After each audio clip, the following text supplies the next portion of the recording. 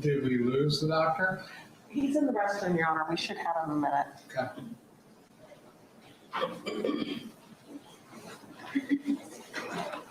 That's the longest walk from that door to the stand.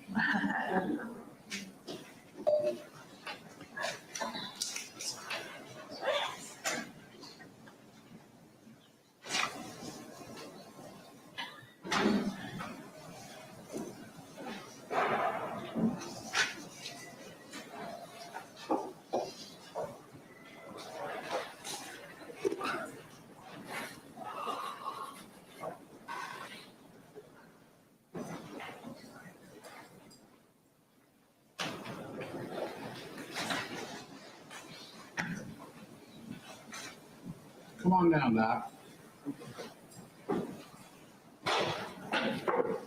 Okay.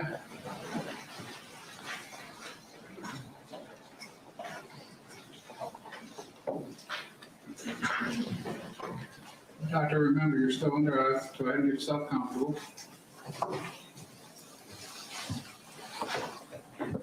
Ready? Yes, sir. Okay, you may continue.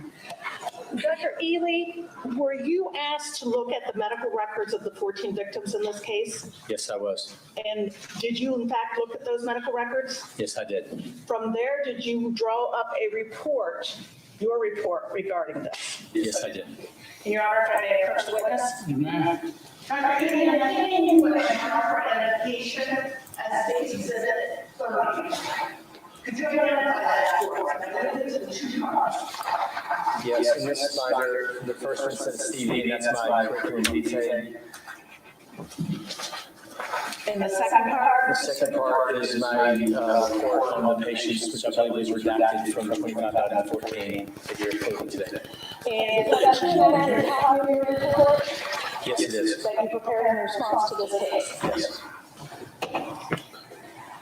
So I want to direct your attention to the first victim, Joanne Belisari.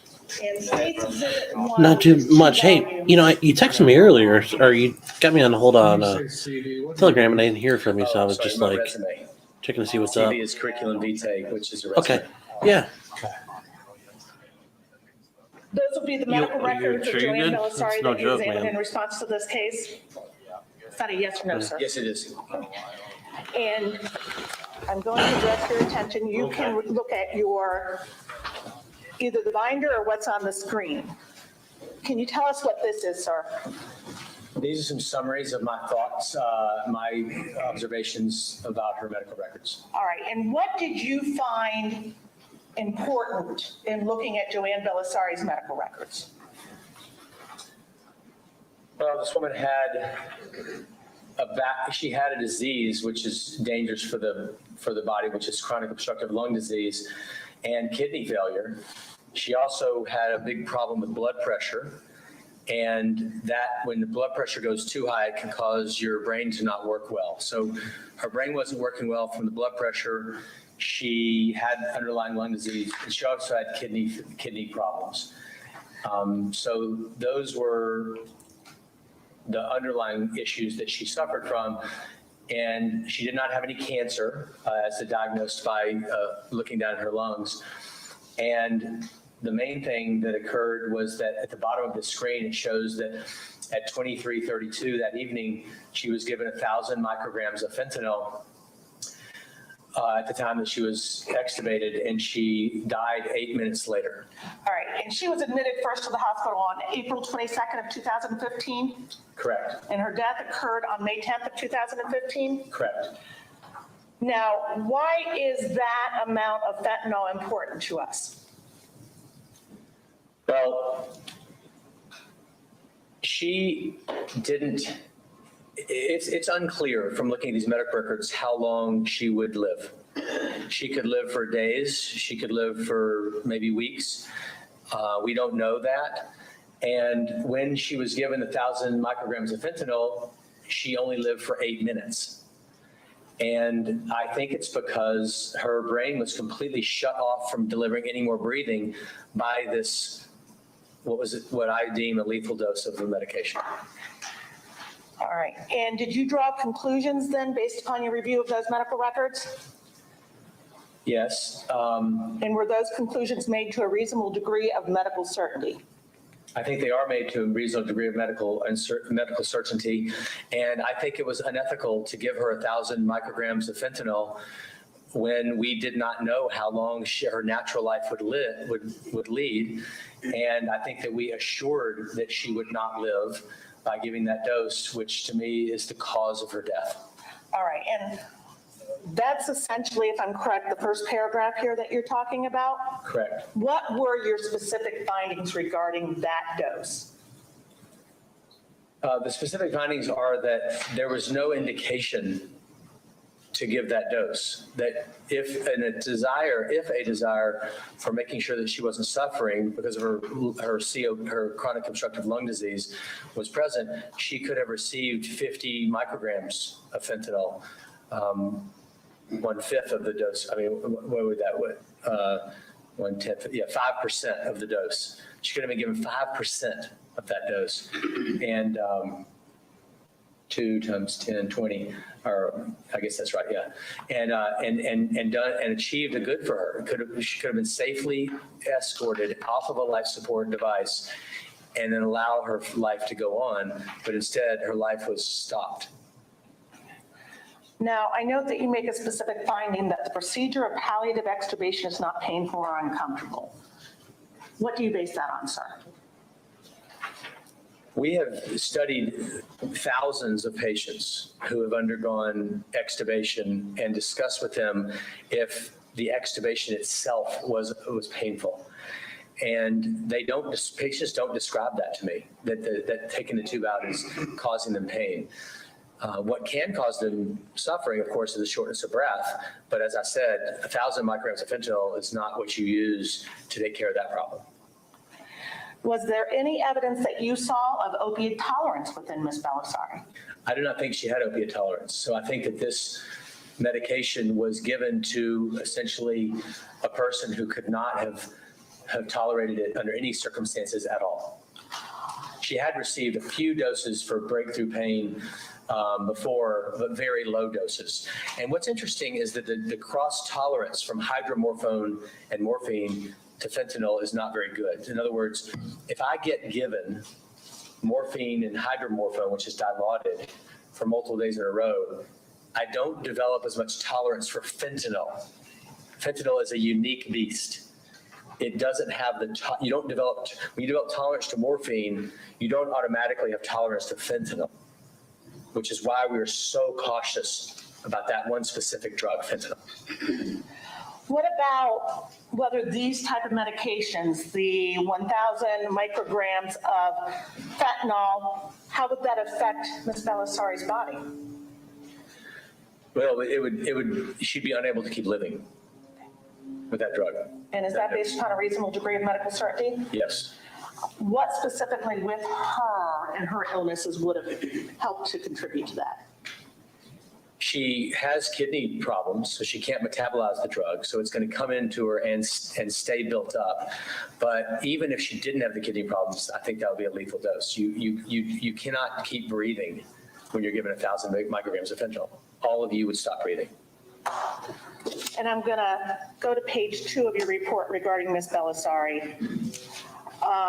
You indicate here, fentanyl is a high alert medication. What does that mean to us? What it means to use anytime a person is given fentanyl, they have to be very carefully monitored for the likelihood that they will stop breathing. And if they are not going to be protected by being put on a ventilator, then we have to make sure that we don't give them a dose that would cause them to stop breathing, or otherwise we're causing the death. We don't ever want to cause the death. We want to reduce suffering, but never cause dying.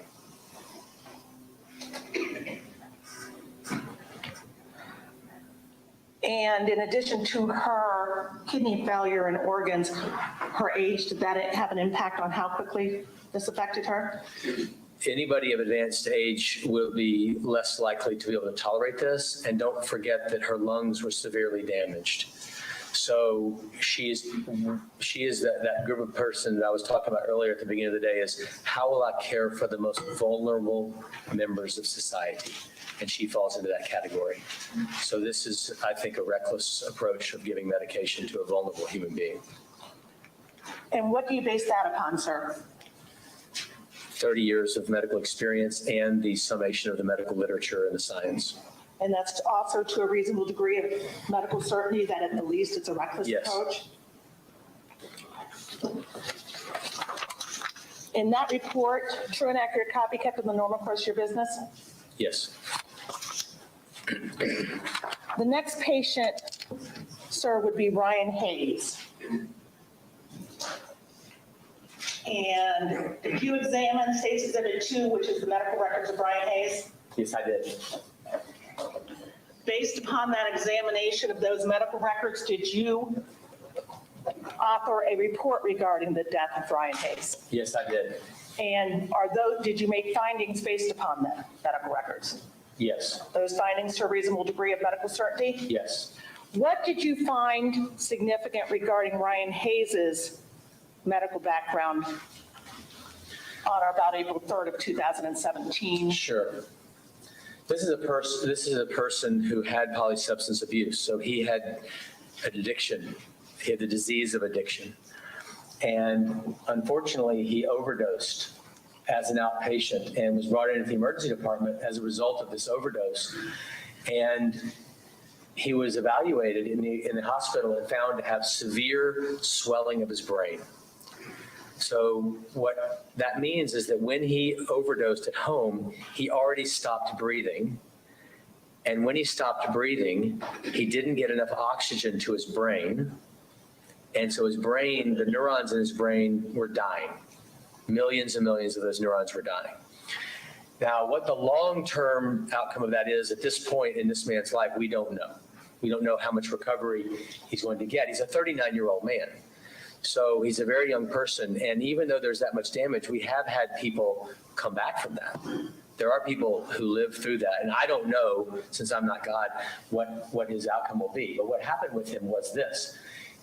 His initial evaluation, he didn't have these baseline reflexes, a gag reflex, his pupils weren't working right, his corneals, et cetera. So when that's going on and the person's brain is swollen and they don't have these reflexes, we start wondering, are they all the way dead? And he was evaluated and not found to be all the way dead, meaning his brain wasn't dead. He would still breathe. So he wasn't completely processed to death. And then he was given 1,000 micrograms of fentanyl, and the dose was given at 22:57, and 33 minutes later, he was pronounced dead. So in summary, we have a 39-year-old man who, unfortunately, because of his disease of addiction, already has been placed at risk for lack of oxygen with ongoing brain damage. We need to see what's going to happen in the next 24 to 48 hours. That's our standard procedure. What will happen in the next 48 hours to this human being? But instead, that process was short-circuited by giving him 1,000 micrograms of fentanyl, which 33 minutes later resulted in his death. All right, and so to be clear, to a reasonable degree of medical certainty, Ryan Hayes was not dead at this time before he received that medication. He had not progressed to the full period of brain death, so correct. And just, I want to go back to the first paragraph. You indicate, just so we understand, he had polysubstance abuse, and you indicate he was administered Narcan. Can you explain to us what that is? Yeah, Narcan is a medication to override the effect of the narcotic. And if someone overdoses on a narcotic and we give them Narcan, it can allow them then to continue breathing and live on. Now, you indicated earlier that he didn't have a cough, he did not have a gag, his pupils were fixed and dilated, no corneal reflexes. What does that mean to us as lay people? That there very well might be some severe brain damage, but it's early, and we don't know yet what the full outcome can be. These things can recover. Now we talked a little bit about Glasgow, CPOT, all of that. Do you remember whether or not he had any ability to feel pain based upon the review of the medical records? I'd have to be shown the medical record because it's a lot of, I don't remember the details of that. He was diagnosed with an anoxic brain injury. What does that tell us? That shows that with anoxic brain injury, it's very unlikely. In other words, what I was saying I didn't remember is I don't remember his actual CPOT scores and that sort of thing, if that's what you're asking me. I would not be worried about this person being in pain. He already is in a deep, deep coma, and it's highly unlikely that he is experiencing or aware of any pain.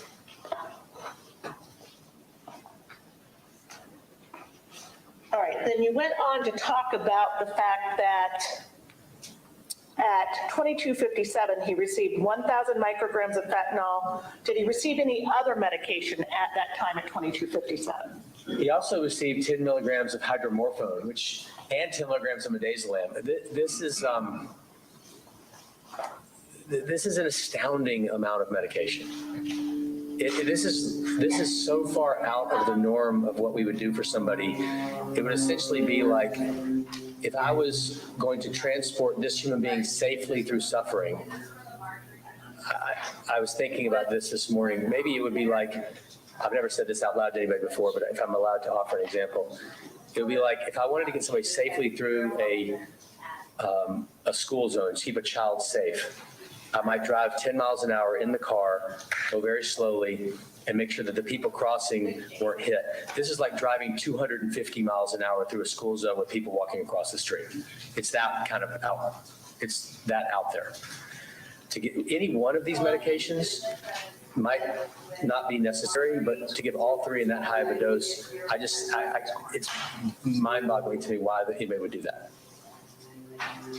Well, then, what do you note on April 3rd, 2017 at 2314 and 2317? What is important to note there?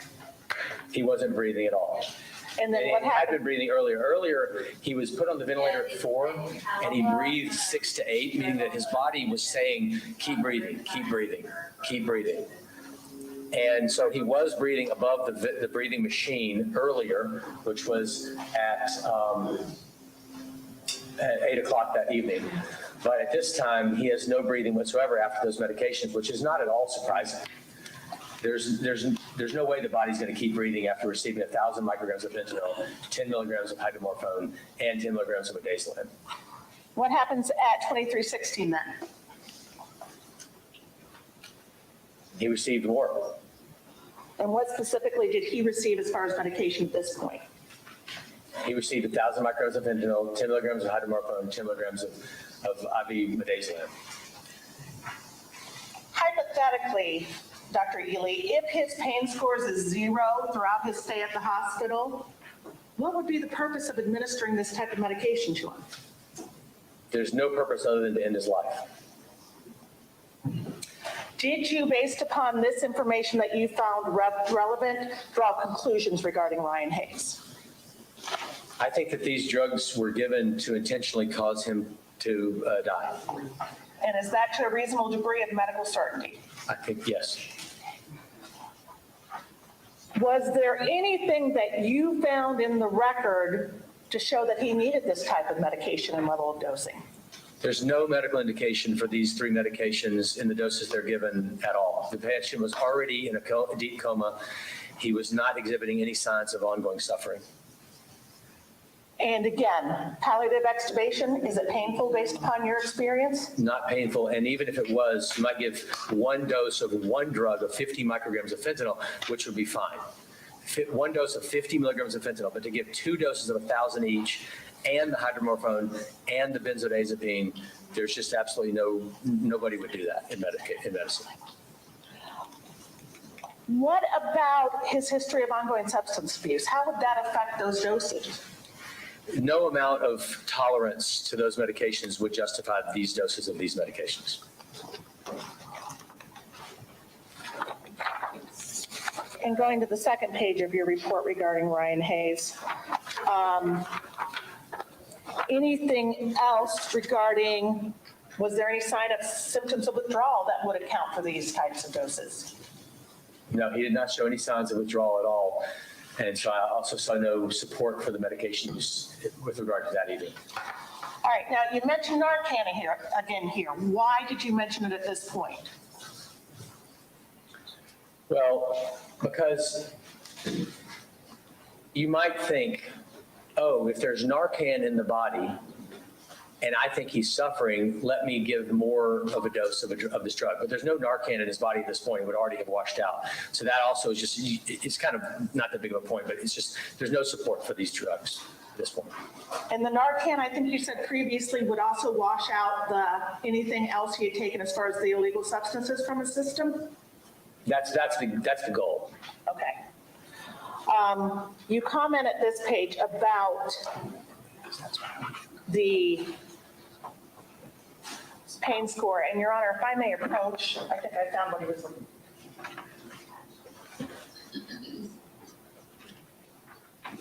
I'm handing you what's been marked as exhibit 2. Hang on just a second. 2D. 2B would be 2D. 2D. Yeah. Okay, 2D or 2B? 2D as in dog, Your Honor. Okay.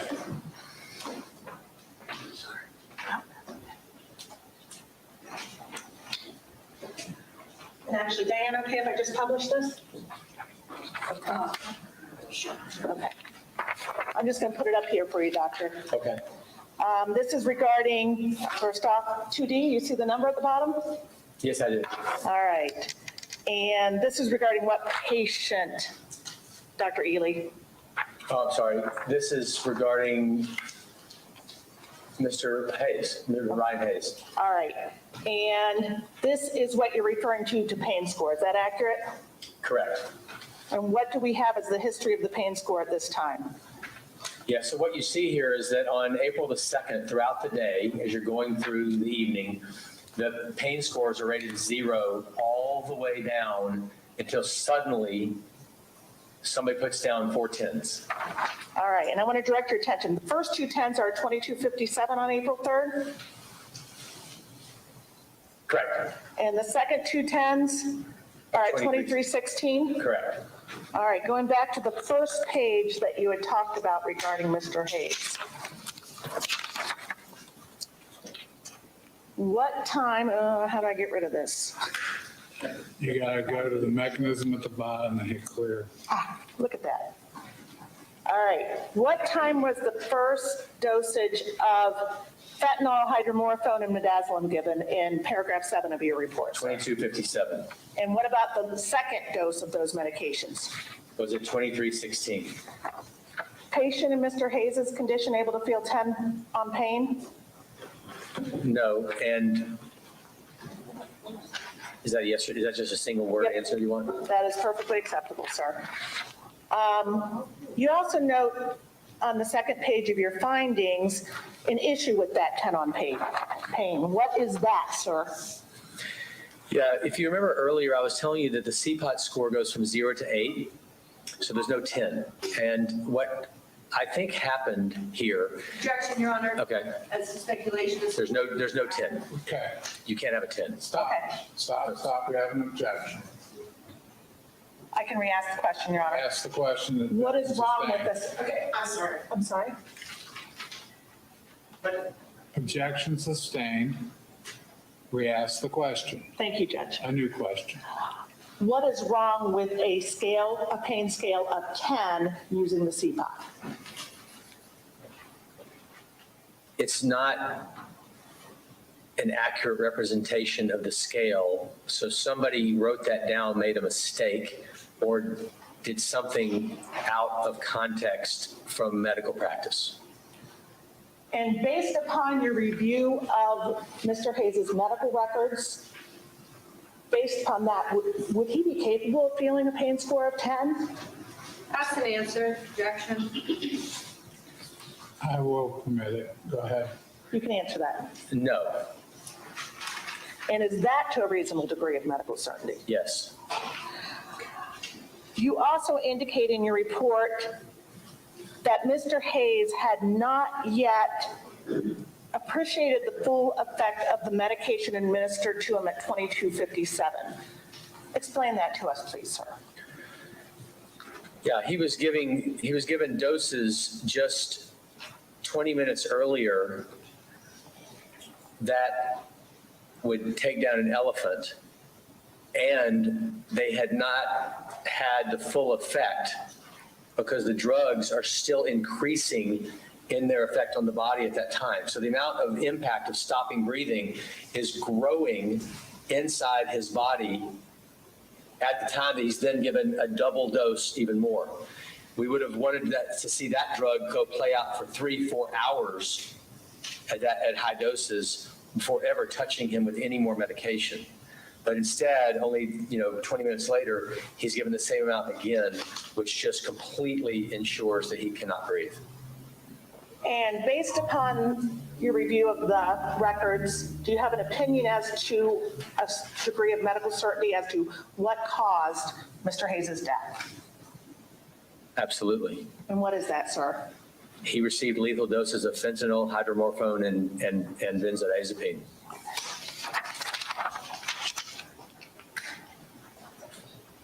Did you also review the medical records, State's Exhibit 3 of Beverly Scherzinger? Yes. And based upon that review, did you draw a report? Yes, I did. And did you reach conclusions based upon that review? Yes, I did. All right. And based upon your review, what did you find that was significant from Ms. Scherzinger's medical records? Well, she developed a blood clot after coughing and came in the emergency department. She was verbally alert and she was oriented. She was determined to have internal bleeding, which was the complication of a procedure that she had. It caused her this, when you have this much bleeding, it can cause you to go into cardiac arrest. That made her then have the need for a ventilator. So she was put on the ventilator to protect her during this time. And she, on the ventilator at 22:54, was obtunded, not oriented. So a coma.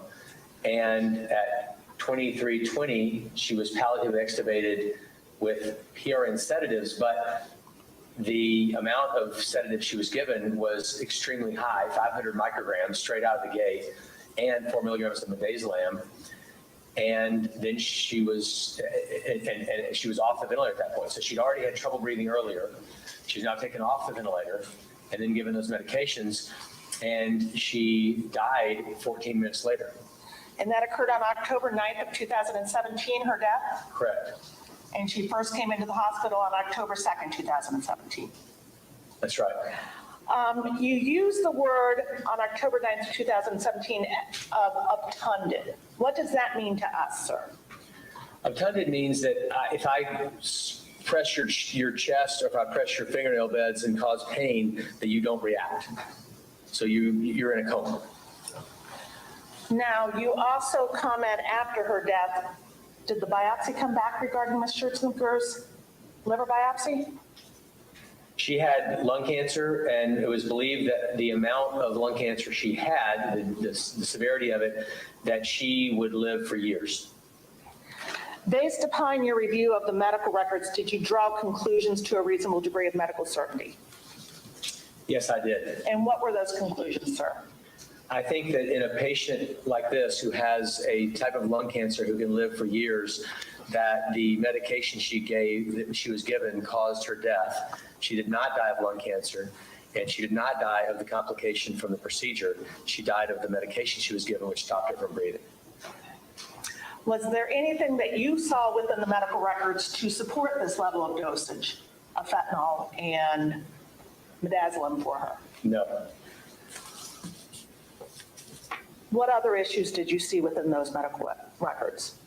Well, this is a human being who went to the doctor to try and see what was wrong with her. A cancer was diagnosed, and she was not given the chance to get curative treatments for that lung cancer. Was there anything regarding prior opiate therapy which would have led to her needing this type of dosage? No. Anything within her own body that would cause this type of dosage to be a problem for her? Well, for one thing, when you're in shock and you're obtunded already, then you're very vulnerable to these medications. You already have ongoing brain that's not working well, and then you add this degree of medication, so you're going to be very unlikely to be able to fend off that degree of medication. That's my answer. Do you have an opinion as to to a reasonable degree of medical certainty as to what this dosage to her, what it resulted in? I think it resulted in her stopping breathing and caused her an untimely death.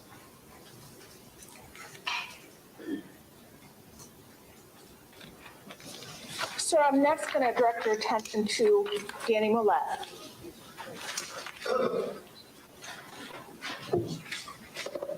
Did you review State's Exhibit 4, which are the medical records for Danny Millette from Mount Carmel? Yes, I did. From your review of those medical records, did you draw up a report?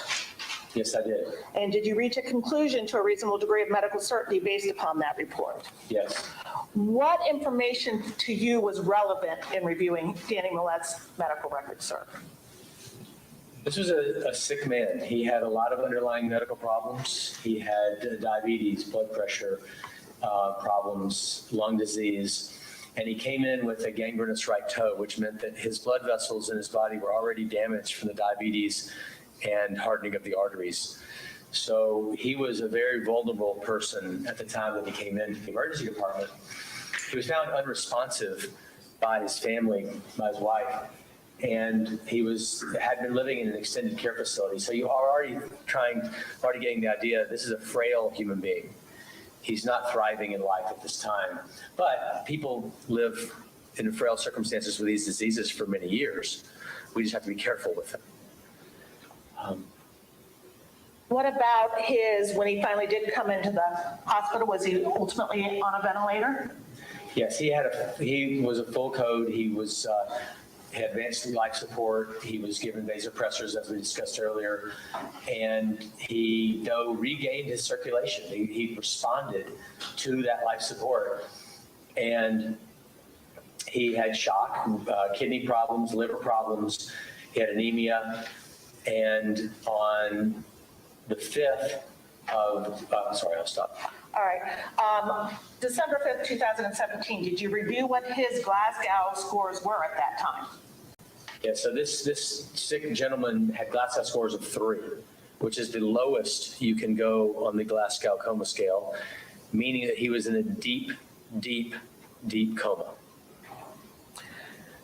And on December 5th, 2017, it notes that his code status was changed to DNR-CCA. What does DNR mean to us, Dr. Ely? It means do not resuscitate. So we're going to allow his life to take its natural course without any more CPR. We're not going to try and increase his death. We're not going to try and cause him to die, but we're not going to shock him or give him chest compressions. And on December 5th, 2017, what type of medication was given to Mr. Millette in the course of palliative extubation? Yeah, at the time that he had a GCS of 3 in that deep coma, he was then given 1,000 micrograms of fentanyl through his veins, and that same mysterious pain score of 10 appeared. Was he given any other medication around that same time period? He also received the hydromorphone, 2 milligrams, and 4 milligrams of IV midazolam, the benzodiazepine. Based upon your review of the medical records and your expertise, to a reasonable degree of medical certainty, did you draw any conclusions regarding how those drugs affected Mr. Millette? I think they stopped him from breathing and caused his death. What did you find significant regarding his medical records and these doses? Well, he would not be able to tolerate those doses given that he had underlying liver and kidney disease and heart disease. So those organs were already so tender and frail that if somebody was worried about him suffering, which he was in a deep, deep coma, so it's unlikely that he would exhibit any pain or suffering, you'd have to give extremely small doses, maybe 25 micrograms of fentanyl or 1 milligram or even a half of a milligram of the benzo, and not both. And you indicate that up until the time of the administration of this medication, his pain scores were also noted as 0? Yeah, that was what was so odd to me. It's 0, 0 all the way down. There's no evidence of pain, and all of a sudden it jumps to this undocumentable level of pain because 10 isn't even a real thing. So I don't know what actually happened there. I wasn't there. But it's almost as though somebody said, I better justify the amount of medicine I'm giving, so let me make sure that Objection, Your Honor. You just said he wasn't there, so if anything else is speculation, I move to strike. Your Honor, he is an expert. He's allowed to at least give his opinion regarding that. I'll permit it. You can finish your sentence, Dr. Ely. patients don't go from 0 to 10. Nobody does that unless you just all of a sudden jab them with a knife or something. Patients go from 0 to 2, and from 2 to 3, and from 3 to 5. But to go from 0 to 10, there's just nothing in his chart that supported that he all of a sudden went off the scale on the pain chart. And I mean off the scale because 8's the highest. So I don't understand. It doesn't make any medical sense. Okay. Now moving on to the second page of your report regarding Mr. Millett, you talk a little bit about 4 milligrams of midazolam and what that would be appropriate to be used on as far as a patient. Tell us a little bit about that, Dr. Ely. Well, that's a lot of midazolam. I mean, if I was giving you midazolam, I would give you 1 or 2 milligrams. But your liver works, your kidney works. But if I had already given you 1 or 2 on another occasion, I might give you 4. That'd be fine. But I wouldn't give 4 to somebody who was already in a coma and didn't have a working liver and kidney. Now you also talk about the fact that he was given fentanyl and hydromorphone. Why is that significant? Well, they're both narcotics. There's no reason to give both of those. I've never given those two together, ever.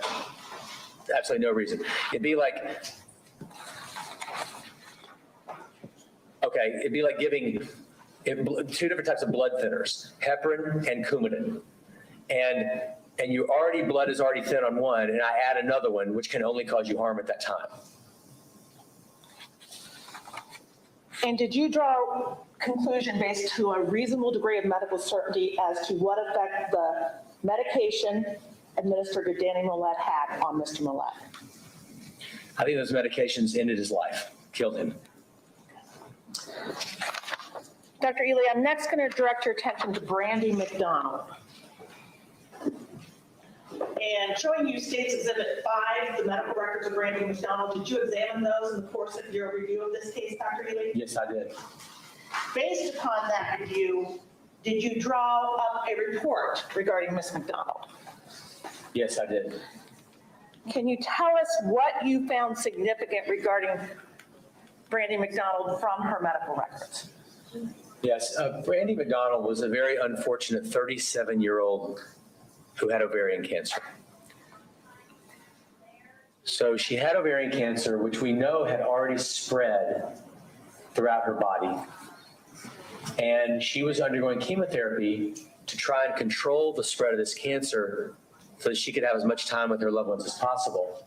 She comes in the hospital with a problem of vomiting and a severe worsening of her liver and kidney from the chemo. And she entered the hospital on January 11th, 2018. That's right. What was significant that occurred on or after January 14th of 2018 in her hospital stay? She was vomiting. She couldn't keep anything down, and she was found, based upon her blood work, to have a very, very high level of acid in her blood, meaning that she was not getting blood to her vital organs very well. And so this acid was building up, and she got sicker and sicker until, okay, I'll stop there. And I note again that we have a DNR CCA status. Again, I do not resuscitate, is that correct? January the 14th, yes. What happened after January 14th that you looked at regarding Ms. McDonald? Later that the family had decided, based upon her wishes and that she not undergo heroic support at that point, but they wanted to let her life take its natural course. And on January the 14th at 5:45, she received 50 mics of fentanyl for a pain score of 8. In your review of the records, did that appear to relieve her pain at that time? She still had pain afterwards. Okay, what happened next? She was then given 1,000 micrograms of fentanyl, Any other medication at that time also? as well as 6 milligrams of midazolam. And was that again in the process of palliative extubating her? Yes. Based upon your review of the records and your expertise, did you draw a conclusion to a reasonable degree of medical certainty what that medication did to Ms. McDonald? That medication killed her. There's no reason whatsoever to go from 50 to 1,000. Nobody would do that. You'd go from 50 to 100, 50 to 75. Was there anything else in the records to support giving that large dose of medication to her? I found nothing, and don't forget that in addition to that, she had already disease from the chemotherapy of her liver and kidneys and other vital organs. So we know that she cannot process that amount of medication. So we have to be sure we cover her suffering, but we have to do it in a way that's within the standard of medical care. 50, 100 micrograms, which can be monitored carefully and then given more over time. And in looking at the second page of your report on Ms. McDonald, I know you talked about the synergistic effect of opiates and benzodiazepines. What do you mean by that regarding Ms. McDonald's case? Well, these drugs, when given together, are going to have this additive effect on each other of stopping you from breathing. We do want to reduce suffering, but in this case, she didn't have a need for both the benzo and the pain medicine. I would have just given her some pain medication because that was her main complaint. And again, based upon your expertise, your review of the medical records, and to a reasonable degree of medical certainty, do you have an opinion as to how those drugs, medications given to her, the fentanyl, the midazolam, affected Ms. McDonald? I think it prevented her from being able to take a breath. And would that have killed her? Yes.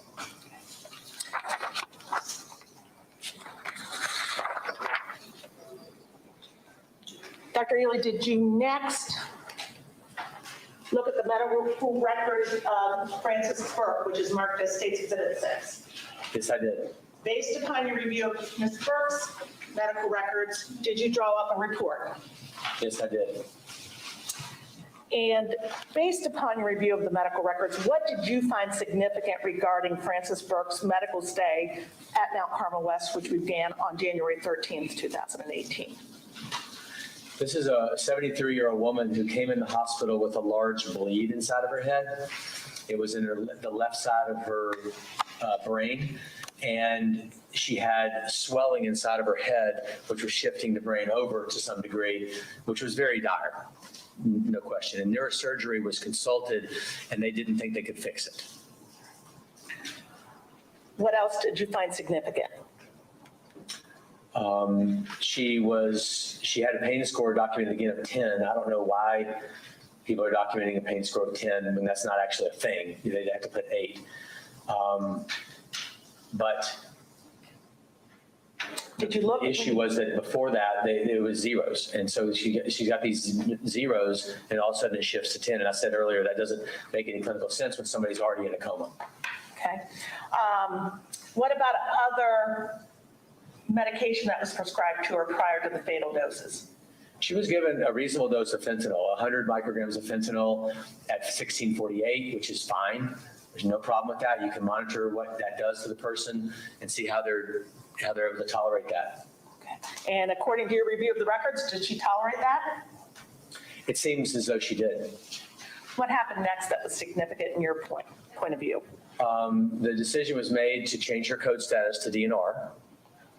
And then she was given at 12:02 1,000 micrograms of fentanyl And the pain score was again noted to be 10. I don't know how they determined that because she didn't give any evidence grimacing. She had no external signs of pain that I was able to find. And she was then pronounced dead 17 minutes later.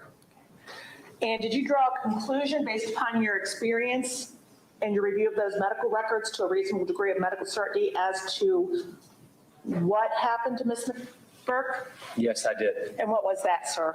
I think it was unethical to give her that higher dose of fentanyl when she'd already tolerated the earlier lower dose and there was no evidence of ongoing suffering. All right. And you talked a little bit about the need for symptomatic management and how this dose could affect a patient like Ms. Burke. Tell us a little bit about that. I'm sorry, repeat your question? Sure.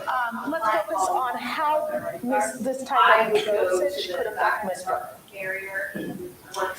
Right, so she's already got this big bleed in her brain. We know that's severe. What we want to allow her life to do is to take its natural dying process, which could be that she could wake up in a couple of days and have some interactions with her loved ones. That could absolutely happen. Even if that doesn't happen, remember that my job is to allow her life to take whatever its natural course is, allow the candle to burn out on its own. But what the medicines did was they blew the candle out, stopped her from breathing, and killed her. And is that based upon a reasonable degree of medical certainty? Yes. And that's going to direct your attention to Jeremy and Hodge. Can you lower it down a little bit? Sure. Give me just a second. And I'm showing you what's been marked as States Exhibit 7. These are the medical records of Jeremy Hodge. Did you review these in the course of your drawing up a report regarding Ms. Hodge? Yes, I did. All right. And based upon your review of those medical records, did you draw up this report? Yes, I did. What did you find significant from those records regarding Ms. Hodge, Dr. Ely? And this is a woman who came into the hospital with a full-on cardiac arrest. She's 57, a young woman, and she has very profound problems in oxygenation and in blood pressure. She is determined to have that her whole heart is not pumping well enough. So essentially she's having a big bad heart attack. And she has reasons to have all this. She has diabetes, she has bad cholesterol, and she has blood pressure problems, hypertension. So this is the natural result of heart disease that's gone bad. And she entered the hospital on April 1st, 2018 and remained there that entire day. Would that be accurate? Yes. At some point she ended up intubated? Yes, she was having difficulty breathing, so she put on a breathing machine. And at any point, did you note an improvement as far as circulation or consciousness? She did. Her circulation recovered to some degree. She did not regain consciousness, but her circulation started to stabilize.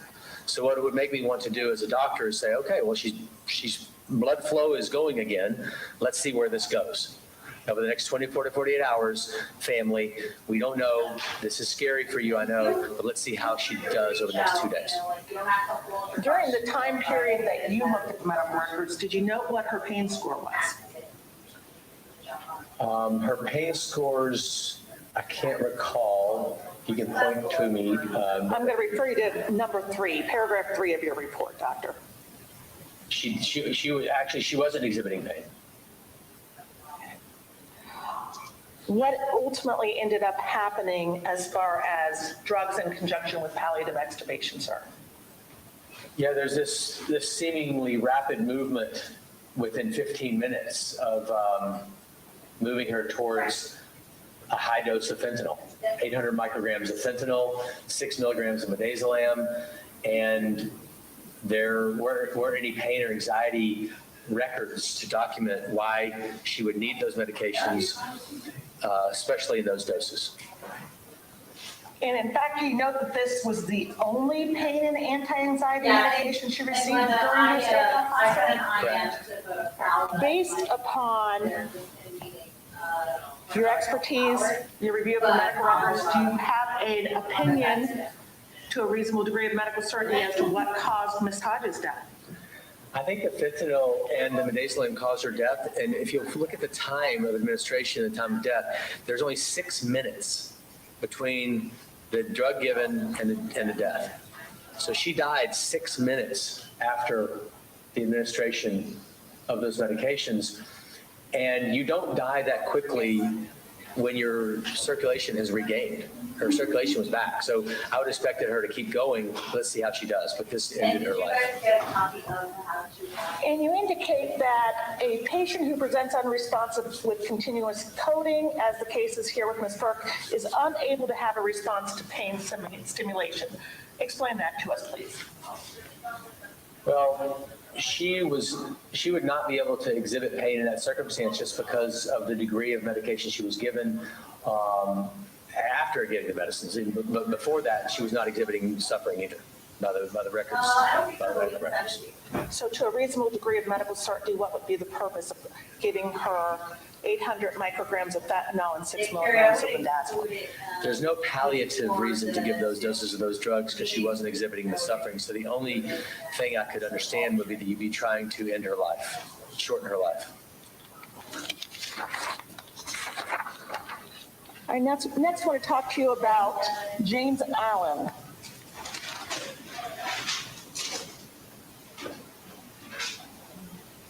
And I'm showing you what's been marked for identification as State's Exhibit 8, the medical records from Mount Carmel West on James Allen. Did you review those, Dr. Ely? Yes, I did. And based upon your review of those records, did you author a report? Yes, I did.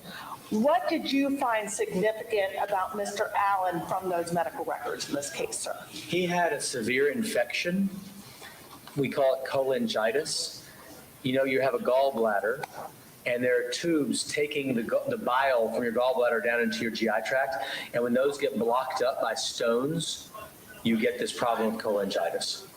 The good news is we can remove the stone and give you antibiotics and usually save your life. So that was the problem that he had. He did undergo a really rapid heart rate during all of this because that happens a lot in sepsis. And when that happened, his blood pressure dropped and he was put on life support.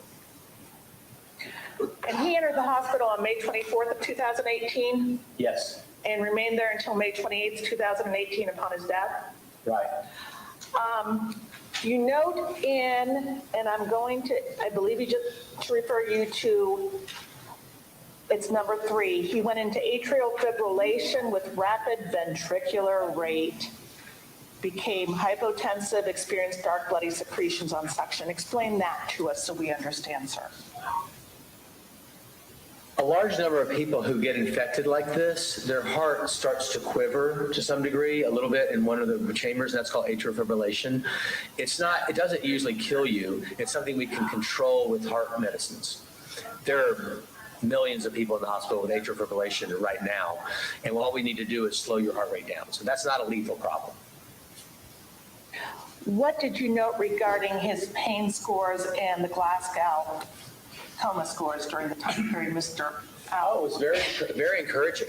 His pain scores were all zeros. There were some dashes, but it was very encouraging that he was not in active pain. And you indicate he remained stable in ICU and his body accepted the treatment provided up to his death. Explain that to us, please. He was doing well. I mean, he was improving and stabilizing. His GCS scores were 8. That's not a dense coma. He was opening his eyes, withdrawing. He was grimaces to pain. So this is a person who, very unlike the other patients, was not in a profound end-of-life state. What ultimately ended up happening with Mr. Allen, Dr. Ely? What happened was that on the evening of May 28th, his code status was changed to DNR. And he was given 1,000 micrograms of fentanyl, 6 milligrams of midazolam, and that ended his life. In fact, 20 minutes later. And this was again given in the procedure of palliative extubation? Yes, but it doesn't meet any of the criteria for palliative extubation. The patient did not have elevated pain scores. He did not appear to be suffering. He was actually tolerating things to the degree that we could let his life go on and have its natural course, but it was ended in 20 minutes by these lethal doses of fentanyl and midazolam. And based upon a reasonable degree of medical certainty, your expertise, what did those medications do to Mr. Allen? I think they killed him. And you go on to talk a little bit about there was no clinical basis to remove Mr. Allen's breathing tube at that time. Explain that to us, please. I'm sorry, repeat your question? Sure. You go on to talk about there was no clinical basis to remove Mr. Allen's breathing tube at that time. Explain that to us, please. Yeah, okay, we haven't discussed this at all yet, so this is a good one. If I have somebody on life support, we can still make you a DNR and leave you on the life support.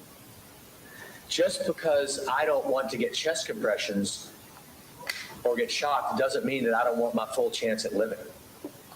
So I have lots of patients every day who are on life support that I make DNR, and the agreement I'm making is I will respect your wishes to not go through chest compressions and shocking, and yet I think this life support can get you through to the other side so you can live out your life.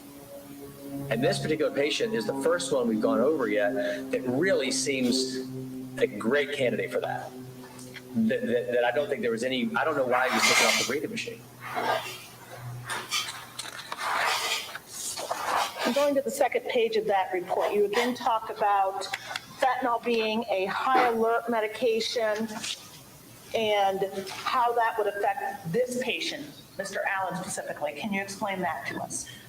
Yeah, if you look up fentanyl in drug books under adverse reactions, it doesn't just say respiratory suppression. It also says low blood pressure, cardiac suppression. So it's hitting both. This is not true that the drug is just affecting your breathing. And remember, this person has a global problem with their heart. So 1,000 micrograms of fentanyl is absolutely going to play a high alert situation for somebody with a profound heart problem. And if we want to let his life take his natural course, we need to not give him a medication which poses such a threat to his cardiac function. Dr. Ely, I want to talk to you next about Trialstream. And did you review States Exhibit 9, which are the medical records of Trialstream from Mount Carmel Hospital? Yes, I did. And from that, did you draw up a report? Yes, I did. What did you find significant about Mr. Allison's stay at Mount Carmel Hospital, which began on July 15th of 2018? Well, on the 15th of 2018, he came in with he was found unresponsive, decreased responsiveness, and he had a big kidney problem.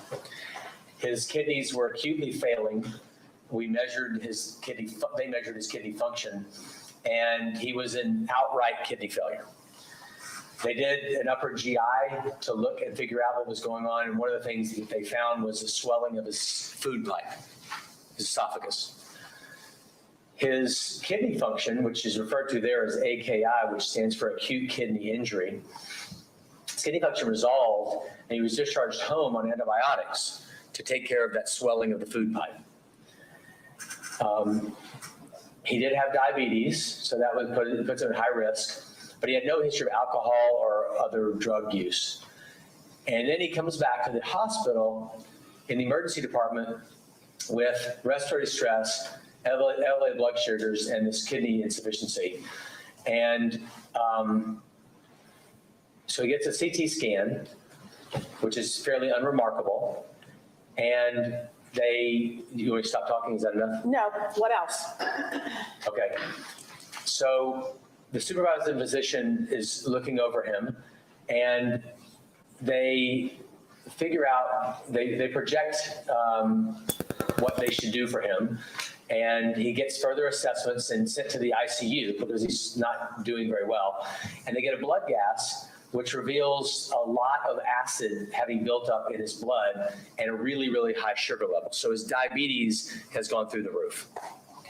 And that's totally fixable. We have problems with diabetes of that nature all the time. every day, and we take care of that. At some point, was he intubated? Yes. And during the time he was in the hospital, was any type of pain or agitation noted? He was not having a lot of agitation and pain. He was, he had, let me catch up here in my thoughts.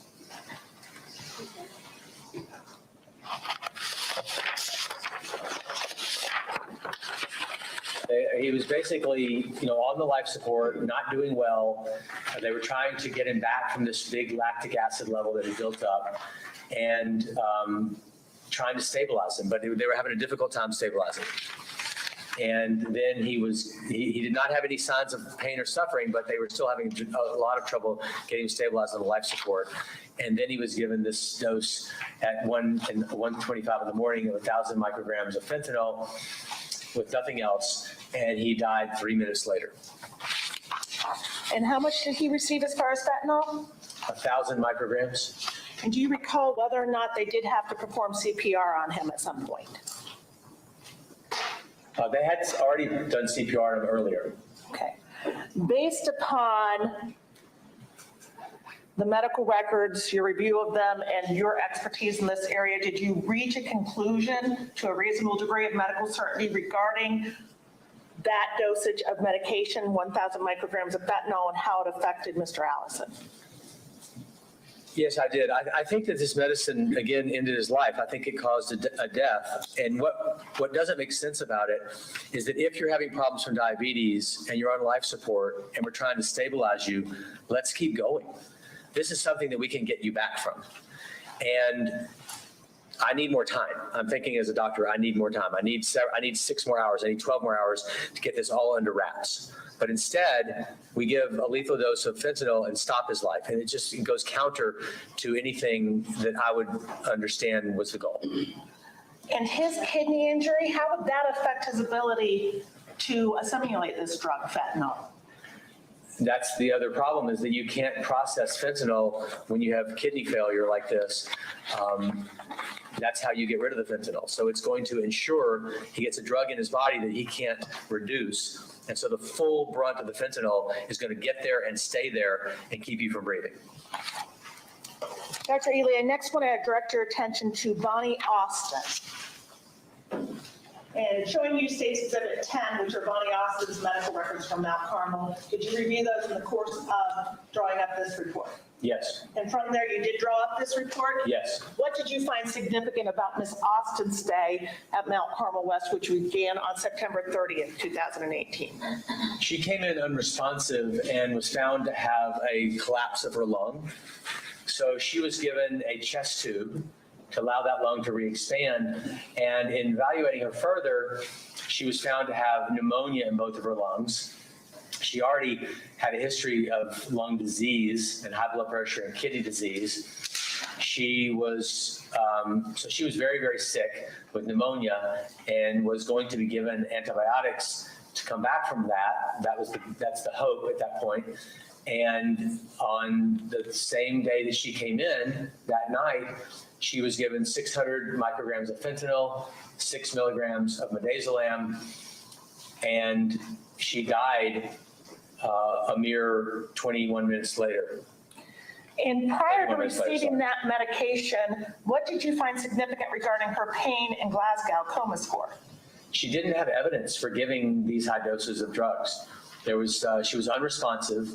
She did not respond to verbal or physical stimuli. So it'd be as though you'd be sitting there looking at somebody in a coma, super sick, with no evidence that they were in pain and suffering, and no need to give much medication. So again, if I wanted to stay just above what suffering might come, I might give 25 or 50 micrograms of fentanyl, but I would never go and give 600 and 6 of midazolam. And again, this was done in the procedure of palliative extubation? Well, I don't think that that's justified, but that may be what somebody said that they were doing, but that doesn't make medical sense. And based upon your expertise, your review of the medical records, and to a reasonable degree of medical certainty, do you have an opinion as to what this level of medication and drugs did to Ms. Austin?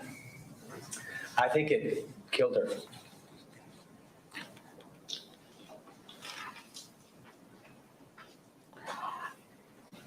During her stay at the hospital, did Miss Austin receive any other type of pain medication that you noted? Not that I saw. So certainly tolerance would not be an issue with Miss Austin. She was essentially naive to the medication, so her body had not seen it. It wouldn't have any tolerance built up whatsoever. And that's why she couldn't tolerate maybe even 100, maybe 200 micrograms of fentanyl, much less what she was given. And then on top of that, the synergistic effect of the benzo, which also stops you from breathing. Dr. Ely, I'd next like to talk to you about James Timmons. In showing you what's been marked for identification of States Exhibit 11, the medical records of James Timmons from Mount Carmel West, did you review those records? Yes, I did. Based upon that review, did you draw a report? Yes, I did. And what did you find significant about Mr. Timmons' stay at Mount Carmel West, which began on October 22nd of 2018? He had essentially a drug overdose. This is a 39-year-old man who came in unconscious, found down. He was given the Narcan, trying to override it. And the toxicology screens were positive for cocaine and cannabis, THC, marijuana.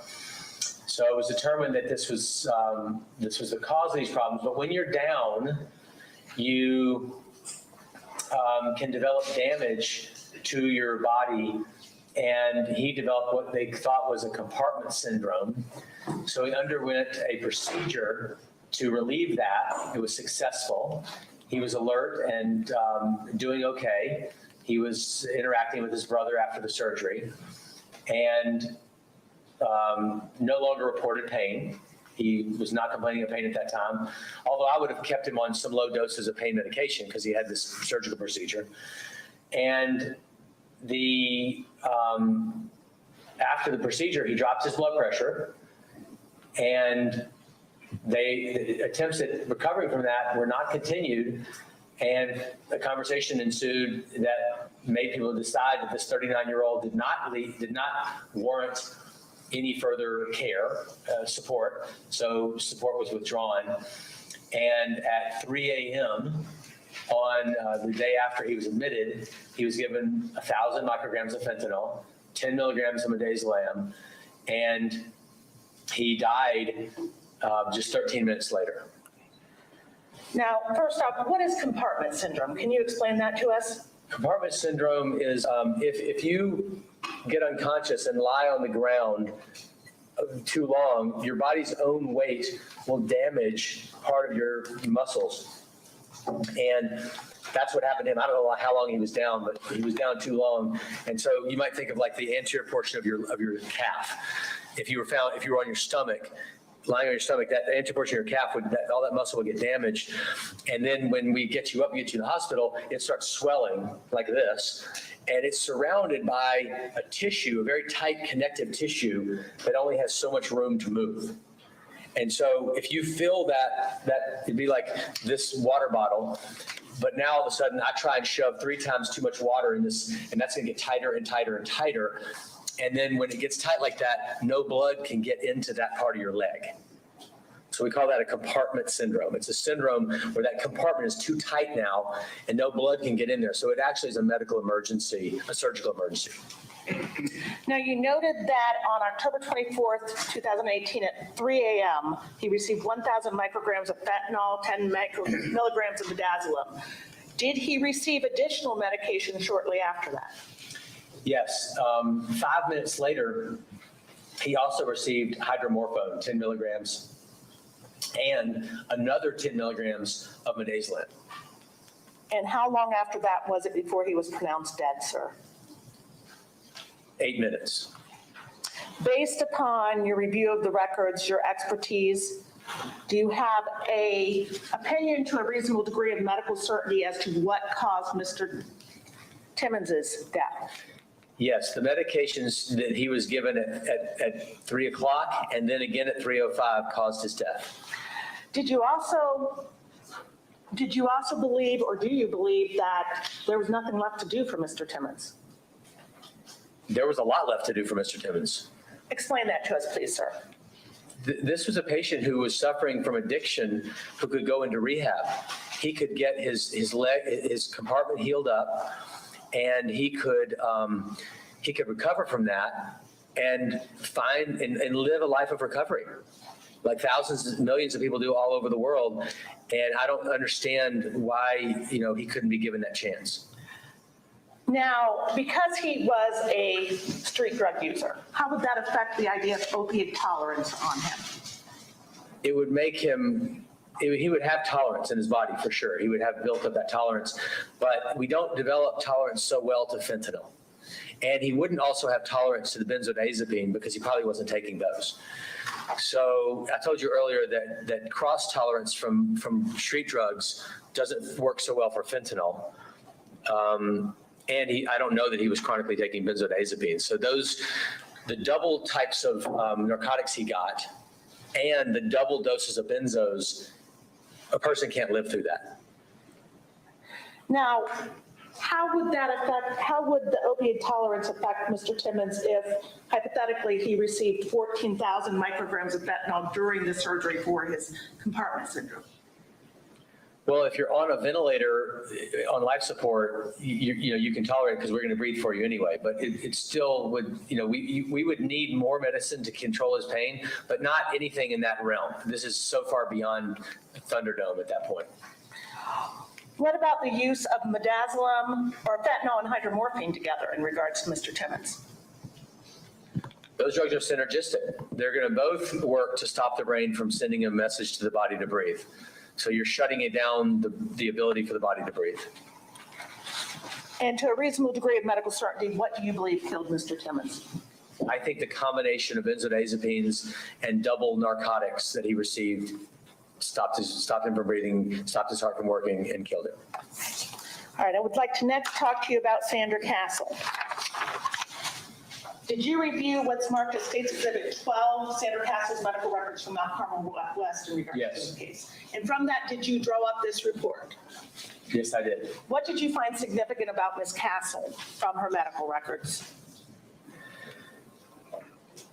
She had a cardiopulmonary arrest at her house. The family witnessed it. They called EMTs. They came, they shocked her, and they eventually got her circulation back. She had recurrent ventricular tachycardia, which is a very life-threatening condition, but they were able to... Hold on. Oh, sorry. You used the syllables about yay long. She didn't get it down, so she's asking timeout. Okay. Do you need him to spell that? I just didn't understand what he said. I'll say it again. Go ahead. Go ahead. Ventricular, I'm sorry, slow down just a little bit. Okay. He was trying to, but ventricular tachycardia, for which she got defibrillated, meaning shocked, and then she was brought to the hospital. What else did you find significant? Well, and let me back up. That occurred on November 10th, 2018. Correct. Between that date and the date of her death on November 13th, 2018, what else did you find significant about Ms. Castle's stay in the hospital? When she had that episode at her house, she did have a period of time where she wasn't getting enough oxygen to her brain. And so her brain suffered injury from lack of oxygen. She had a lot of underlying lung diseases. She had emphysema. She had diabetes. And was she intubated at some point during her stay in the hospital? Yes, she was. And when was she actually extubated? On November the 13th at 4:42 in the afternoon. And hypothetically, if you were told that she received doses of morphine between that time up until the time she died, would that surprise you? No, she was trying to be kept comfortable. She wasn't awake though. She wasn't waking up and responding to her family who were there. So I found the medical records to indicate that she was probably undergoing a comfortable dying process. How long that process takes, I don't know. Could be days and weeks is what I would tell the family. What happened after that that you found significant? Well, on the 13th, in that afternoon and the evening, she was given 1,000 micrograms of fentanyl, 10 milligrams of morphine, a cocktail that would absolutely lead to death in somebody who was unable to tolerate that. And no human being could tolerate that, actually. And she died a matter of 23 minutes later. Okay, and you said morphine, did you mean midazolam? I did. 1,000 micrograms of fentanyl and 10 milligrams of midazolam. Sorry, this combination of narcotics and benzos, once again, both of which stop you from breathing. Prior to that, her receiving that dose, a few hours earlier, what was noted for her Glasgow coma score? She was found to be comatose. Which means what to us? Well, she's not arousable, not engaging with anyone, and not exhibiting any signs of suffering. Was Ms. Castle still alive at the time she was administered the fentanyl and the midazolam? Absolutely. Based upon your review of the medical records and to a reasonable degree of medical certainty, do you have an opinion as to what those levels of drugs, the 1,000 micrograms of fentanyl and the 10 milligrams of midazolam, did to Ms. Castle? Yes, I think that they killed her. The main point being that they weren't used judiciously. She was given a dose that would stop her from breathing. Now, you talked about you would expect her to get slightly higher levels of morphine throughout the time period. Why is that, sir? Not necessarily slightly higher. I would expect to be giving her something. Okay. She could be getting 2 milligrams of morphine every couple of hours. She could be getting 25 to 50 micrograms of fentanyl every couple of hours. That would be very reasonable to do for a woman like this. If she were receiving that, would there be any reason to then up it to 1,000 micrograms of fentanyl and 10 milligrams of midazolam for her? I've never seen that done in 30 years of medicine. It's just completely not done. And to a reasonable degree of medical certainty, do you have an opinion as to what killed Ms. Castle at this time? The lethal doses of medication she was given took her life. I'm next going to direct your attention to Ms. Rebecca Wallace. And I'm pointing your attention to State Exhibit 13, the medical records from Mount Carmel on Rebecca Wallace. Did you review these in the course of writing this report? Yes, I did. What did you find significant from Ms. Wallace's medical records, sir? She had bladder cancer.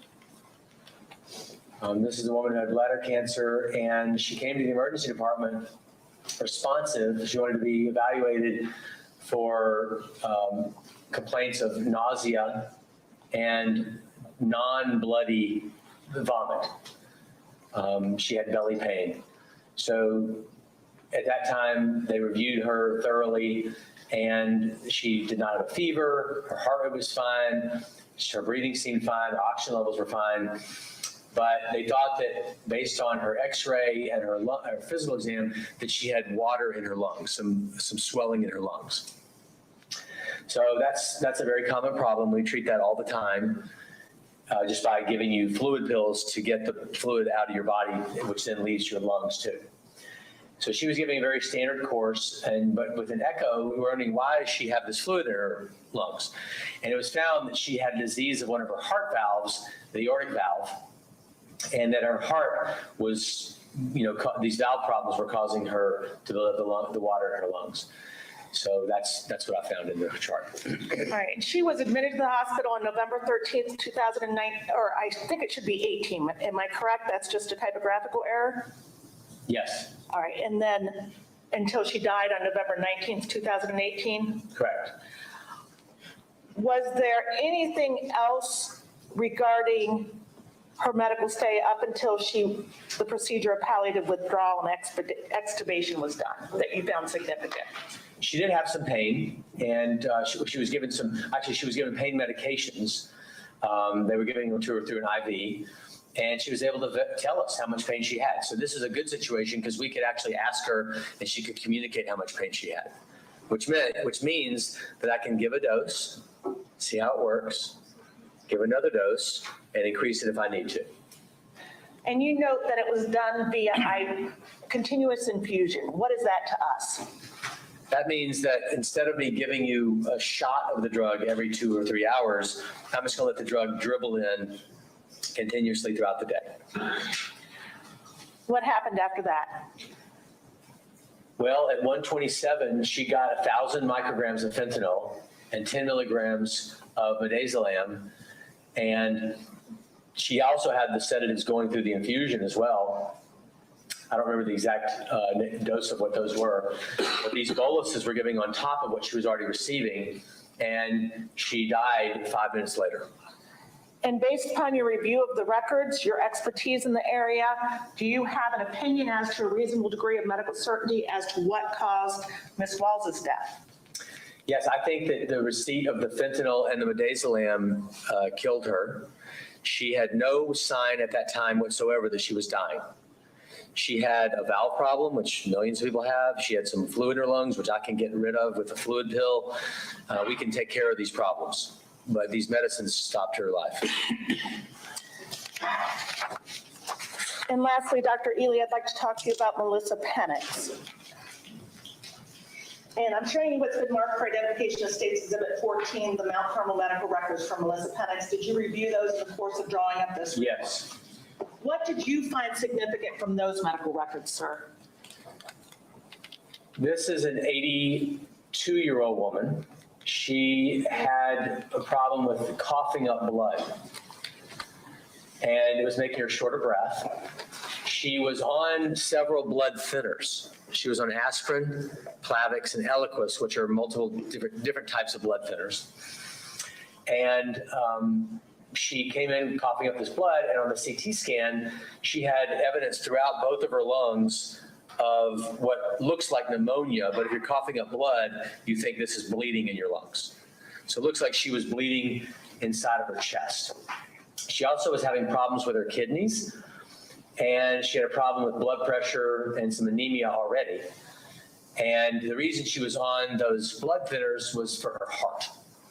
So anemia, heart disease, heart failure, given blood thinners, and now the blood thinners they crossed over from something good for her into something bad for her.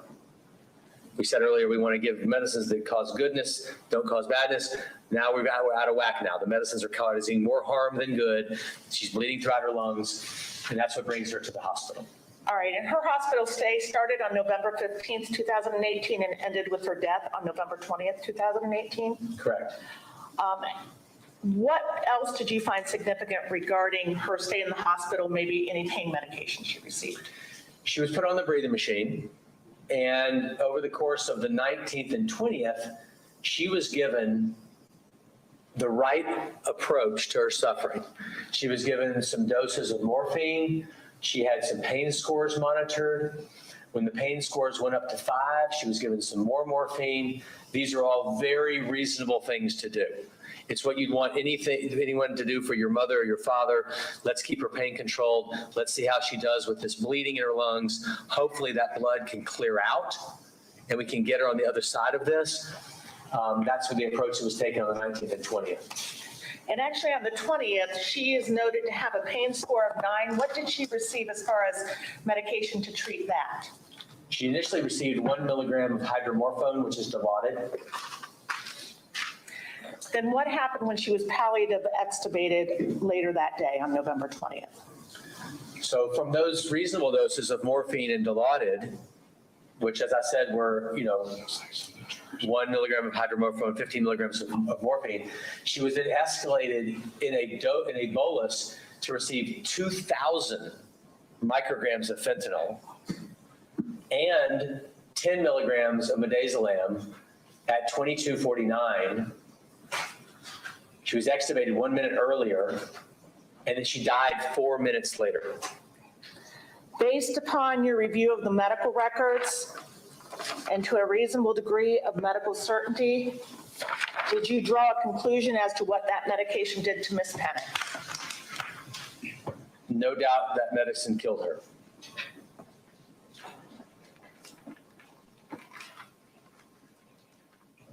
Are you done with this record? I believe so, Your Honor. Well, it's probably a good time to take lunch. Your Honor, I think I'm done, so if I can have just a second, I think we can finish it up. And Doctor, just to show you, that was the second page of Ms. Penix's report. Yes.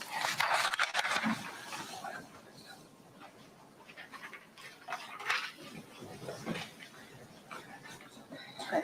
All right, Your Honor, yes, we can break for lunch. I think I'm done, but just in case I think of anything over the lunch, I can finish it off Okay. right afterwards. Ladies and gentlemen of the jury, if we do an hour, would that be okay with you all? Okay, so we get started back at 1 o'clock. Okay, remember the admonition. Have a wonderful lunch, guys.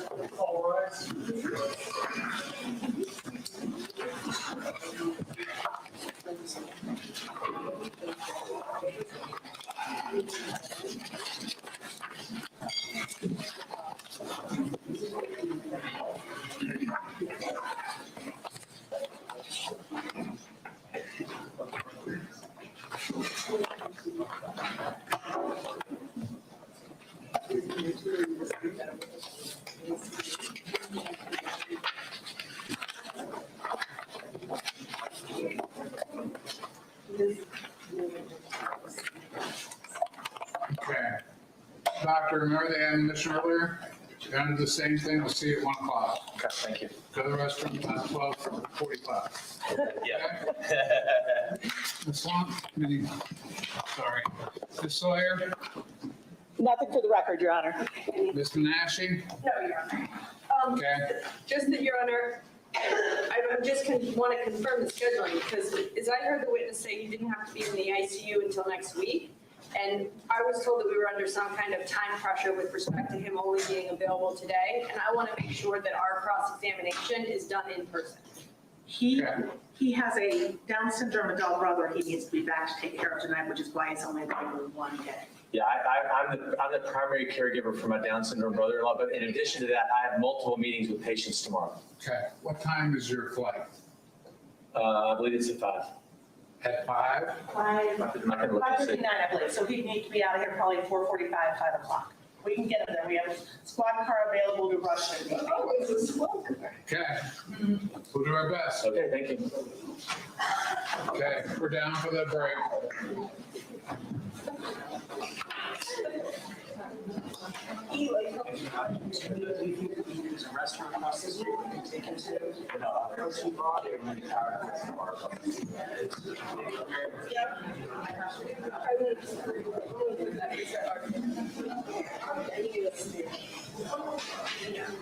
Sam, do you have a sta, oh, I'm here.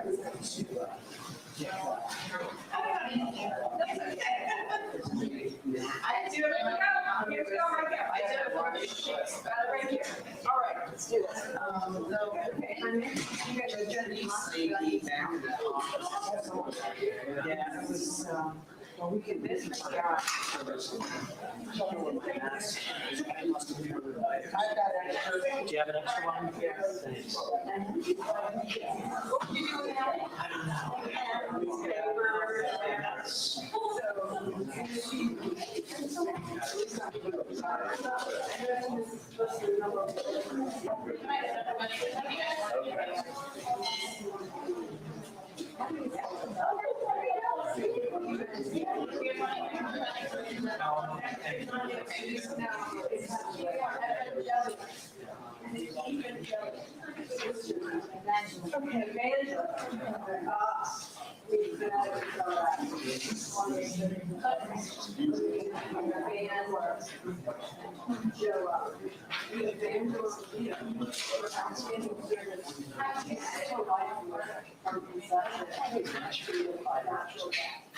There's an hour time difference, so it's really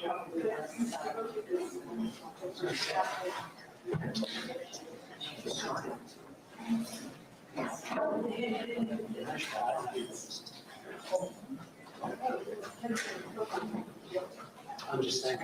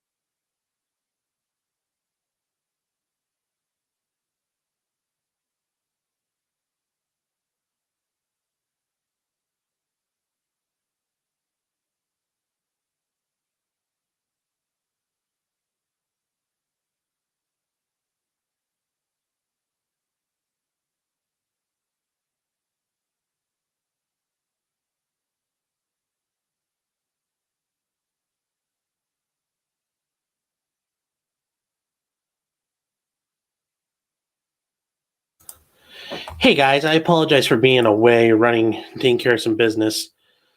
But what pays penalty phase bearing lunch? Local link for that playmaker. Oh, do you guys want to see Hayes? What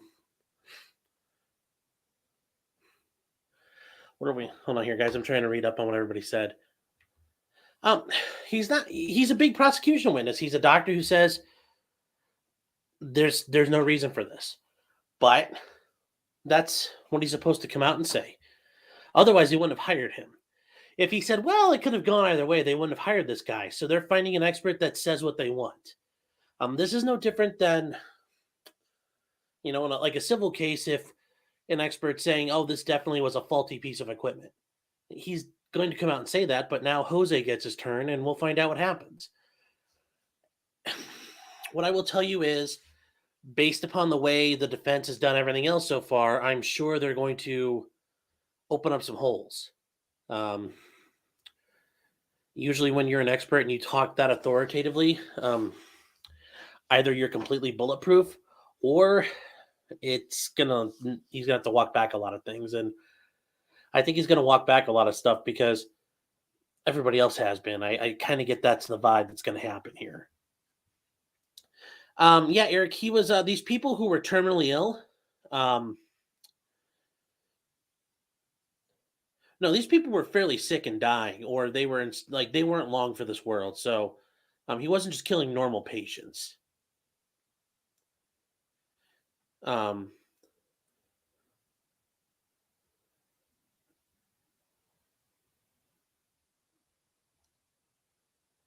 we can yeah, till 1:30, which means I have to talk a lot for you guys. So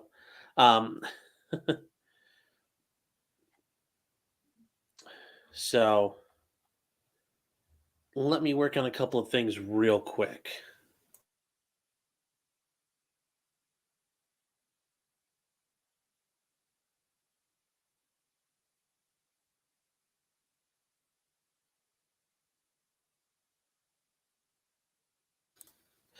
I'll see where everybody else is right now, and I'll see where the other cases are right now.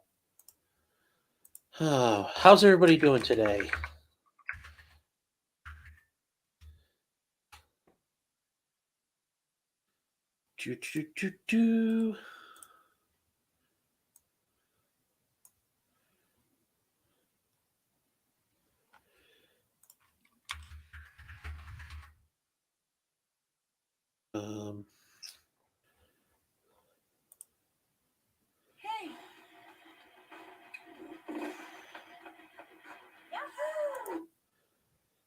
Okay, Brett Hankinson is in, looks like a recess right now. Let's see.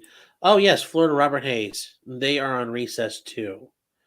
So, yeah, I think that guy's going to get the death penalty from what I was reading about that. Yeah, he's toast. He's going to have a bad day. All these East Coast trials are hard on me these 7 a.m. days. Hey, guys. Yeah, well, that's the problem. I mean, eventually we'll get some stuff out on the West Coast, but yeah, it's a little rough, but not much I can do about it for you guys. I will be doing a video tonight. I'm working on putting it together about Brett Hankinson, just kind of recapping what I think clearly were the biggest parts of the trial so far.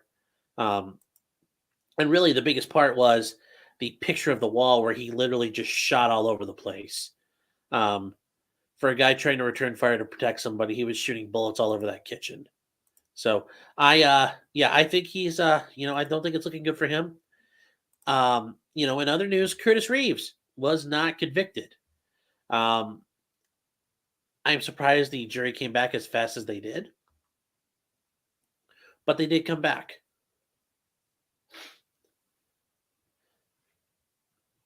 I don't know if you guys have any thoughts on that yourself, but I'd be happy to hear them.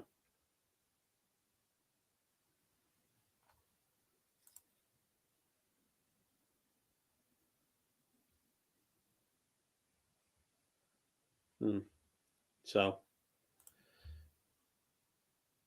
but yeah, I think that was clearly an example. The jury didn't Okay, so who testified today was what's his name? It is Dr. Wes Ely of Vanderbilt University, and he's there to testify to the actual use of the medicines that Husel prescribed. And it's his opinion that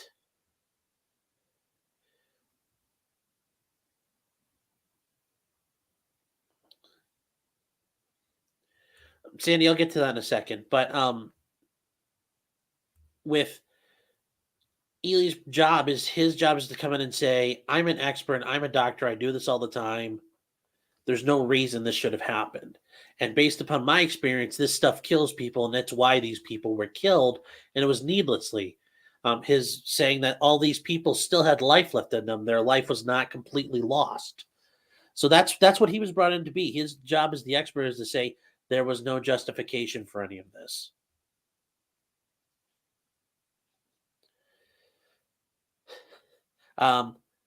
So yeah, Lori, the jury did visit the apartment. That's called a jury view. That doesn't always happen, but in a case like this, I think it's critical, and I think the prosecution's right to have it happen. Why? Well, they need to see through what was he looking at, where was he at, and merely just looking at a layout of a floor or pictures doesn't help. In fact, if I can find it, the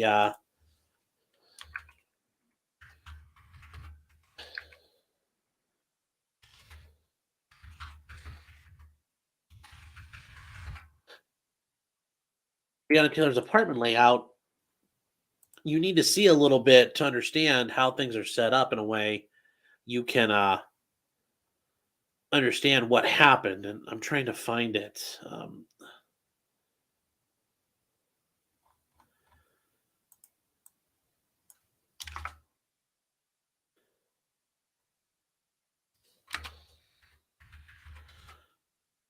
Let me see here.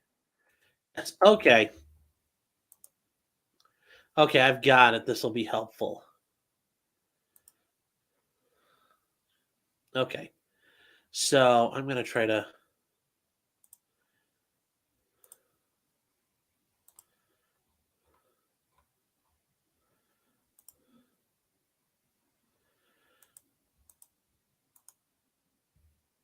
Trying to find the thing here. There is a good layout I've seen of her apartment, and it shows why he shot and where he shot, and it makes it look really bad. Yeah, here. Okay, perfect. I found it. Okay. Save.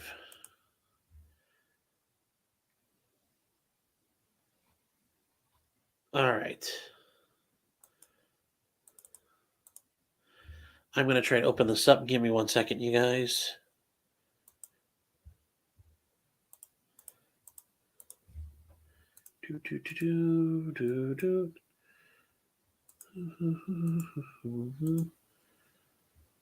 Okay. Where is it? I literally just downloaded it.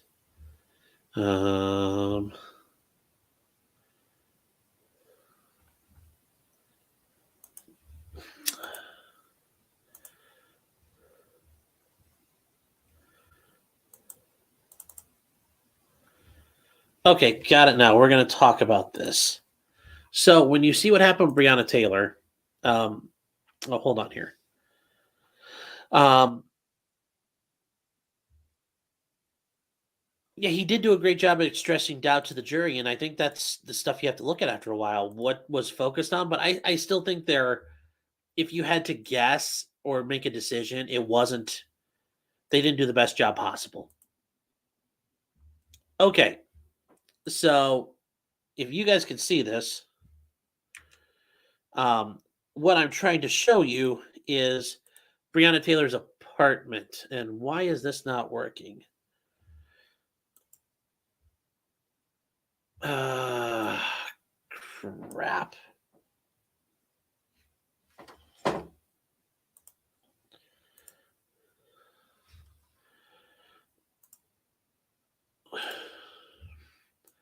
Can you guys see that now? Okay, perfect. You guys can see it, correct?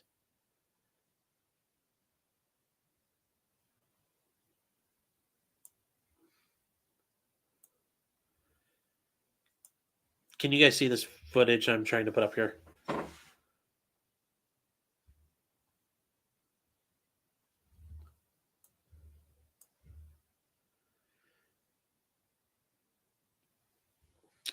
Are you guys still on, or am I still connected?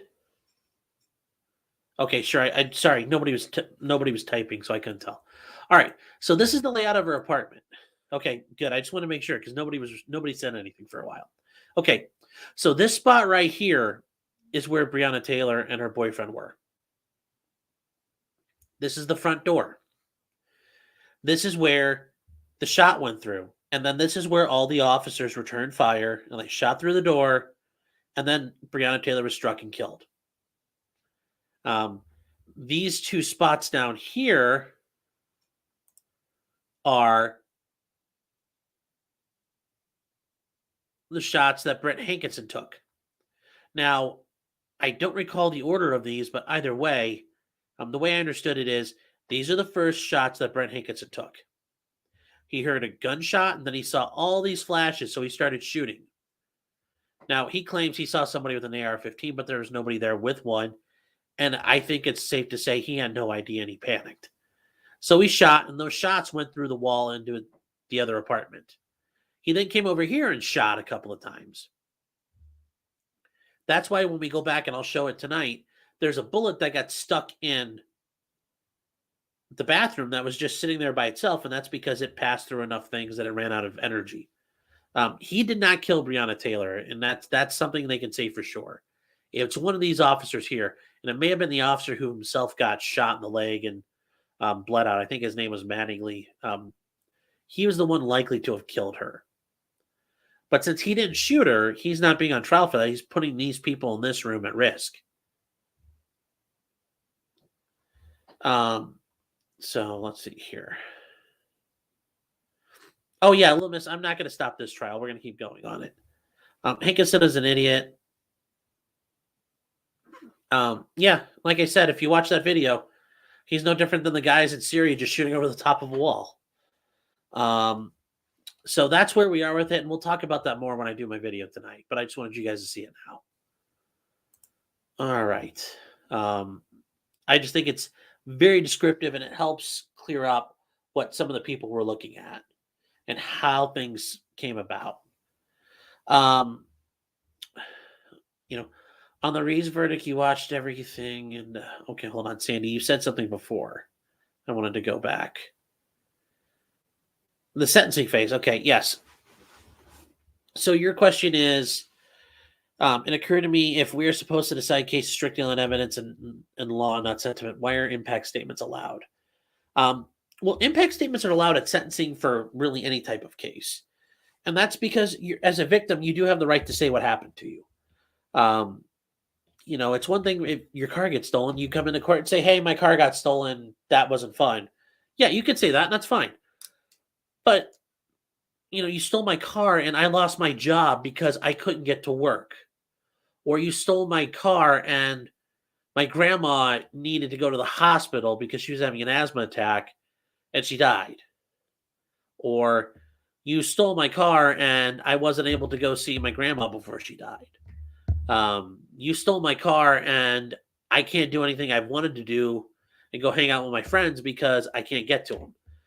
You're allowed to talk about how these crimes impact you. And that's something that in almost every state and, even federally, the impact on a victim is something you have to consider. If I steal Bill Gates's car, not a big deal. But if I steal a, family of four's only means of transportation for them to get to a job, that's devastating. And I think there should be some impact on, what you've done and how bad it hurts a victim. Because Bill Gates could say, yeah, I just drove around and got a new car. All right, well, should those two be treated the same? Those two crimes? No, I think one of them should be sentenced a little more. And when you get to sentencing, the victim part of this is it's not just the law anymore. It's about mitigating factors. Are there any mitigating factors? Does this person have anything out there that warrants us not putting them to death? And are there enough aggravating factors that warrant them being put to death? Let's see here. What else?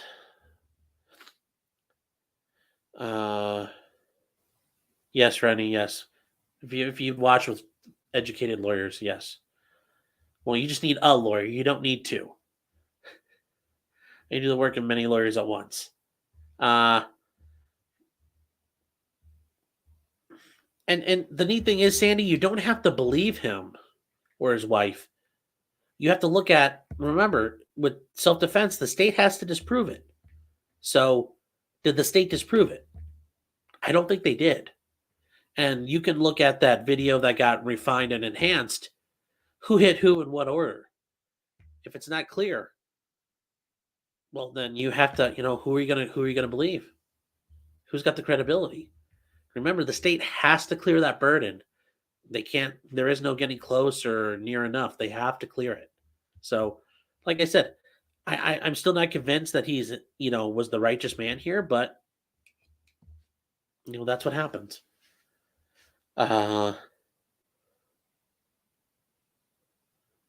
Smoke a bowl, everything will be fuzzy then. Yeah, I bet it would be. Take some gummies, that's a little easier.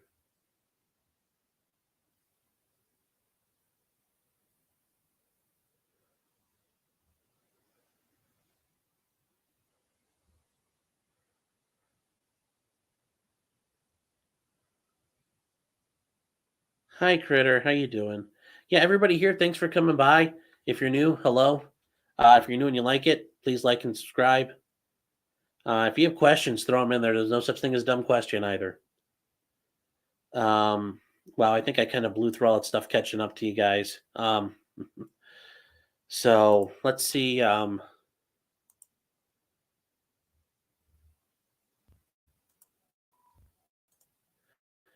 What else is going on right now? Well, it's the last day of February too. That's interesting. Something to take note of.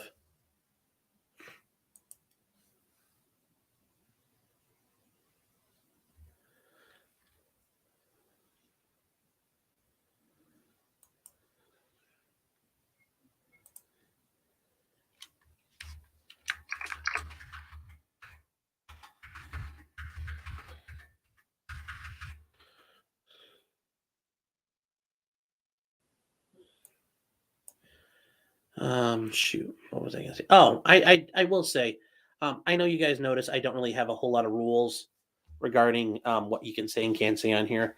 I do think I will institute a rule. If you swear and you put asterisks in things, or you just say like "f you," I think you might get a timeout for that, because I don't appreciate people who like quasi swear and don't think it's swearing. We know what you're saying, so it still counts. I had an argument with somebody about that over the weekend, so I thought it was kind of funny. Well,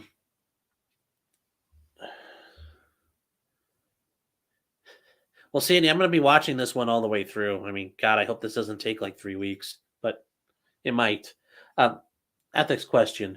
Reed's defense in closing says Chad's wife holding him back as she knew he had violent tendencies. Judge told jury to disregard it. Would you have said it so the jury heard it? Yes, but I don't. You have to be careful about how you do things in a closing argument. I don't think he meant. I think he thought that was going to be acceptable. And if it wasn't, yes, there's times where you will clearly see an attorney ask a question or make a statement solely to have the, knowing it'll get jumped on, but you make the statement or ask that question anyway to leave it hanging. Now, I think he was trying to make an argument. I think it's fair that, she's trying to hold her husband back. And yeah, I think she knew he was a hothead, but I don't think evidence had been elicited or was able to infer that issue, and that's why it had to be disregarded ultimately. And that's the argument I would have made as a prosecutor. So, I don't know. That's it, though. Also, part of me is thinking, though, objecting to it really doesn't help. It doesn't hurt them too much. It doesn't help you too much. So, I don't know why they did it. Also, I apologize. I know in the probably, at least my video, it looks like my face is washing out in the light, but I can't do anything about that.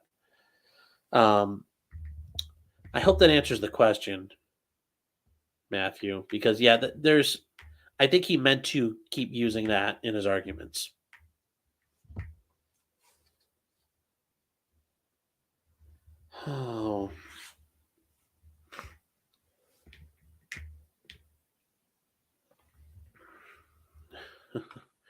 Um,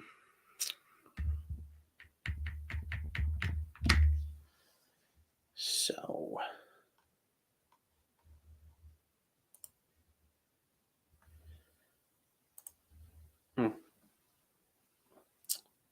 Well, guys, actually, if we got a couple of minutes till 1:30, I'm going to actually grab my lunch and I'll come back in. So give me like 5 minutes and I'll be right back.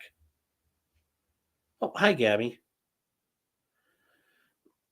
Yeah, the chinless lawyer is creepy, but you know what? The courtrooms are. You go into courts and there's always somebody weird in a courtroom.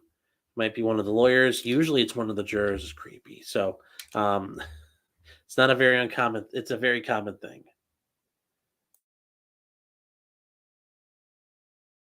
I thought I was on mute before.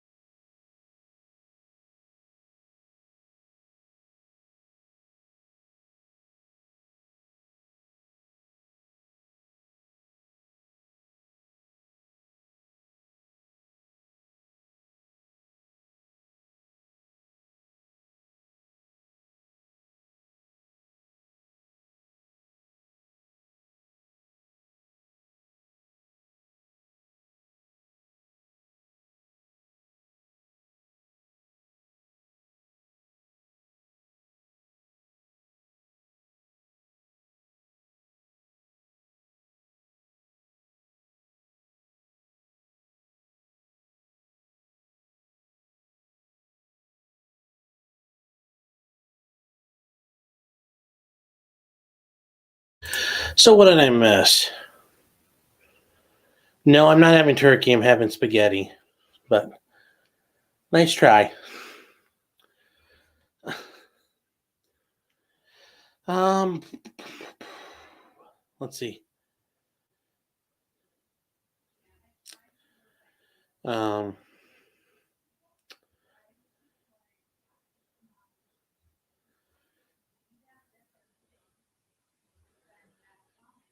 Tasha, he's been probably the most effective witness the state has, but it's easy to look good on direct examination because you kind of get everything planned out and spoon fed to you. So it's easy to look good now. It's easy to look good in practice when you control the situation, but Jose Baez gets good next, so we'll find out how good he really is.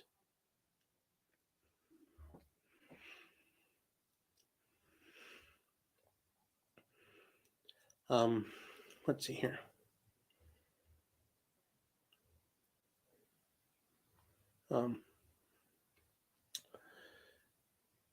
Okay, Eric's got a great question. Does Mrs. Olson have to pay Cursory's legal fees now that he was found not guilty? No, it's not her fault. She's not liable for it. Nobody is. What would happen in this situation, though, is the cost of trial. So court cost, all of that is charged to the state. So the prosecution has to carry that out. Yeah, she would have to sue in criminal court, or she have to sue in civil court, and she won't win there. She's not going to win. He was already acquitted. So, I mean, many states, that's an automatic bar to a civil suit in a self-defense situation. If you've been acquitted, that's it. So,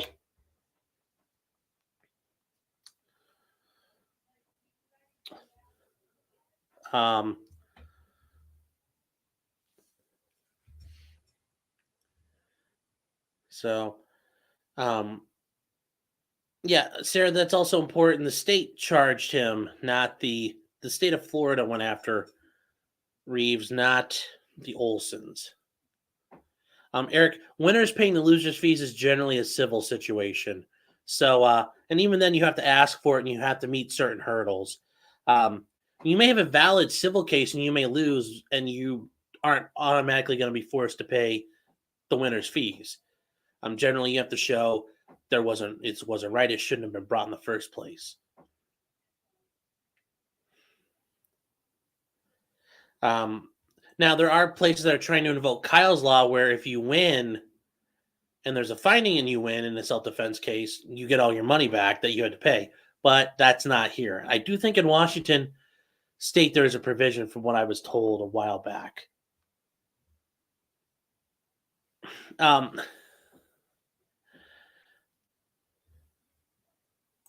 Check my DMs for a second. Yeah, I will.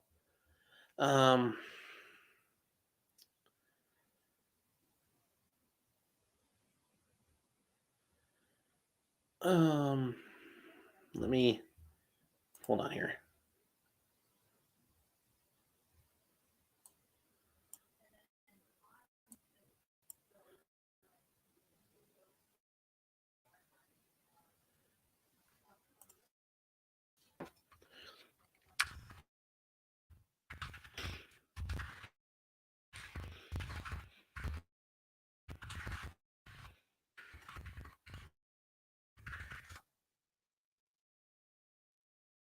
Yeah, you're gonna ready to retype that out. I have no idea what the heck you just said. Yeah, and Eric, that's okay. I think we got that cleared up. So no, the state does not have to pay his legal fees, but for example, when you go to trial, court cost, the cost to have a jury, the cost to have, the court open, the cost of filing a case, all those things that add up, those are court costs. The cost to file motions, to serve paperwork on people, serving subpoenas. Nobody pays for that up front. That cost gets put on at the end. So typically when you hear people like, even a traffic ticket, if you get a speeding ticket, you have to pay court costs in addition to a fine. Well, those court costs are the actual operation to keep the court running. So that's what I mean by court costs, not attorney's fees, but the actual operating costs for that case.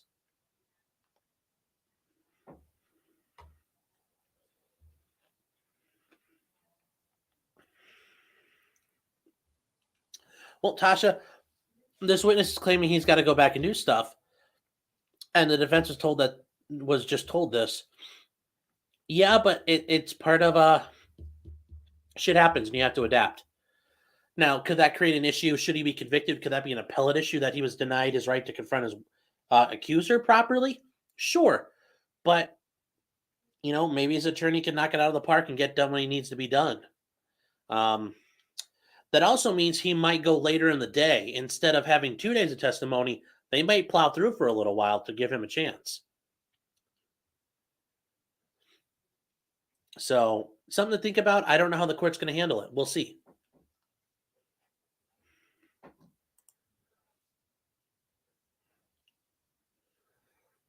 All right, guys, I'm going to take a break from, I got to take a phone call real quick. So give me 1 minute here, and I'll be right back. I'm still going to be here in spirit, though.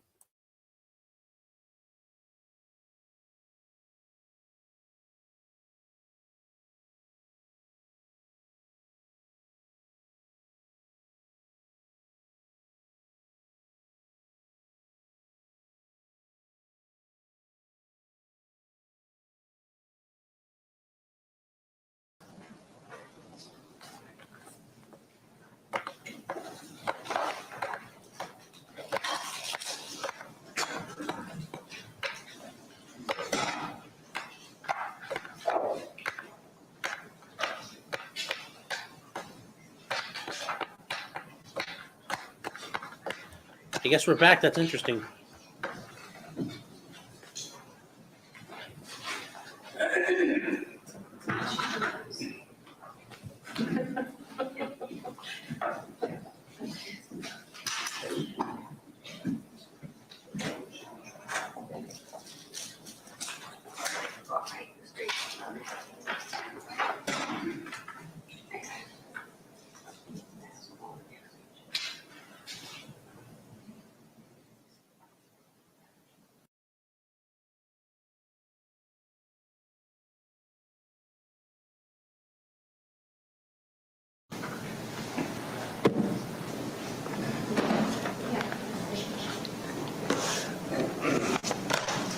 I'm gonna need, is Allison, are you on the phone? Are you on the phone? No. You want to do the defense exhibit almost in that order too? Yep.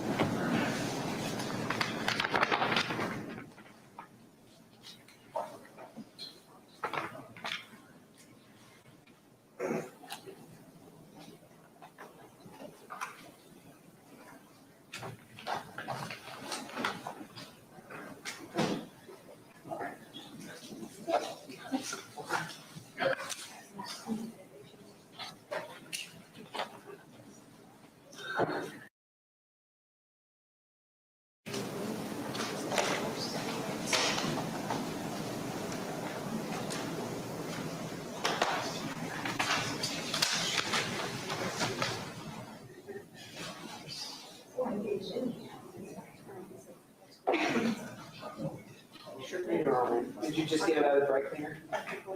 Yes, of course. Yeah. So I was having fun story. The day I got my car out. I drove here the next day. I'm very good to my coffee. Stayed pretty busy, didn't it? This little thing in the same area. I did with, it's in that. Yeah.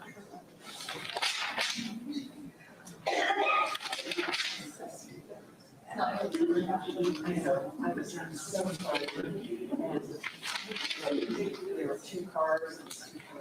And he was and I said, oh, I'll just go right in. Well, you can spin it. Straight and I just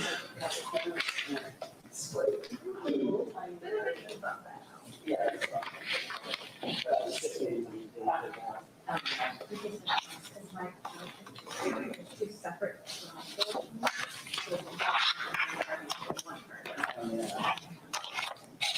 Paula, could you count the pages of the report and announce it? I know it's 36.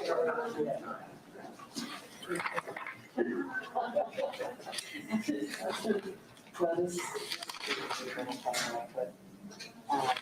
Robbie's the Chevy dealer.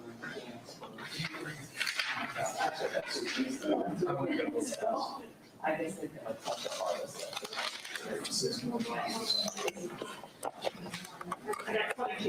Thank you. He talks a little bit about his credentials. 22.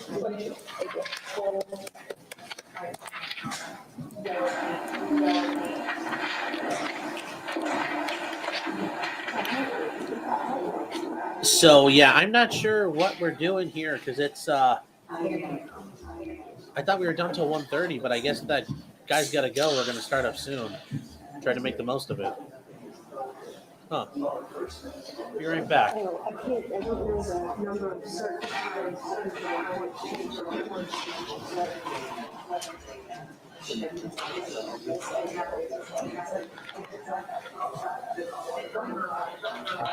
Control F.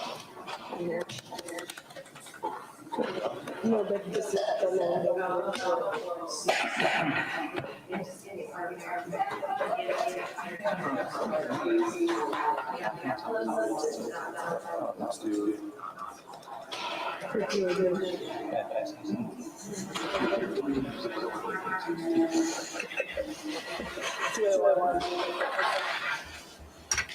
Honestly, it's too good. I'm gonna have to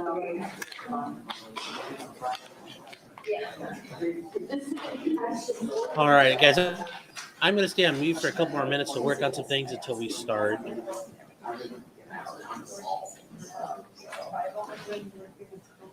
I just got a text from you. Bill that says the live feed is still on right now. Judge, we had. Is there no vocal? It just says the live feed is on. From Channel 10 or from us?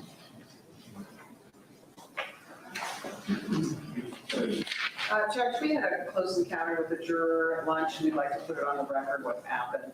Okay. Let me figure out this problem first and I'll get to you next. Thanks, just letting you know. Since that's what all the trolls were griping about this weekend was the feeds. The feeds.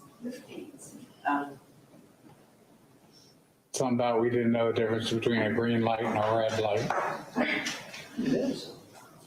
Well, that was I mean, it's like a, obviously, No, I'm just reading it. I keep very carefully to take the cover off and keep it away. Yeah, go ahead. Let me just see what page I'm on. 82.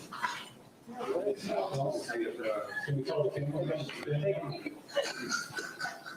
Is your camera running? Is it running? It's okay.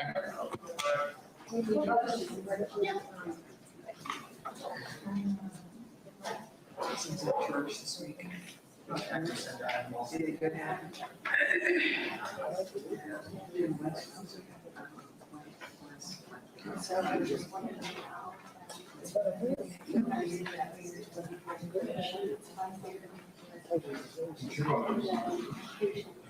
Problem.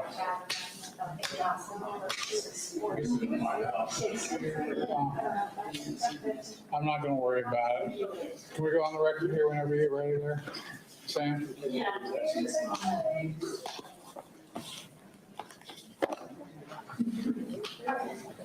Okay, we're on the record. Everybody's present in the courtroom, including the defendant.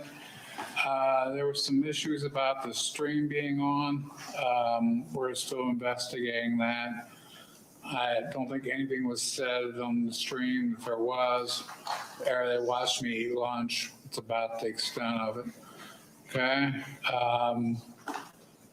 It's my understanding, Ms. Grubb, you want to put something on the record. Yes, Your Honor. Ms. Bucher, Ms. Sawyer, and I were in the room to the left of the restroom eating lunch, and we were assured that it was safe. But a knock came at the door, and a juror wanted to come in and warm some soup. So we got up and left and did not speak with her. I just wanted to make it clear on the record that we, had an encounter with her and did not engage with her. That's the only microwave on the floor. There's one, but not one for each room. Right, that's where it's at though. No, there's one in, the smaller deliberation. Okay. Well, why don't we direct them to go there from now on? I can. Okay? I guess Judge Reese is in the BJ's office, is that right? Let's kick them out. Judge, apparently the clerk's or the court's website is where one of my colleagues. So that's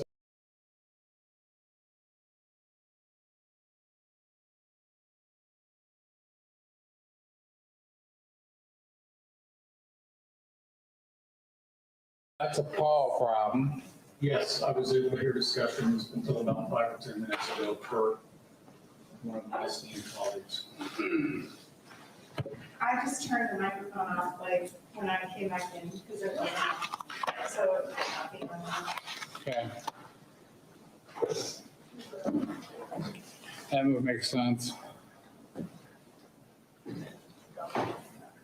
I need a sticky to remember I forgot to turn it off.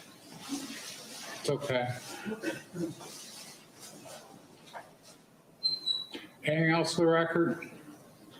Do the defense have any questions of Ms. Grubb about what happened? No, Judge. Okay. Thank you.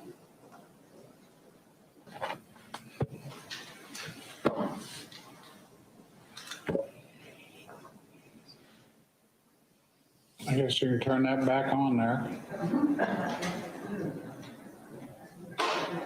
I'm just gonna wait till rather very Well, it's a couple minutes away. You can wait till then. Oh, you got it on? It's up to you. Diana, are you gonna use the medical records or can I switch them back over out of the way? No, I didn't use it. Okay, thank you. No problem. I don't know if that means you have to join on at 8:30. I don't know. Okay. Yeah.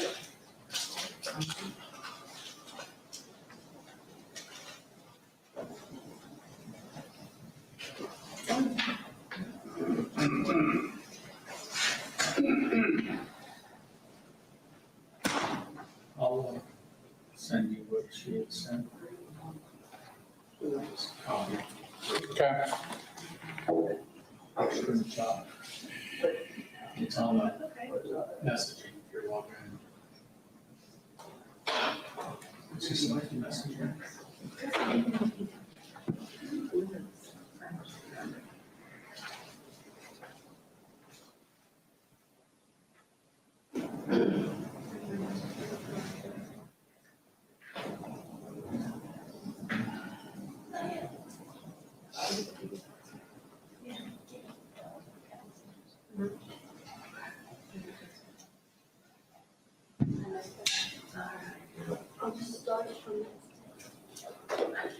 Where'd Sam go? Maybe just step out for a moment. Where's the doctor? He said it was also showing up on the staff site. I know some conversations in here because the two sides are split up. I'm gonna pee one last time. We got 5 minutes. So, yeah. Agreed, expert somewhere. I need to get it all. Did you catch that? It was showing up on the dispatch site, not just in court, so. Not much I can do about it now. We just have to be careful with the mics off.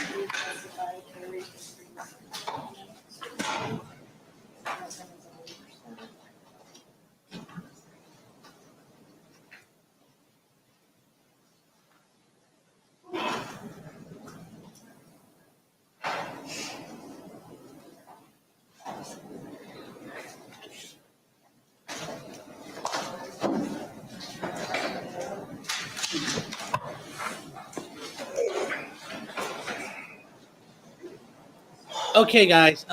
Real quick, I'll answer this for him. No, this is not critical. Like Kyle Rittenhouse was the big one. Bernie Getz is a major one. George Zimmerman was a big one. This one, no. This isn't the same kind of implications. So as far as jury stuff goes and juror problems, I guess I'll get to this right away, guys. When you are on a jury, we're not supposed to talk to you.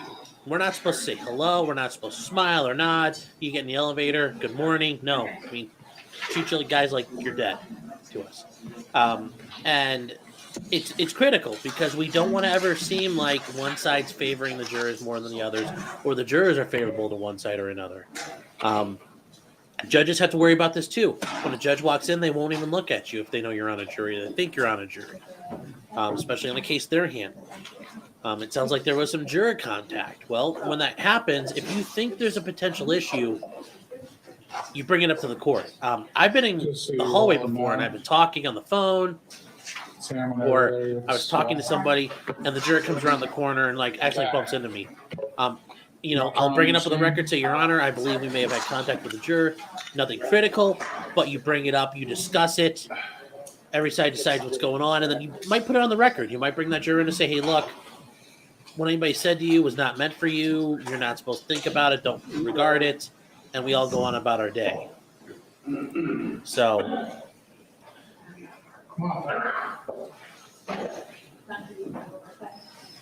Zoomed in on the screen. She is reading our chat. Yeah, that would be hilarious.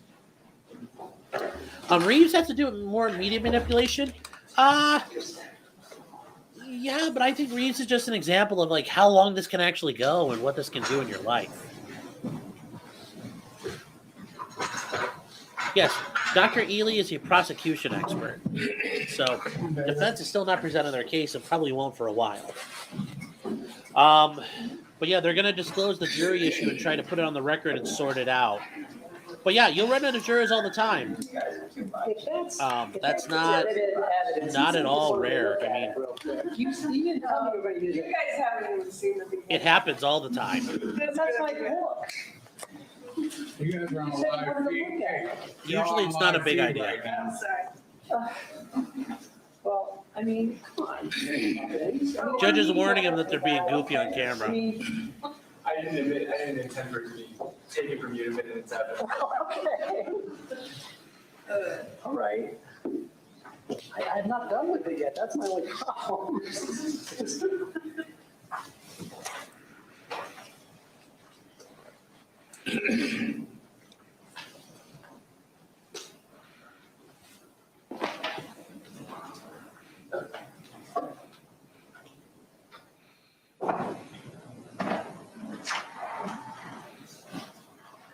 All rise.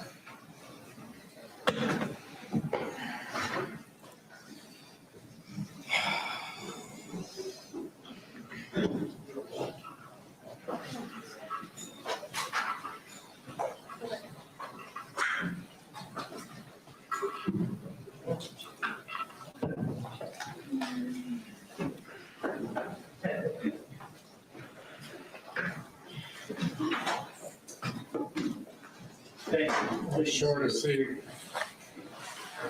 Shorter seat, David.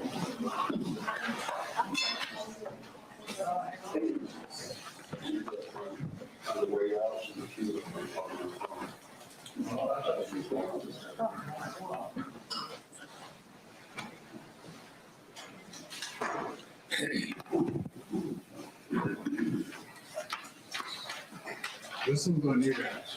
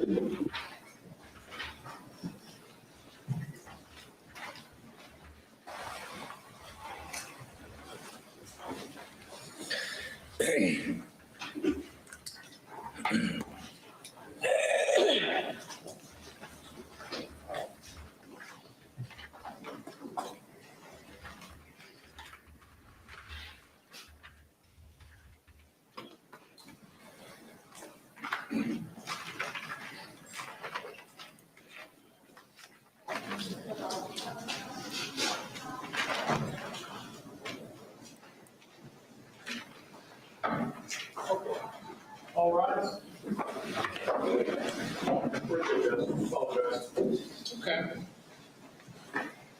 Sorry, everybody's staring at you right now, but that's okay. Ladies and gentlemen, you can be seated. Hope you guys had a nice lunch. We're gonna scribe. We'll probably take a break around 2:45 and then see where we're at. So we're gonna work hard here this afternoon. Any other questions? Just a few, Your Honor. Dr. Ely, I want to make it clear for the record, you are here paid by the state as the state's witness, am I correct? Correct. And your fee is $500 for out-of-court work per hour and $750 an hour for in-court testimony. That's a good. That's a And at good this job. point, based upon your review of not just these 14, but the 25 medical records, I'd object the there. state has paid you thus far $10,000 for those reviews. That's right. Dr. Ely, in any way are you connected to Mount Carmel Health Systems? No, I'm not. And are you connected in any way to Trinity Health Systems? No, I am not. Thank you. And can I comment one more thing about your Certainly, question? sir. What else would you like The previous question. about Mount Carmel Health Systems? Yes, please tell us about that. About the amount that I was paid. The amount of time I Is he spent single? per review was a little bit, there was 25 cases.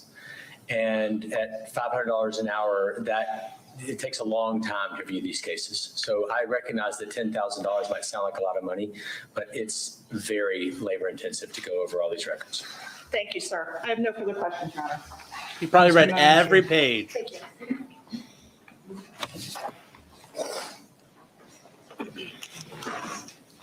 And here we go.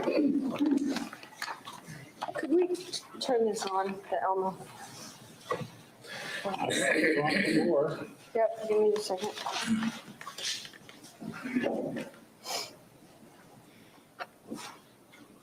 Give me just a second.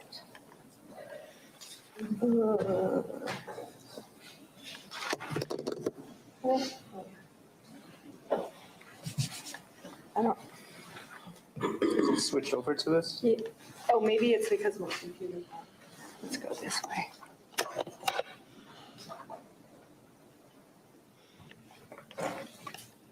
I'm hitting Lights it. are on and everything. All the lights are on, that's why I don't. And is it on your computer? No, I unplugged it. Okay. Okay, I'm gonna take it down and bring it back up. Okay, sorry. More AV issues, but that happens all the time. I think you guys are starting to see that as a pattern in court. So I want to put it like that. Nope. Okay. Well, hold on. This might do it. Oh, Hello. it's like, don't leave home without it. ooh, Good afternoon. Diane Menashe on behalf of Dr. William Husel. Nice to meet you. Nice to meet you. During your direct examination, you mentioned how many peer review articles and other publications you had written. I want to go through a number of articles that you've written, showing you what's been marked as defendant's exhibit. Sorry. 1 indicates letter to the editor, does it not? And the title is Death, Secular versus Faith-Based Considerations. And I'll take you to the last page.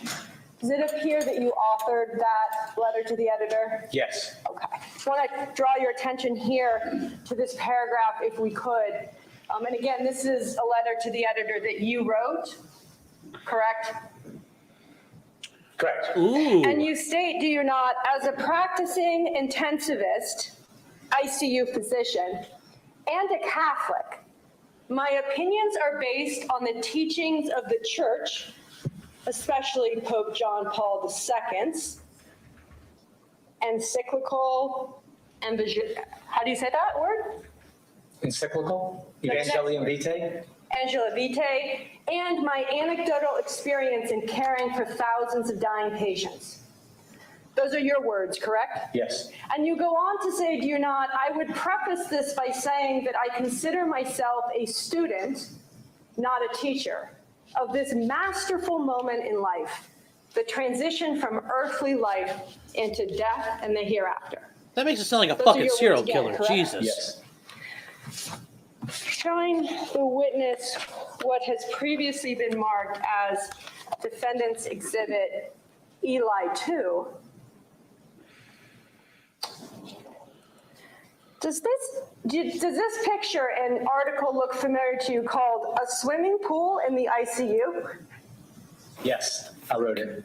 And just to be clear, it indicates that this is authored by you June 17, 2016. Is that correct? Yes. And is that you in the tub? No, Okay. it's his son. It's the man's son. Okay, and where are you, if anywhere, in that picture? I'm not in that picture. Okay. This entire article that you wrote, is it not, is about giving a baptism in the ICU. Yes, And on page 2, as you're discussing this baptism that was given in an ICU, you write the following, do you not? A senior physician protested that the patient was on a ventilator and said he'd never seen a bedside baptism like this in 50 years of practice. And then you wrote, did you not? There are no shortage of opinions about whether this was appropriate, safe, or even possible. that's right. Those are your words. Mhm. And here today, the state of Ohio is paying you $500 an hour or $750 an hour. Would you agree with me, Dr. Ely, to talk about what's appropriate, safe, or even possible? Yes, And just so I'm clear, this article that you wrote about a swimming pool in the ICU is talking about how you sanction this practice yes, of having a bathtub in the ICU to baptize those that are palliative extubated? he wasn't extubated at the time. He was still had the tube down, but yes. So is it your preference then that the baptism happens while they're still on the bed? Well, it's completely up to the patient. And just as because you authored this article, I'm curious, if this is done in a hospital, who pays for this? It was voluntarily done in accordance with the patient's wishes. That wasn't my question. Who pays for that? There's all the nursing staff and everyone to be around in an ICU unit to have a bathtub so that someone could be baptized. Who pays for that? Do you know? Well, this particular incident was done at a Veterans Administration hospital. And so everybody in that picture is an employee of the government. And we consider it our job to do what the patient wants, their wishes. So if the patient asks for, in this case, we asked the patient, Dr. what's Eli. the matter with you? What do you want? And they said they want a baptism. So we provided it. But yet, that's an interesting thing. Let's talk about that. You do what the patient wants. That's what you just told this juror, right? But on your direct examination, you talked about instances where the family makes the decision, right, to end life support saving measures, and you, as a physician, think more can be done. Do you remember that testimony? I don't remember those being connected. Okay, let's talk about showing you what's been marked as Defendant's Exhibit Eli 3. A doctor's prayer seeking saintly aid. Does this article look familiar to you? Yes, I wrote it. And again, you wrote this article, correct? Right. And I want to, just so the jurors know, that's your name at the end of the article. Yes. And just want to highlight some of the things that you say in the article. You say, and I quote, Jesus is there with my patient. This is getting interesting. Correct. I think I may have a drink. Correct? Yes. And you go on to say how in the morning, It's only going to get worse for this guy. when you prepare for work and you walk to the patient's bedside, is this an ICU patient, by the way, when you do this walk? Any patient. Any patient, that you write, I kneel, thanking the dear Lord for his many gifts, asking, "How may I serve you as I come to the bedside of my sick patient? This would be a little How fucking might creepy I if you be saw an this. At instrument least for me, it would. of your healing and peace?" Is this why, when you were asked on direct examination what you do, you mentioned that you're a healer? Well, I think that the call to be a physician is to be a healer. It is not related to this belief.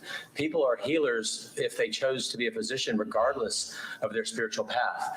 Some of my favorite physician healers, some of the people I know who to be the best, are atheists and agnostics, Buddhists, Well, now we're making Muslims. up- So it has we're making nothing excuses. directly linking it to Catholicism or Christianity. Ooh, Well, kill you would him. agree with me that Jesus is not a Buddhist concept, correct?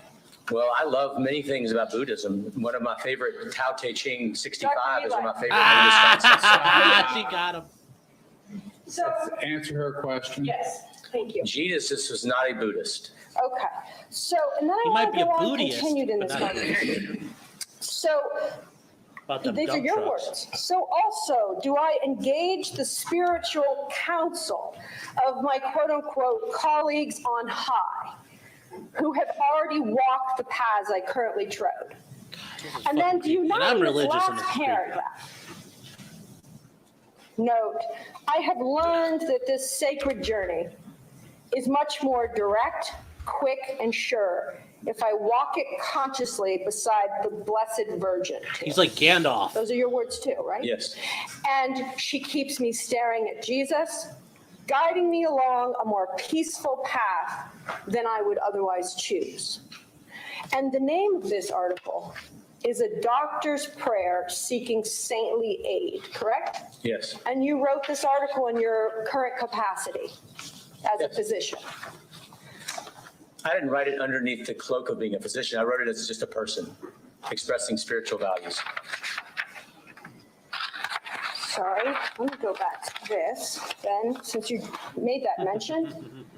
However, it This is not says good. associated with your name on this article that you are professor of medicine and critical care at Vanderbilt University and president of the Nashville Guild of the Catholic Medical Association, does it not? Yes. And that is certainly your professional credentials associated with your name. I always include my professional credentials.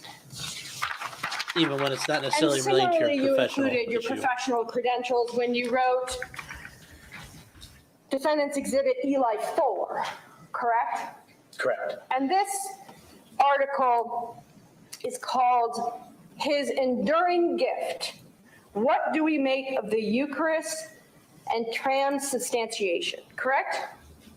And just, Sorry, did you answer? Yes. okay. And this is another article that is written, at least co-authored by you. Do you agree? Yes.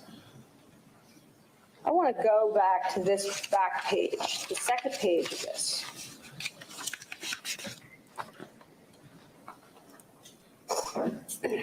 When you quote, do you not, Dr. Eli, the privilege of suffering? Yes. You do. And then you go on to say, as a physician, let me draw your attention here, I incorporate science into my faith to acknowledge that the Eucharist meal enters into the actual workings What the? I'm of Catholic every and this is cell fucking in our creepy. bodies. Bro, This potent Bro. reality must change life intrinsically. And you even down to the most basic of events. Those are your own words, are they Yes. not? Eucharist meal enters into the cells of every body. Right. And you incorporate that belief as a physician. Yes, I bring my faith into my practice.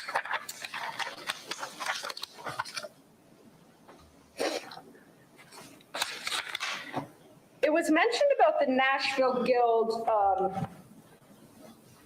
which is it a subsidiary or of the Catholic Medical Association, or is it an affiliate? What's the appropriate word for that? It's just a guild of the There are many around the country, hundreds of them around the country. And you founded the Nashville Guild, which is associated with the Catholic Medical Association, correct? Correct. And on September 25th, 2019, during the Catholic Medical Association annual educational conference in Nashville, you spoke, did you not? Yes, I did. And during that speech, you indicated the following, did you not? Quote, "The church has truth. I'm going to bring the truth to patients of all faiths and no faiths with love." End quote. Yes. And then you went on to say, did you not? I think they're using the fact he's religious to show he's against healthcare this period. is that science and faith are not separated. Neither staff or patients have to put their faith aside. Do you remember saying that at the conference? Yes. To an audience of your peers? Yes. And then you also said at that same conference to the crowd, quote, "By ending a person's life, we destroy a person's intrinsic worth. We turn a somebody into a nobody." Do you remember saying that? Yes. Now, I know Ms. Sawyer asked you about your CV, which lists a number of awards that you've received. I did notice, though, that you didn't include that you had received an award for outstanding service to the pro-life movement. You didn't list that in your CV, did you? I don't know if it's on there or not. If it's not, I'll add it. But you have received that award, have you not? Yes, based on my work with euthanasia. No, based on your work with the pro-life movement from conception to natural death. Yes, which was awarded because of euthanasia. Kids in Asia or killing people? Are you part of the pro-life movement? I'm not part of a formal pro-life movement. No. Are you an advocate of pro-life? I do nothing formally to advocate for pro-life. But you received an annual award in recognition of your work for the pro-life movement. Because of my work with euthanasia. Well, you don't believe in euthanasia. Right.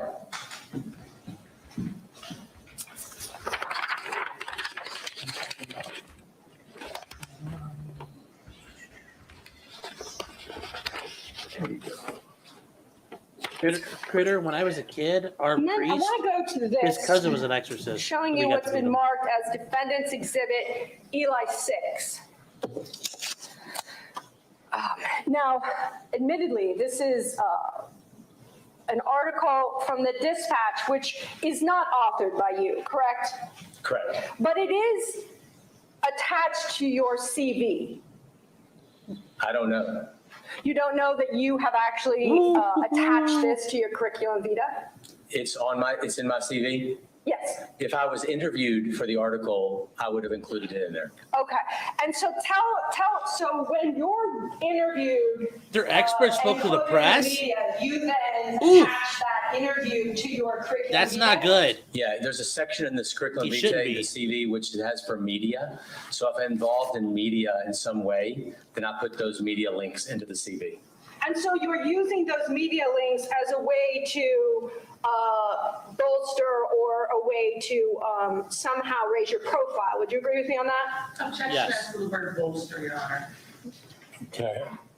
It's just a standard thing that people in academics do to include Yes. a media section in their CV. So Fucking all of us narcissists. put media engagements onto the CV comprehensively. It's standard.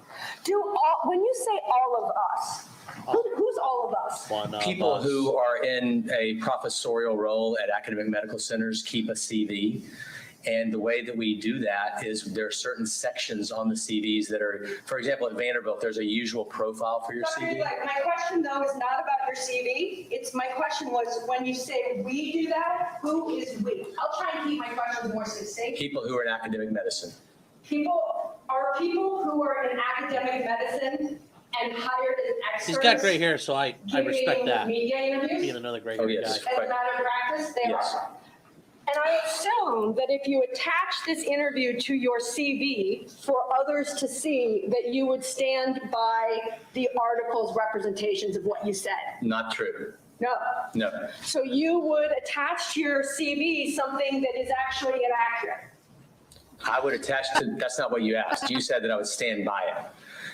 Because I put whatever I'm in the media for on the CV, regardless of if I think it's accurate or not, because it's just protocol for me to put my media engagements onto my CV. But there may be things in that article that I completely disagree with. Okay. I don't It would know just be about on your that. CV anyway.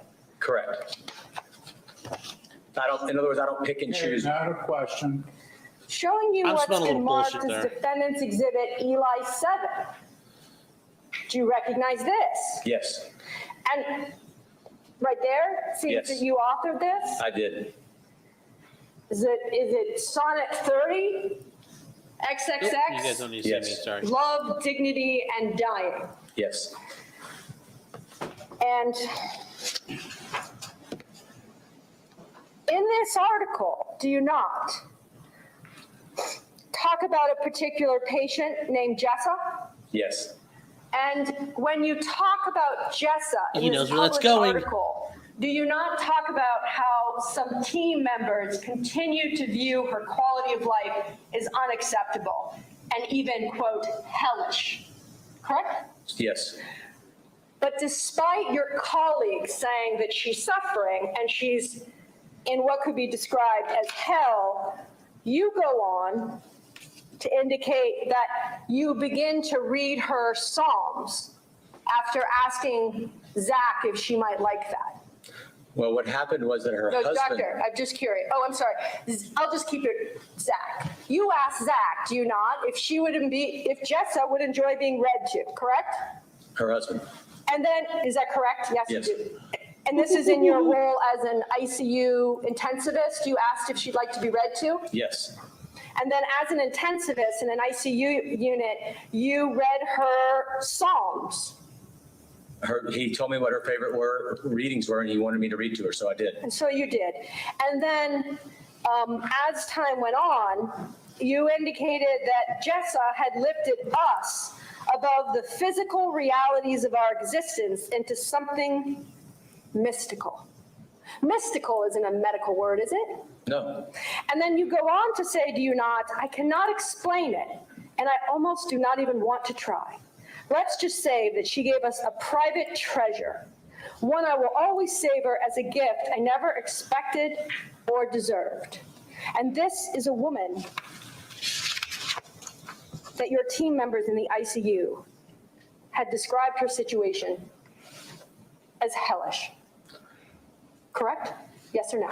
One team member, but the others disagreed with her, and I'm she sorry. herself disagreed. Dr. Eli, let me focus you. Does that appear to be team members plural or team members singular? Plural. Your words, right? Okay, do you have a copy that's not marked that we can attach Absolutely. one and prime? We'll do that. Okay, Let's talk about the doctrine of double effect, because I'm showing you what's been marked as Defendant's Exhibit Eli 8. You recognize this? Yes. And this is another article that's at least co-published by you, correct? Yes. And it's called Distinction Between Good Palliative Care and Intending Death. And I bring this article up because as I heard your direct examination, when you were asked about the definition of doctrine of double effect, you looked for a long time at the jury and you gave a bunch of examples about good outweighing bad, bad outweighing good. Do you remember that outweighing you used a number of times? Yes. And outweigh was a word that you reiterated a number of times to this jury. Would you agree with me? Yes. In this article, you write,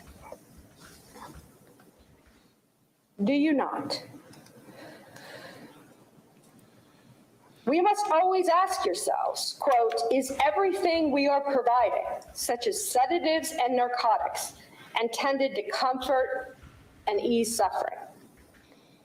If the answer is yes, any potential side effect, such as hypertension or respiratory suppression that may result in the shortening of life or ethically justifiable because of the rule of double effect, even if they may be foreseeable. Doctor, I don't mean to cut that short, but would you agree with me as the text continues on, that being your own words, that nowhere in the definition of doctrine of double effects do you ever mention this outweighing or weighing process? Yes, that is implied in that sentence that you just read.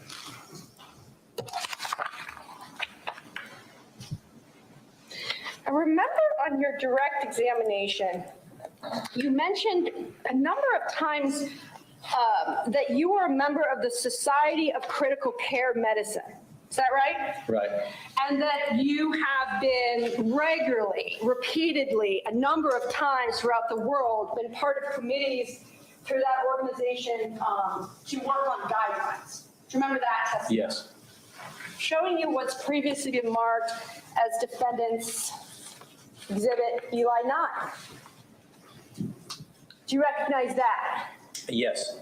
Fair to say it's the Society of Critical Care Medicine. It's the standard operating procedure manual. And I assume as a member of the Society of Critical Care Medicine and as someone that's on a committee to work on the guidelines, you've reviewed the procedures manual. I don't know this particular document. You're not familiar with the procedures of the organization? I did not author this document, and I cannot say that I'm familiar with this particular document, no. Okay, then I want to just turn to this page 8 of the document marked as Defendants Exhibit Eli 9. Page 8 of the document. It appears there's a section called Expert Witness Rules. Would you agree with me? Yes.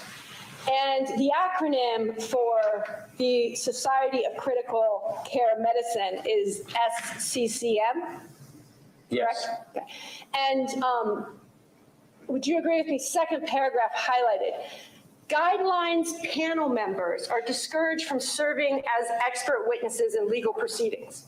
An expert witness for the purposes of this manual is an individual who testifies at trial or gives sworn evidence in a case in which that individual is otherwise unaffiliated during that individual's term or for 1 year after publication of the guidelines. You are currently affiliated with this organization, correct? You indicated that. I'm not currently a member of this guideline committee at all. I haven't been for the past 5 years. Now my question, you're currently affiliated with this organization, are you not? With the SCCM, yes. Yes, and then it goes on to say that disclosure must be made to the organization and the individual must declare that such testimony is not given on behalf of SCCM. But it's only on behalf of the guideline panel members. I'm not a guideline panel member. Okay, I want to just focus your attention right here.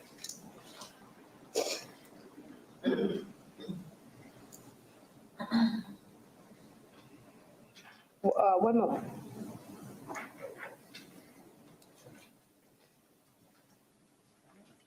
So when you testified on direct that you're part of this guideline committee, when was the last time you were part of a guideline committee? We published those guidelines in 2013, and I've not been on the guideline committee in the past 10 years. So it's 2022. So you actually, and I heard your testimony to say you were constantly on this guideline committee, but it's now your testimony that the last time you were on a guideline committee was 10 years ago. I said I've been repetitively on guideline committees for over many years, but the guidelines I talked about today were those of the SCCM that were published in 2013. And I came off of that guideline committee after we published that document, which is why I'm able to testify if necessary. I've never done it until today. It's my first ever time to testify in court is today. But I've not been on that guideline committee in a decade. Okay, and the decade is 2012? 2013. We published it in 2013. I'm going to talk to you, and this is a summary, Your Honor, and I have shown this to the state. You indicated a lot of issues with the pain scoring. And I'm going to talk about each patient individually. But until then, I just wanted to go to a point generally.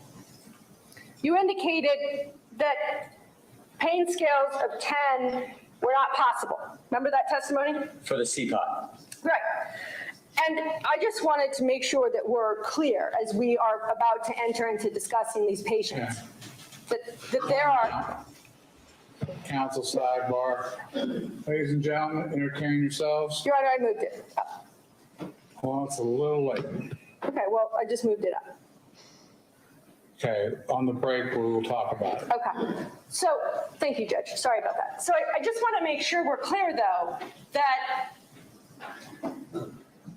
according to the medical records that you reviewed, as policy at Mount Carmel West, the individual that enters in the pain score on the electronic medical record is a nurse. Usually, Well, in every instance, in every patient that we're talking about today, it's a nurse, I think correct? so. Okay. But there are times when other people do it, so. Okay, but I'm just talking about the 14 patients that we're here for today. In every one of those cases, the individual that typed in the pain score was a nurse. To my knowledge, And you know that Dr. Husel is not a nurse. correct. So I want to just go through, just as a summary, that then every person, according to your testimony, that had put in a score of 10 or 8 was a liar. I never used that word. Okay? You said it's not possible and it could not be. Do you want me to explain it or not? So on cross, right? It's a little different from direct. And so I'm going to ask you questions and then I'll make my questions tighter so it's easier for us. Tricia Sauber, with respect to Joanne Belisari, put in a pain score of 10. You were not at bedside, correct? Correct, You did not interview Tricia Sauber, correct? correct.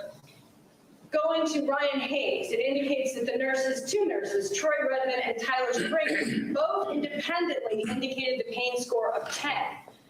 You interviewed neither Troy Redmond nor Tyler Springer in the course of your work in this case, correct? Correct. Beverly Schitzringer, Schertzbringer, nurse Why is Derek. a shit ringer? More was me than anyone. Derek Dreyer is the nurse on that, and pain score is an 8. Is that correct? Correct. You never interviewed Derek Dreyer, correct? Right, I never interviewed any of these people. Okay, so that goes Jacob Deemer, a 10, Jamie Burke, a 10, Derek Dreyer, a 10. You never interviewed any nurses. That's right. Did you request to interview nurses when you saw that there were pain scores of 10? No, I just expressed that it didn't make any sense to go from zeros all day long to a 10 all of a sudden out of the blue. And of course, you're familiar as being someone that works in the ICU, that things in the ICU can be chaotic at times, right? And you have, Gotta give an oral Yes. response. and you have no independent reason to believe that, for instance, Ms. Sauber is a liar. Is that correct? My judgment is That's based, just my question, doctor, is you have no independent evidence. And I remember Okay, you right. said you go on the evidence right, I do not. that she's a liar. I do not know if she's a liar or not, and I didn't use that word. Same question. Any nurse that entered a 10, you have no independent evidence, correct, that they're lying. I never called them a liar. Never did, but kind of did still. I want to go to, before we talk about the patients, I want to talk about the importance of accuracy in your report, because it dovetails on the questions about the pain scale. Being accurate in your report, I'm sure, in a case like this is very important, is it not?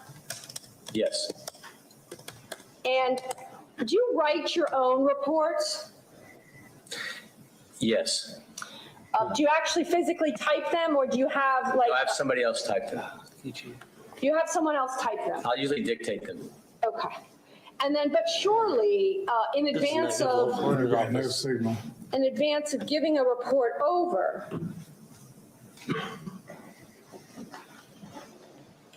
surely in advance of giving your report over to the state of Ohio, you reviewed it for its thoroughness and accuracy, correct? Yes. And then again, I presume. Okay, that- Jenny, have There are good. some errors in there, though. Okay, and did you make the state of Ohio aware of those errors? I just know that over the time and rereading it, that I noticed that there were some things in there that weren't Bye, totally Laura. accurate. And I don't know so I think I missed a few like numbers of 8 to 10 or something like that. And there could be a few of those in there. So, and I just want to be clear. So what has been marked as State's Exhibit 30 has errors in it. There are no errors on drug medications. Where I can be specific if you'd like for me to.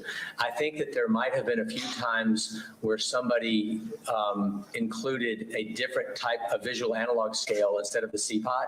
And the visual analog scale is another way of measuring pain. And sometimes a nurse might write 10 instead of 8 because they're using a visual analog scale.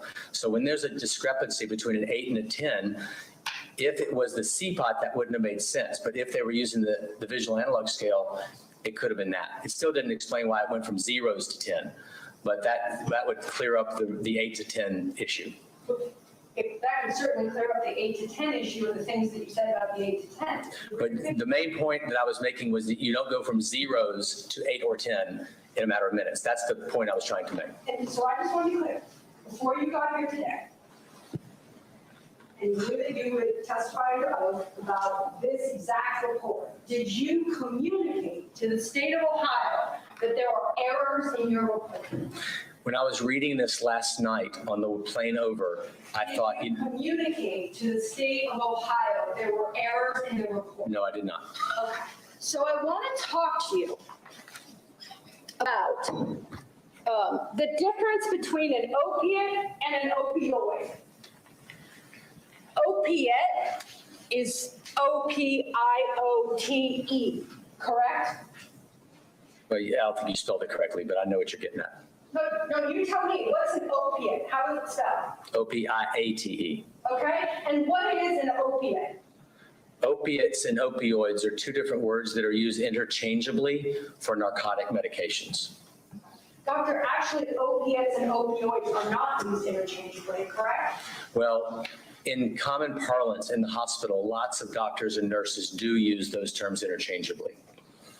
Okay. In the CDC guidelines?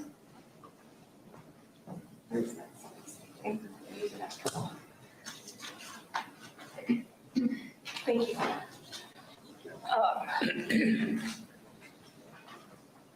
Sticker, please. Your Honor, may I approach so I don't have to toggle back and forth? Yeah. Thank you. You like that?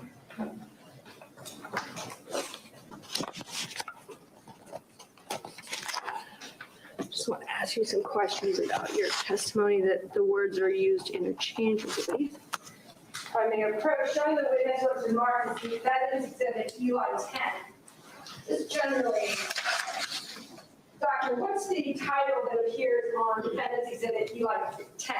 Guidelines for prescribing opioids for chronic pain? And that's issued by, it appears, the CDC? Correct. Does it say opiates and opioids, or does it just say opioids? It says opioids. And actually, if you could, the third sentence down with respect to, if I may approach him. Opioid therapy?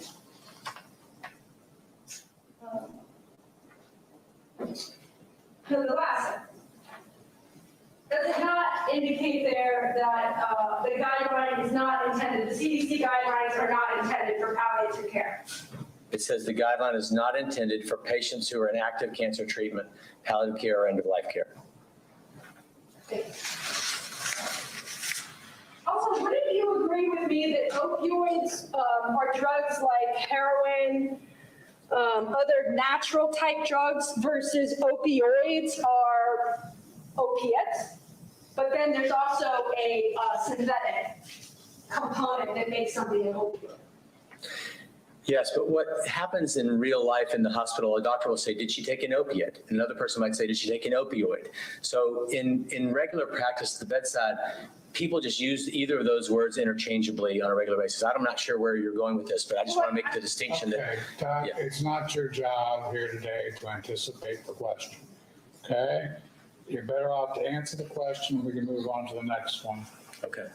Because Ms. Kanashi. thank you, because it's important, is it not, that fentanyl is an opioid, correct? The other medications you talked about, the Dilaudid and the Versed, those are opioids, correct? Correct. They're not opiates. You would agree with me, right? I actually, to be totally honest with you, I couldn't even tell you, there's no clinical practice distinction between these two drugs. All three of those drugs get referred to in regular clinical practice as both opiates and opioids on a routine basis, day in, day out in the hospital. It just happens. People don't make that distinction clinically. And there may be on paper some distinctions, but in regular practice, it's not one. Okay, so what I will do then is, as we go through the medical records, I will show you how every time in this case, the word opioid is used. But would it surprise you to know that in your report, you use the word opioid 0 number of times? That's kind of what I'm getting at. Wait, I want to spell it right. Okay, the question was, did you not? I did. You use the word opioid in your report? Opiates. Oh, so you use the word opiates repeatedly throughout your report, do you not? Yes. You never use the word opiate. Right. Correct. Okay, let's slow down for a second. Poor Sam here's fingers about ready to blow. Fair enough. Okay, Yep. are you caught up there, Sam? Remember, she's got to get this down. Yes. So going Let her back, finish the question, and then you answer. so going back to these issues of, Okay, you got to speak up. I can't hear what you're saying. and I just so we're clear, the report that you testified to today with respect to the 14 patients is 22 pages in length. Does that sound accurate? Yes. And I noticed on your direct examination that when you oftentimes gave opinions, you indicated to the jury that you gave opinions to a reasonable degree of medical certainty, correct? Correct. And you do so, use that language, because there is no 100% in medicine, correct? I used that phraseology because I was asked it by the trial jury, but yes. Oh, so the state of Ohio asked you to use that phrase? Well, today, when she asked me, is that to a degree of medical certainty? So I said yes, but I do agree with it. You would agree with me, just in your general understanding of science and medicine with your advanced degrees, that, like, for instance, even DNA is 100% certainty, correct? In the realm of infinite possibilities, DNA is as certain as you can get to 100%. But it's not 100%, right? Well, I don't think anything in life is really 100%. Just for a second, And this you is would kind of agree, boring. would you not, that experts with similar training and similar qualifications can have different opinions? I do agree with that. I'm going to go to issues with completeness. Now that we've talked about accuracy, I'm assuming that it was also important for you to make your report in this case complete Yes. and thorough. I think it was complete and thorough. And I know you mentioned the state is paying you $500 for out of court, and today you're receiving $750. That's right. I noticed on the first contract that you signed in March of 2019, there was no cap. Is that correct? I guess so. I don't remember. And the second contract you signed, though, recently with the attorneys at this council table has a cap of $30,000, correct? Yes, I think so. So tell me, in addition to the $10,000 that you have billed, how many hours have you spent reviewing the records in this case? It's all included in that. So in the $10,000, it includes all the review of the records. Right. I have no other time spent reviewing it. And the math on that, if I'm right, is 20 hours. Correct. And then included in that 20 hours is also the writing of your report, the dictation of your report. Right. Is also included in that $10,000 bill the time that you spent with the original prosecutors on this case, Ron O'Brien and/or Jimmy Lowe? That actually was the bill to them. I haven't billed anything to this team to my knowledge. Maybe I did, but I'm not sure. And I'll get to that second part of the work, but the first 10,000, did that 20 hours of work, we know it included reviewing all of this, it included dictating your report. Did it also include meeting with prosecutors Ron O'Brien and Jimmy Lowe? On one occasion, they came to Vanderbilt and we met for a few hours one day. And how many hours was that meeting? I think maybe like 4 hours. And I won't get into what was discussed, but did they bring with them at that 4-hour meeting any medical records? They did bring medical records. I'd already had some given to me. And when you say you had some given to you, how had those been provided? Mail. And were those records that you had been provided by mail, was that the only time in this case that you ever provided records by the state of Ohio? No, they have also emailed me medical records just recently, last week. Okay. And did you update your report then accordingly to indicate that you had received supplemental information? No, I did not. The report was already generated. And last week when I got the information sent to me again, which to my knowledge is just the same information over again, I did not update that report. Did you review them? Did you review what they sent you a week or so ago? I reviewed it to some degree. It was just very busy last week, so I didn't go back all the way through it. I reviewed my own report again, and medical literature is what I focused on to see if there was any new medical literature giving us any evidence of high doses of fentanyl, and I couldn't find any. Well, they sent you those 3 articles, did they not? Yes, and I read those. And those articles that they sent you, didn't talk about any max dosages, did they? No, there's no mention of a max dose because technically, So, and Dr. Eli, actually, those 3 articles they sent you aren't even about palliative extubation, are they? those 3 were not about palliative extubation. And so the visit with Mr. O'Brien and Jimmy Lowe was for 4 hours. Do you remember the day of that visit? No, I do not. Do you remember the time of year I really don't. or the year? It was probably 2 years ago. So 2020? I'm sorry. I don't know the year. I do not know the year accurately. But the meeting took place down in Tennessee. Yes. And I know I asked you about interviewing those nurses on the screen, but just to be clear, at no point in time have you ever interviewed any nurses with respect to these 14 patients. Correct? That's right. Nor have you interviewed any attending physicians with respect to these patients. No, my opinions based today are on the records themselves. Right, nor have you interviewed any treating GI docs or nephrologists or any other doctors that are. When you guys were asking me, what were they going to prove? Any of the clinicians. This is what they were going to prove. Records. All he did was look at records. Is it fair to say that throughout the course of this case, you had the ability to email the prosecutors if you had questions or needed supplemental information? I could. I have their email addresses. Did you at any point in time email them and ask them for any audio interviews that the nurses might have given to the police? No, I consider it their responsibility to give me if they think there's something important. So I've not pursued any of those interviews. Ooh, that's a bad And answer. so, Bad answer. have they ever mentioned to you the patient name of Tracy Young? I don't recall that name.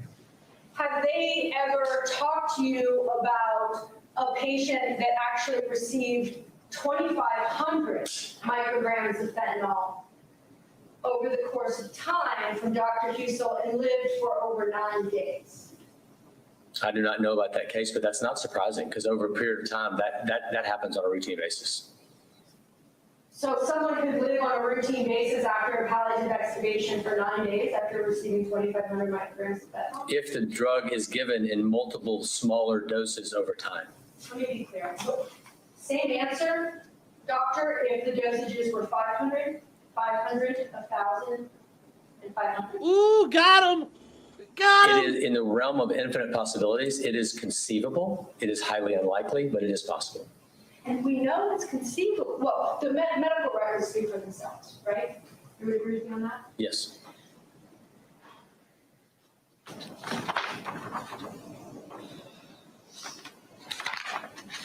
Exactly, Matthew. You mentioned, He's phoning it in. and I use this as That's where I was going to go. example. Why You sneeze. mentioned throughout your report and today's testimony that palliative extubation does not cause pain. Do you remember that? It's not painful. Remember What I that? said was that after interviewing many thousands, many hundreds of patients, over thousands actually, that is not a common complaint at the time of extubation pain. And by the way, I'd like to act, Wait, doctor, Hold on. No, you don't get to add. Sheet. Yes or wanna- no.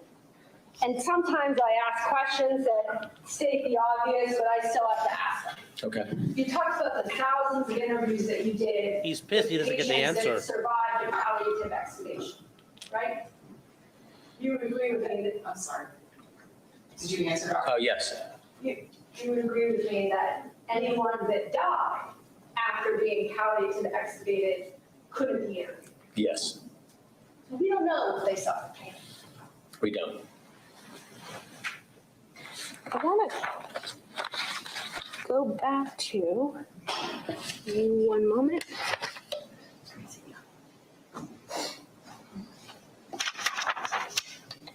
Right here. Yep.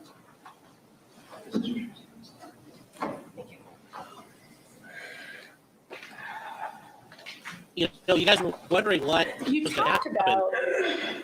about, on your direct examination, the dosages that you've given of fentanyl in your practice, in your career, right? Yes, And you indicated, I think, that while you've given 1,200 over a 24 period of time, but not as one dose. correct.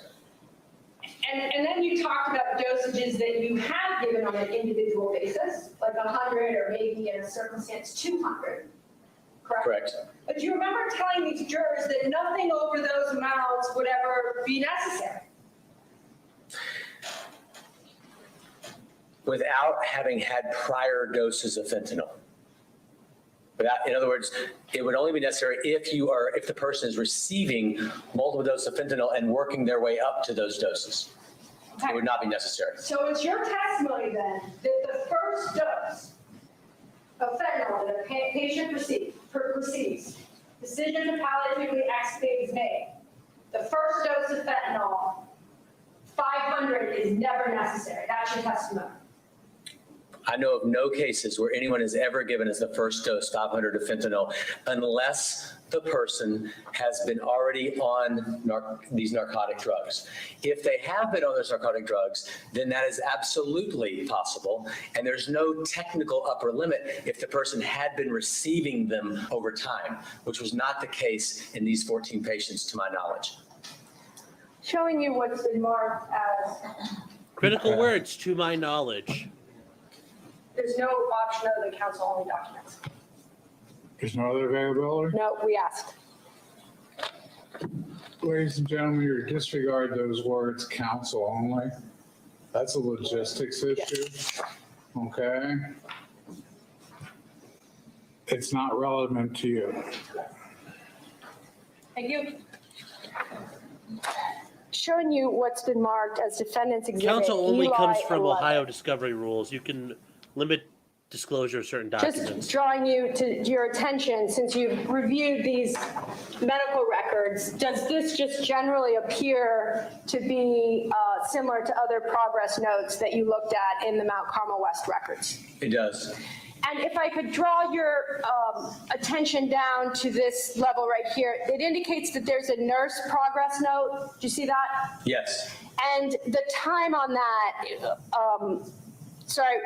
nurse progress note right here, does it say, it says, does it not, patient extubated at 2010, Yes. 500 micrograms of fentanyl and 6 milligrams of Versed given before extubation. Right. And it looks, that's RN Haas. Right. And then, fair to say that the next progress note, doctor, does it appear to be written 5 minutes later? Correct. And does it say, patient lifting self out of bed, gasping for air, orders for more sedatives given? Right, and that is exactly what I would do too if that person was experiencing that. So you would wait, so doctor, you would wait for the patient to lunge and No. gasp for air? If I saw them do that, I would, out of This is getting the good. desire to reduce their suffering, I would actually give that order for more sedation. And you recognize that 500 was given? Yes.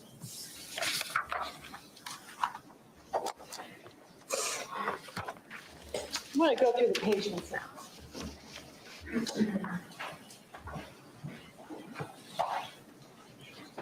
You can laugh at you want, Facey, but he's upset, and that's scoring points.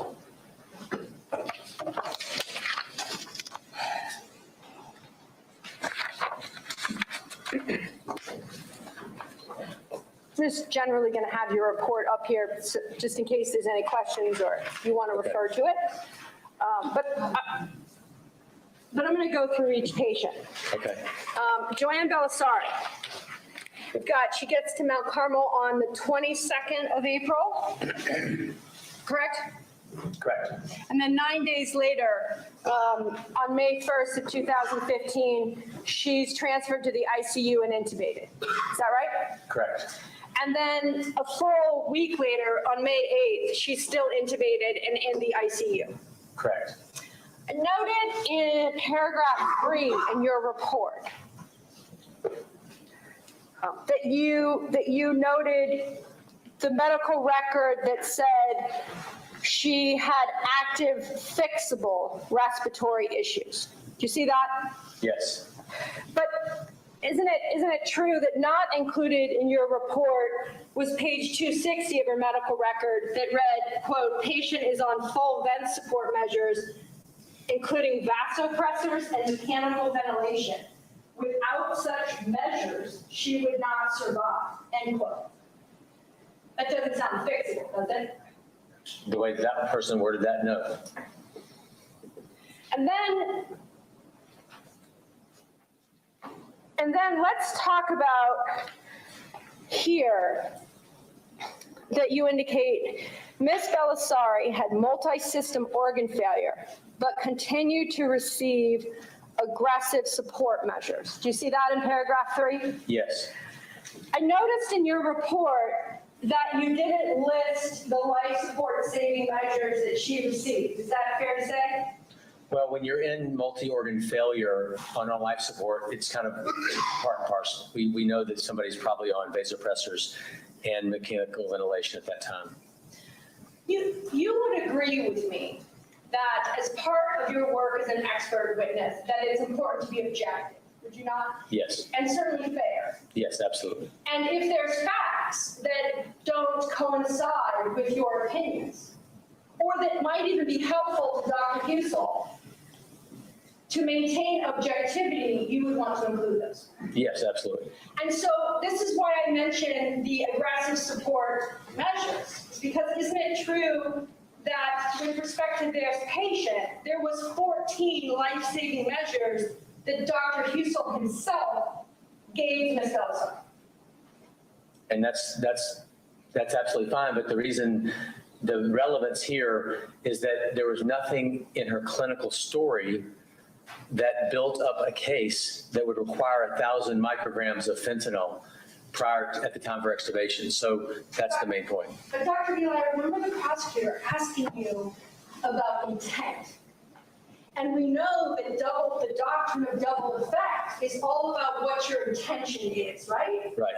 So isn't it important to look at the whole picture as an objective expert? Despite being hired by the state, you still want to be objective, don't you? Absolutely. Isn't it important to look at the whole picture when being asked by the state of Ohio as to that man's intent is to have a clear understanding of the 14 things he did to save her life before he ordered the dosage of fentanyl. And in every case here, I reviewed very thoroughly the entire set of what was being done for these people. And I agree with you that it's important to be comprehensive in the evaluation. And after that evaluation, nothing justified 1,000 micrograms. And you know what? Let's have a new question. So you didn't include the life-saving measures that my client Okay, provided. council, let's approach. Ladies and gentlemen, get busy over there.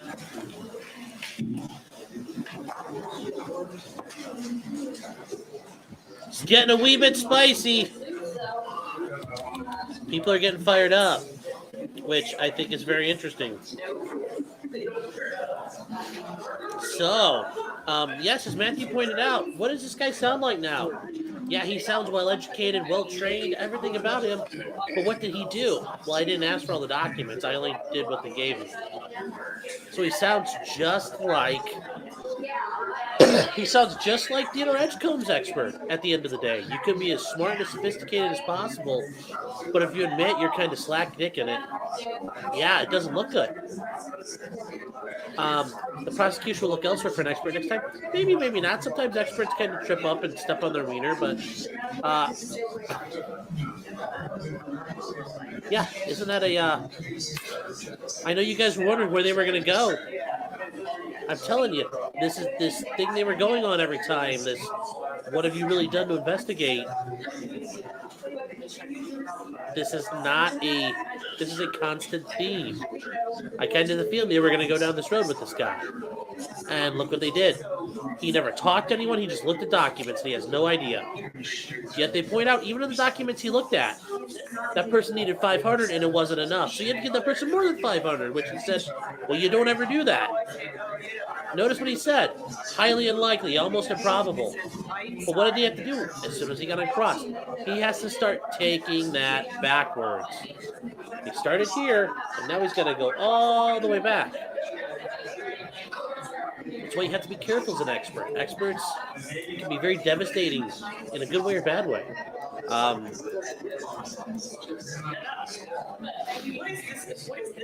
So I think that's something to think about there. This is the narrative they're going to show. You don't know what the fuck was going on. And that's their point. That's what they're going to argue the whole time. Laura, thanks for joining. I appreciate you being here. But yeah, I think this is a big thing to consider. A very big thing. We hadn't seen that before, but it looks like at least one of these, there's reasonable doubt. We gave a ton of fentanyl to the person. Well, it turns out they were still alive and still in pain, so we had to give them even more. How do we know that wasn't happening? I think we're in reasonable doubt territory. Funny to see a doctor drink Coke with all the sugar. Yeah, but you might drink beer too, and you know alcohol's not the best for you. But like I said, I think we talked about this before. You don't have to belittle them or badger them. I mean, she was kind of badgering this guy, but you just keep pointing out you don't actually know anything about this case. You didn't do the full investigation. You don't have all these bits and pieces, and you just slowly introduce that. Like I said, that patient note, I think that's going to blow a hole in things. That is critical. I'll get it a break. I mean, notice that they let that just sit there. She just brought it up, hey, take a look at this one for me. What's this say? And then she hammered him. She set him up and let him walk through that. And he stepped on a bunch of landmines. You may not have seen him blow up, but he was definitely stepping on them. So, and I will say with the whole Catholic thing at the beginning, it shows he's got some bias against euthanasia. Being Catholic, Catholics are generally pro-life, and, I am Catholic, so I can say, yeah, there's a lot against that, doing euthanasia. That's not supported generally within the church. So, you just take advantage of what you know about these guys. Now, did the prosecution know about all this stuff about him? Maybe, maybe not. I have a feeling they didn't think it was going to be that big a deal, but maybe they looked at it and didn't realize how the other side was going to use it. I don't know. Maybe they didn't find it out. Okay, ladies and gentlemen. I think they basically told the defense attorney she needs to kind of dial it down a hair. We'll find out. Or you repeat the same question. I'll go to the next, but go on the same line. Thank you, Judge. So just a leading, so I can circle us back. The aggressive support measures.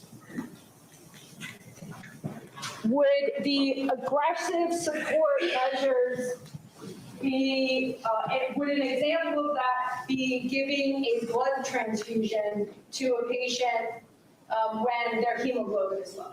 Yes, And then you know, based on your review of the medical records, that Dr. Husel did that an hour before Ms. Belisari's family made the decision to withdraw life support. correct. He did that. Yes, And similarly, backing that up, would another life support measure be to restart vasopressors or increase the dosage of vasopressors? yes, And you then know, based on your review of the medical records, that 2 hours before Ms. Belisari's family made the decision to withdraw care, he did that for Ms. Belisari.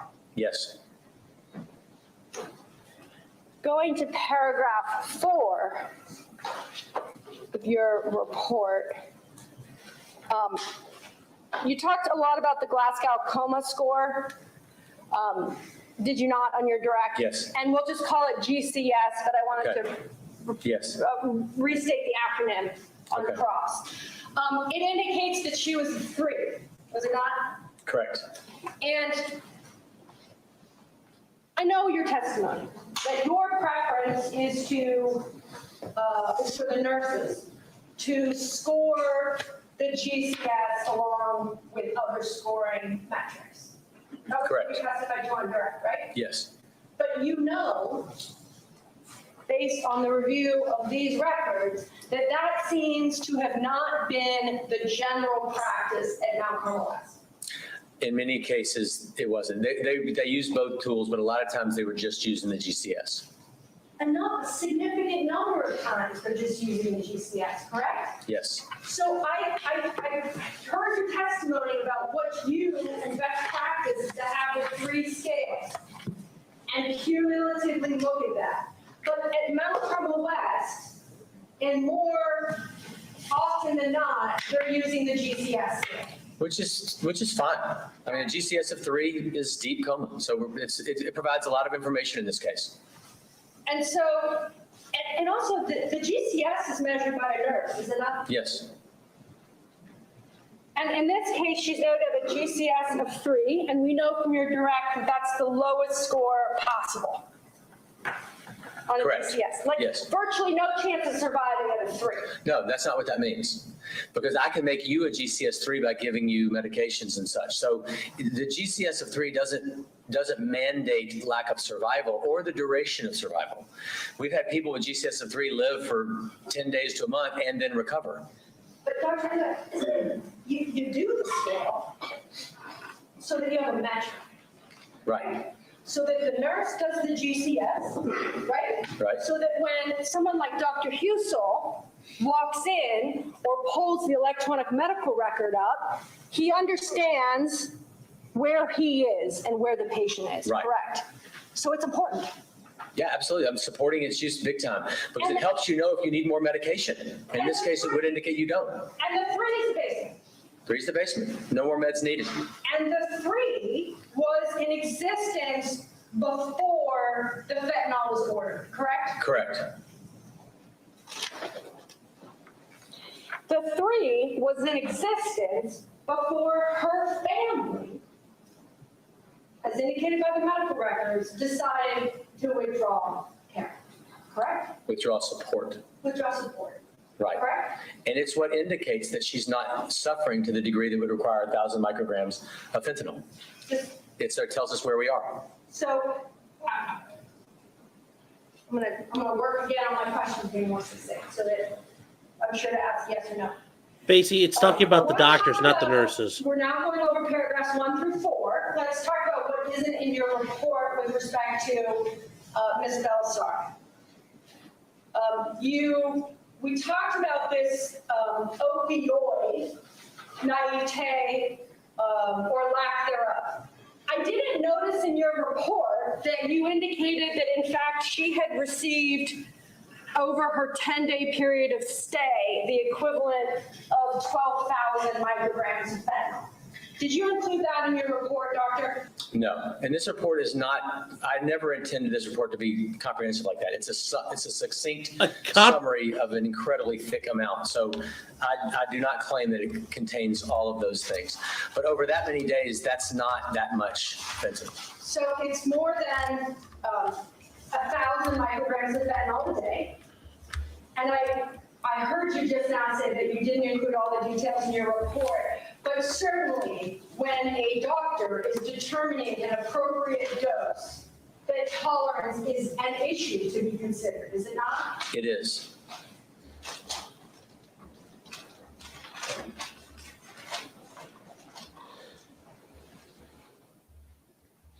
With respect to the time of death, you were asked as to every patient your opinion as to the cause of death.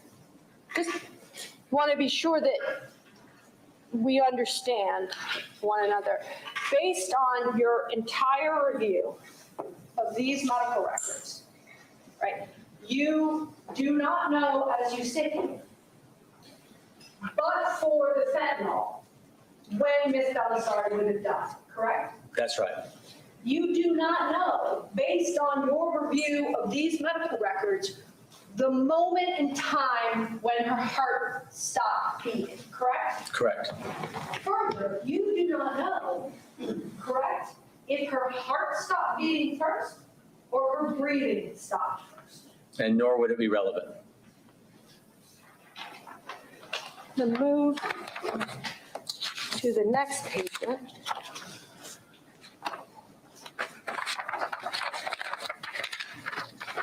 Ryan Hayes.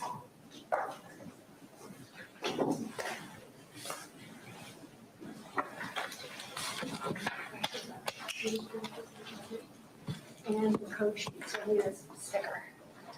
Oops.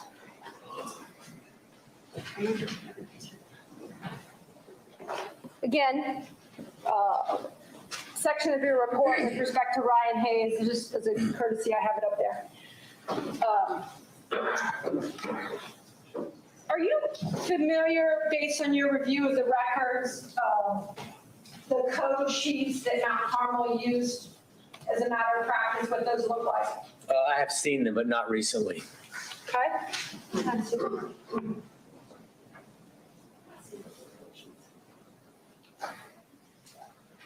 A moment.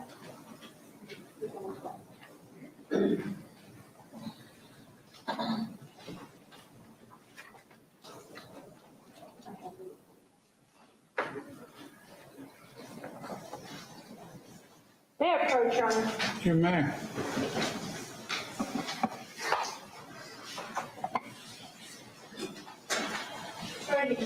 What's the mark? If you could just click through those. Okay, hold on. Is it DFY 12? You like 12? Which one, what is it? You said defense 12. I just want to make sure it wasn't an Eli in there. You said defendants 12. I didn't hear Eli. Eli 12.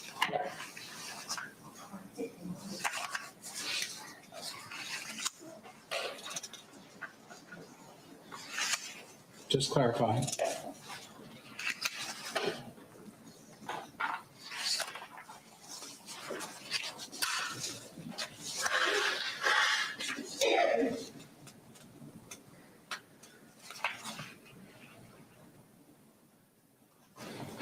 I think he's ready for you.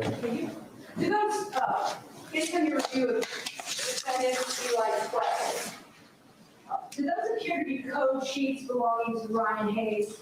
Yes. And would you agree with me, based on your review of the records in this case, that code sheets like the one that I'm showing to you are created internally when someone at Mount Carmel West is having cardiac arrest, Yes. is actively dying? Yes. And you would agree with me, would you not, that there's even a box at the top of the code sheet that indicates whether they survived or died. Correct. And for purposes of the record, the patient on this code sheet appears to be whom? Do what? Where my pen is, the patient? Is Ryan Hayes. Okay. Fair to say, Dr. Eli, and I'm happy to put your report back up, but in your report, You put it back up just for a second, if you will. your report? Yes, please. Sure, of course, If you're going to ask me about it. sure. You do not include the dates or times or the information with respect to the code sheets. Yeah, I did not. I mentioned that he had come in. Yeah, correct.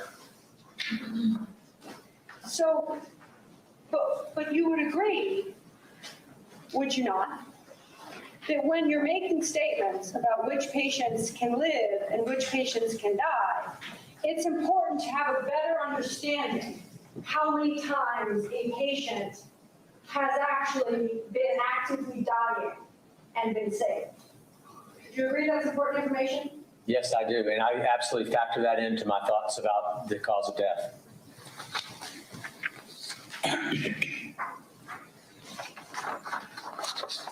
Were you provided the death, the autopsy report with respect to Ryan Hayes? Did the state provide you with that? I do not recall seeing his autopsy report. Would that have been something important for you to review when coming to your conclusions with respect to Ryan Hayes? No, not really. And I mean, tell me, circling back to that completeness question, tell me why it wouldn't have been important to review the autopsy report. Because the autopsy report won't tell me the effect of a medication on stopping somebody breathing. There's nothing in the autopsy report. And this patient already has brain damage from being found down from a drug overdose. The key factor here was that because of what had already happened to him, there was no medical indication to receive 1,000 micrograms of fentanyl, 10 milligrams of hydromorphone, and 10 of midazolam. And the autopsy report gives me no help with determining the inappropriateness of those medications. Okay. But then tell me if that's your same answer after we talk about Narcan. Because in your report on paragraph 1, you indicate, do you not, that he's given Narcan. Let me find the exact sentence, sorry. Was administered Narcan. Did you see that? Yes. And the way that you present it in this report is that he was given Narcan nasally. Okay, yes. That's correct, isn't it? I think so. However, the medical records indicate that he was given Narcan at the hospital through an IV. Okay. You would agree with me, would you not, that Narcan through the nose, when administered, leaves my system in 6 hours, right? Yes, yes. And we know that Narcan stops the effects of something like fentanyl. It's attempted to, but it's actually not as effective against fentanyl as it is other drugs. Okay, well, just EMFs arise on the scene, and there's an overdosed individual. Drug unknown. Common practice that you surely know as an ICU physician is for EMS or medical personnel to give an injection of Narcan, right? Yes. To try and save their life. Yeah. To stop the effects of whatever drug that's inside their body from killing them, right? Yes. Lifespan of Narcan in the nose is 6 hours, right? Generally.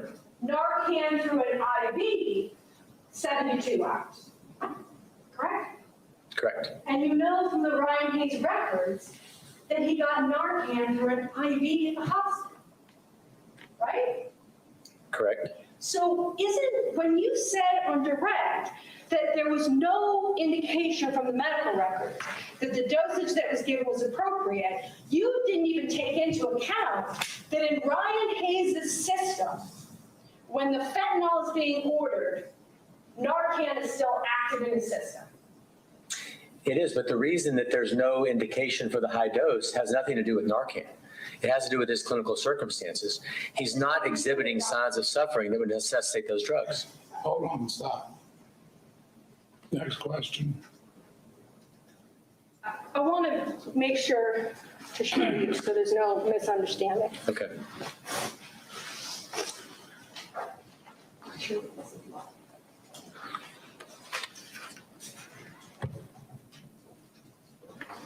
Just generally, and again, you reviewed Ryan Hayes' entire medical file, correct? Correct. Included in his medical file was page 12. Just want to make sure, because I certainly want to make sure that I'm reading it correctly, that at the bottom of page 12, it indicates, does it not, a central line and an A line were placed in the emergency department. 10 milligrams of Narcan were given, correct? Right. And that's through an IV. Right. And the time of that was on 4/2. Correct. And we know that his discharge date was 4/4, correct? Correct. So within 72 hours, he died. Right.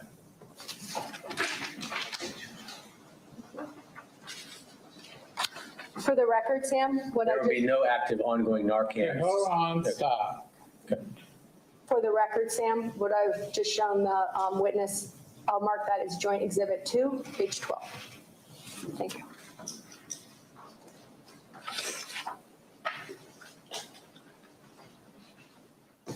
I'll put Ryan Hayes back up there.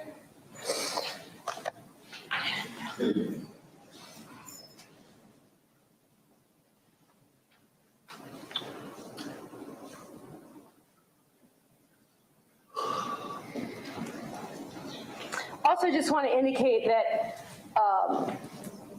in your report, you say that the tox screen was negative. Do you not? Yes.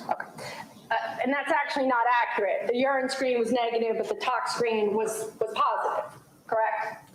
You have to tell me. If I made a mistake, please correct me. Okay. And that would be important Yeah. to know? Well, I think we're going to treat him as a narcotic overdose, whether it's positive or negative, because fentanyl oftentimes doesn't show up on the report. But yeah, go ahead. Please correct me if I was wrong. Well, and you say that you would treat him as an overdose anyway, because you know that he came in as an overdose. That was the working diagnosis by the medical team. And you know from his records, which any doctor prescribing would have access to, that he had a history of polysubstance abuse. Right. And that he had been it's even in the medical records, was it not, that he had been in jail for using drugs. Right. It brings me to this point. On direct, you were talking about how many people in today's culture are overdosing from fentanyl. I want to be clear. There is a definition, there's a difference between fentanyl on the streets, right, that is killing people, and the fentanyl that is medically being prescribed within hospitals. Well, correct that the synthetics could have variations. They're not the same drug, correct? They're kissing cousins. Okay. Kissing cousins are still different cousins though, right? And what's carfentanil? A metabolic byproduct? Different from fentanyl. Yes. And carfentanil is something that might show up in a toxicology report. Yes. And what's ethanol? Alcohol. And ethanol is something that might show up in a toxicology report, correct? Right. And morphine would be the same, would show up in a tox report? Yes. And I know you talked about with respect to Ryan Hayes, that quote, quite possibly had received an anoxic brain injury. Right. Because he was found unresponsive, right? Correct. And it was unknown by the person that found him, as indicated by the medical records, as to how long he had been out. Right.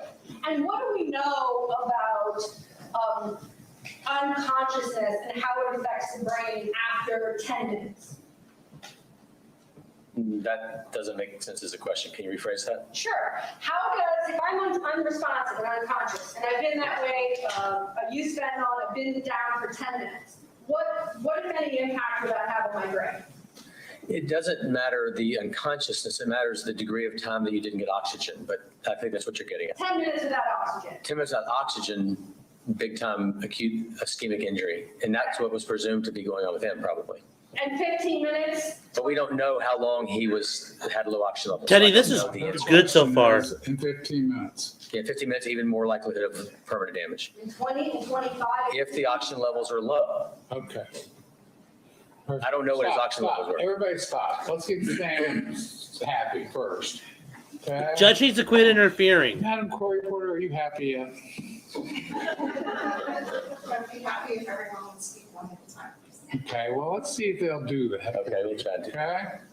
Ms. Menashe, Yes, they do. you can either re-ask the question or new question. Does that want to keep Sam happy? Paragraph 6. Not in paragraph 6, I note, is the fact that not one, but 2 doctors other than Dr. Husel described Mr. Hayes as quote unquote terminal in the medical records. You didn't note that in paragraph 6 or anywhere in your report. Is that correct? Correct.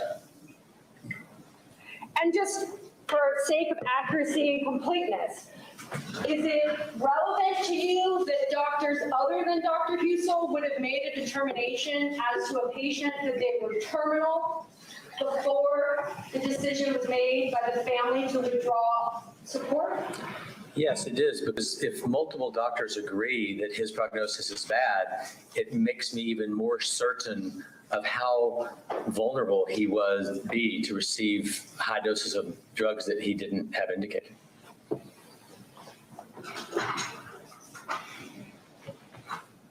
Circling back to that question I asked you about carfentanil. You've talked about the equivalent of morphine and fentanyl. What's the equivalent, if you know, of carfentanil and fentanyl? I do not know that. You don't know how much stronger or weaker carfentanil is. I do not.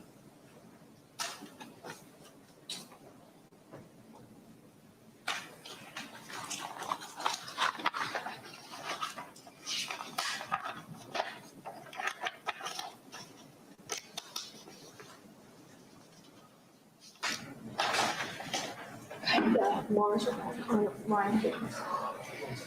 The Mars report on Ryan.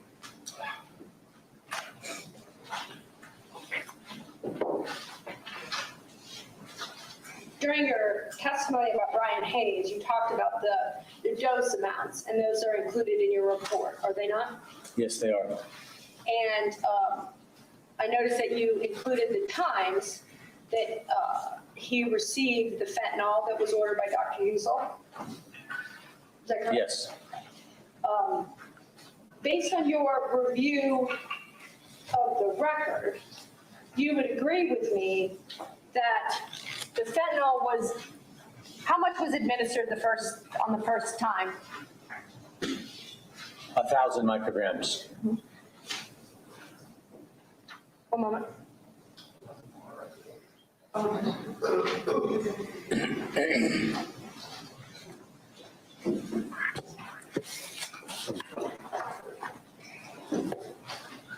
you want me to take a break?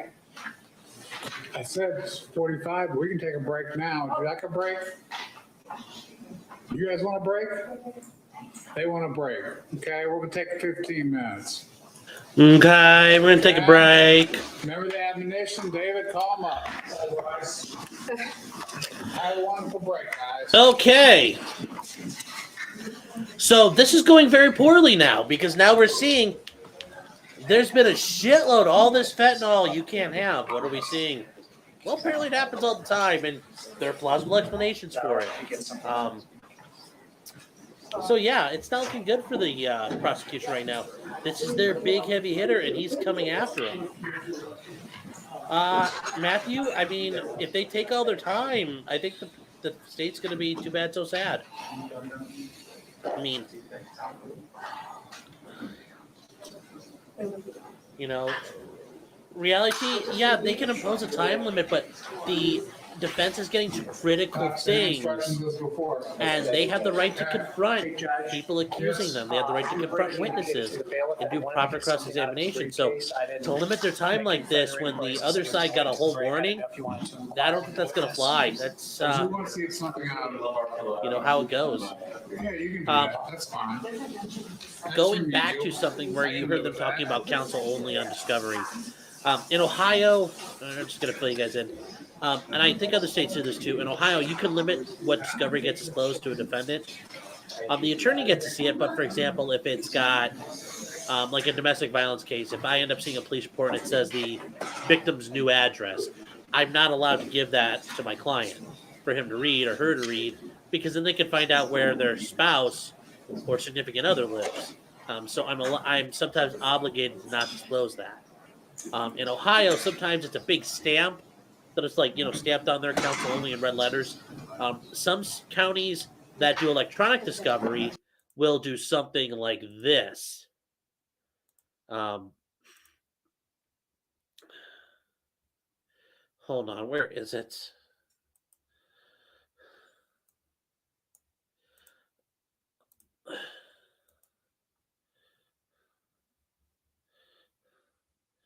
You'll get something like this where it's just from the Lake County prosecutor. This is a case I'm dealing with out of Lake County, Ohio. It's just stating that pursuant to Rule 16, this is designated counsel only and may not be shown to the defendant or other person not disclosed by defense counsel or employees of defense counsel. So myself, or if I have employees.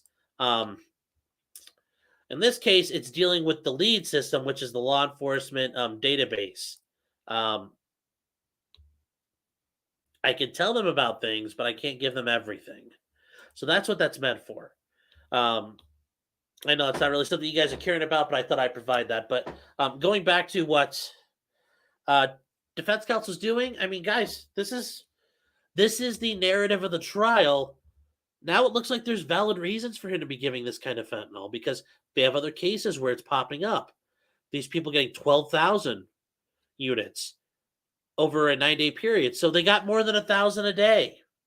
The one person who woke up out of intubation in pain, they needed more than 500 at a time. This drug addict guy who, had used a lot. So, like I said, they didn't do a proper investigation, it sounds like.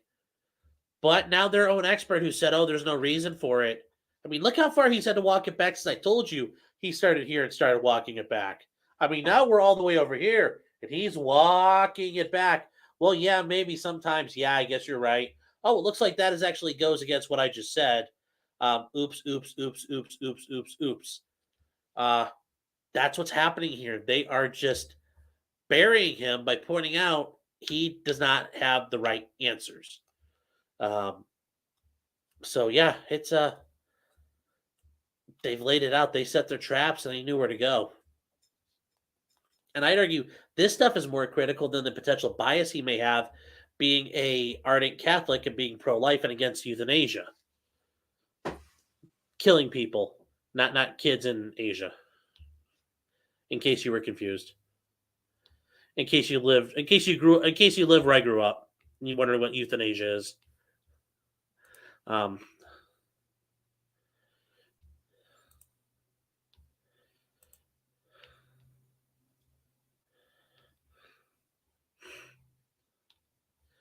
So I hope that kind of answered questions for you guys and you saw where things are going. I assume it's going to be a lot of this until you get to the end.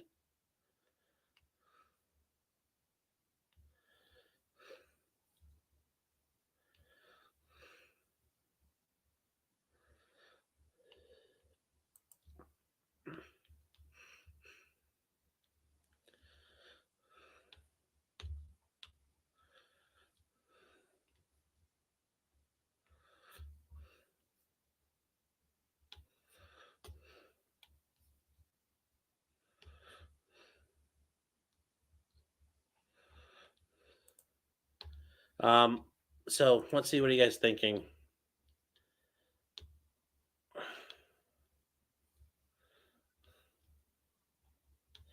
Yeah, they're on a roll, and I think that's going to be more and more of it this afternoon.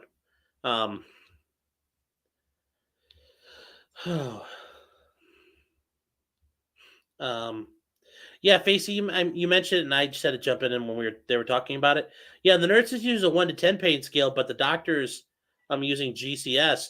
That's what they're talking about is the doctors. Now, I assume that'll be time for nurses to come up. That'll be a whole mess. Oh, Matthew, they're going to have to be. This was the prosecution's big swinging dick. This was their big daddy witness. And look what he had to do. Oh, yeah, you're right. Yeah, actually, wait, that's correct, too. You know, it's okay that your witness will sometimes agree with the other side because that gives them credibility. But when your entire witness is like, actually, I guess you guys are right, and he keeps doing that, that's when it's bad. So, I guarantee you they're going to quote this. I guarantee they've got a lot of problems.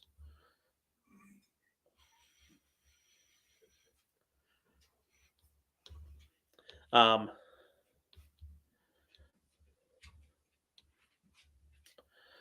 yeah, it's like I said, you don't have to be like Edgecombe where you're just embarrassing the person and coming off the top rope. You're just pointing out like, well, that's not correct. That's not correct. Yeah, I think I'll do a poll. I don't know how to do a poll on. Probably have to do a poll in the tubes of you. All right, let's try this here.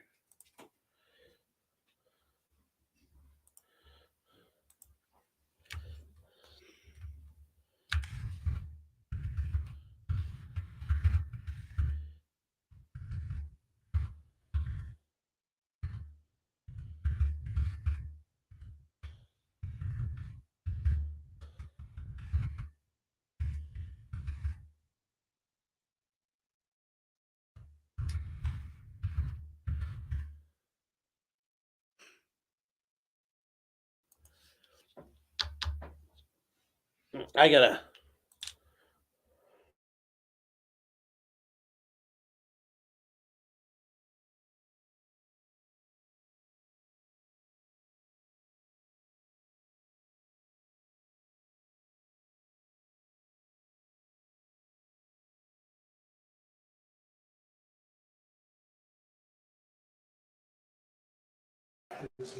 But they still don't hear what's said.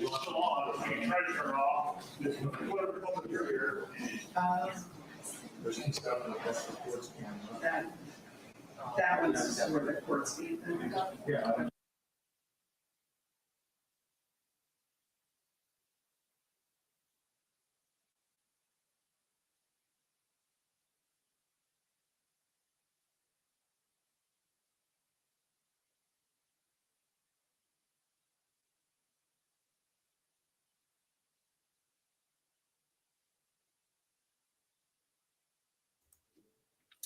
Okay, so am I sick? No, I have really bad allergies. The temperature messes with me a lot.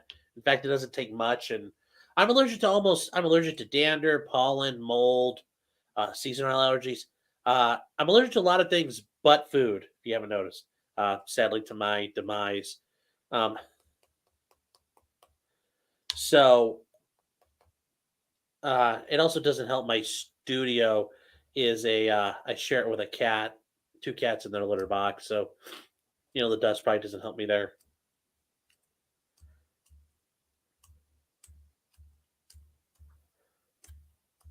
So let's see what you guys think. All right.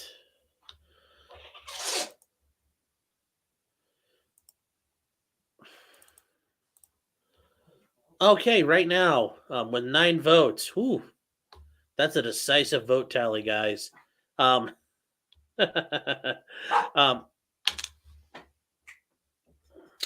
We have 11% guilty, 30%, 33% not guilty. More than half of you, more than half of you are still thinking, I don't know. And I think that's fair. But as you do a case in chief from the prosecution, you should be left with the fact of, oh my gosh, this guy's guilty. How can he be innocent? How can he be not guilty? But I think that's something to be said when you're watching this and, at first, when these guys are giving their case, you're like, ooh, these are tough. This is not good. But immediately when the defense comes up, you're like, these guys suck. I think it's going to change a lot of things. And I have a phone call I need to take. So I'll leave you guys here for a minute.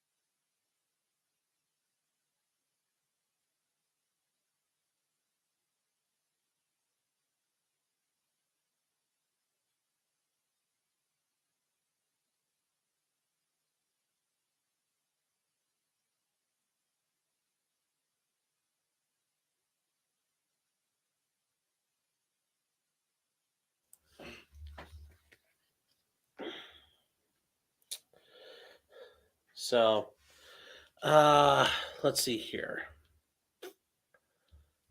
That should be 91% guilty, and that should have seen.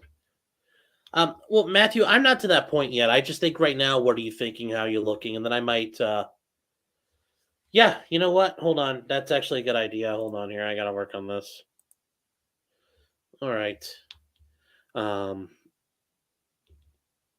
we'll leave that up for a minute. So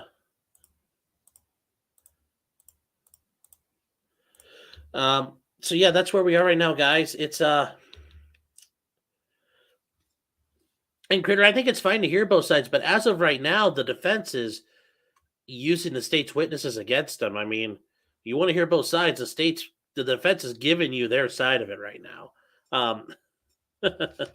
So I assume that their side is going to be much more of this, and it's going to basically be a direct full of this stuff. I did think it was interesting that this doctor, who he's very intelligent, very well educated, he didn't ask for other documents. He didn't ask for other information. Just what he gave me is enough, and then he didn't ask to speak to everybody involved. I mean, if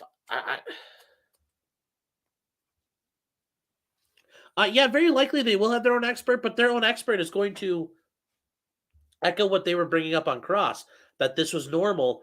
There's nothing here he's done that's wrong. There are times where you will need to give tons of fentanyl like that.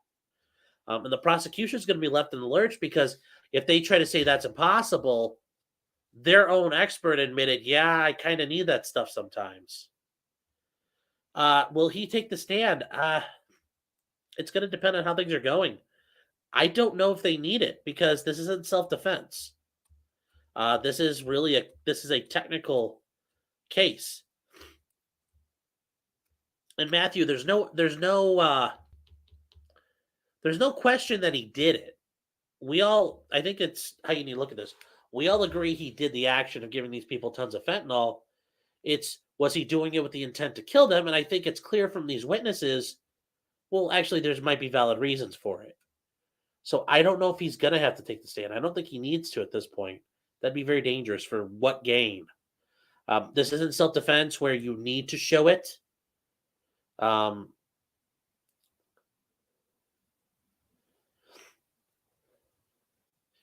yeah, I'm not impressed with the state if this is their case so far. I mean,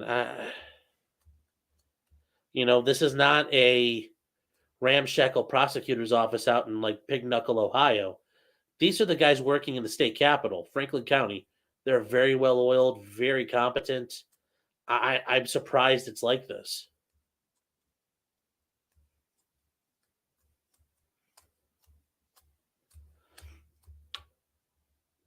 And they're not weak at this point. I think they took a big hit. That cross-examination was rough, but they're hanging in there still. I mean, it still doesn't look good. I mean, these people just keeled over from fentanyl, so it's not the best.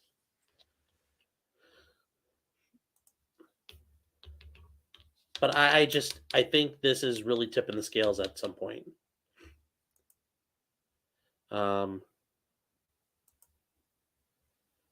Let's see. Yeah, William Husel's still quiet.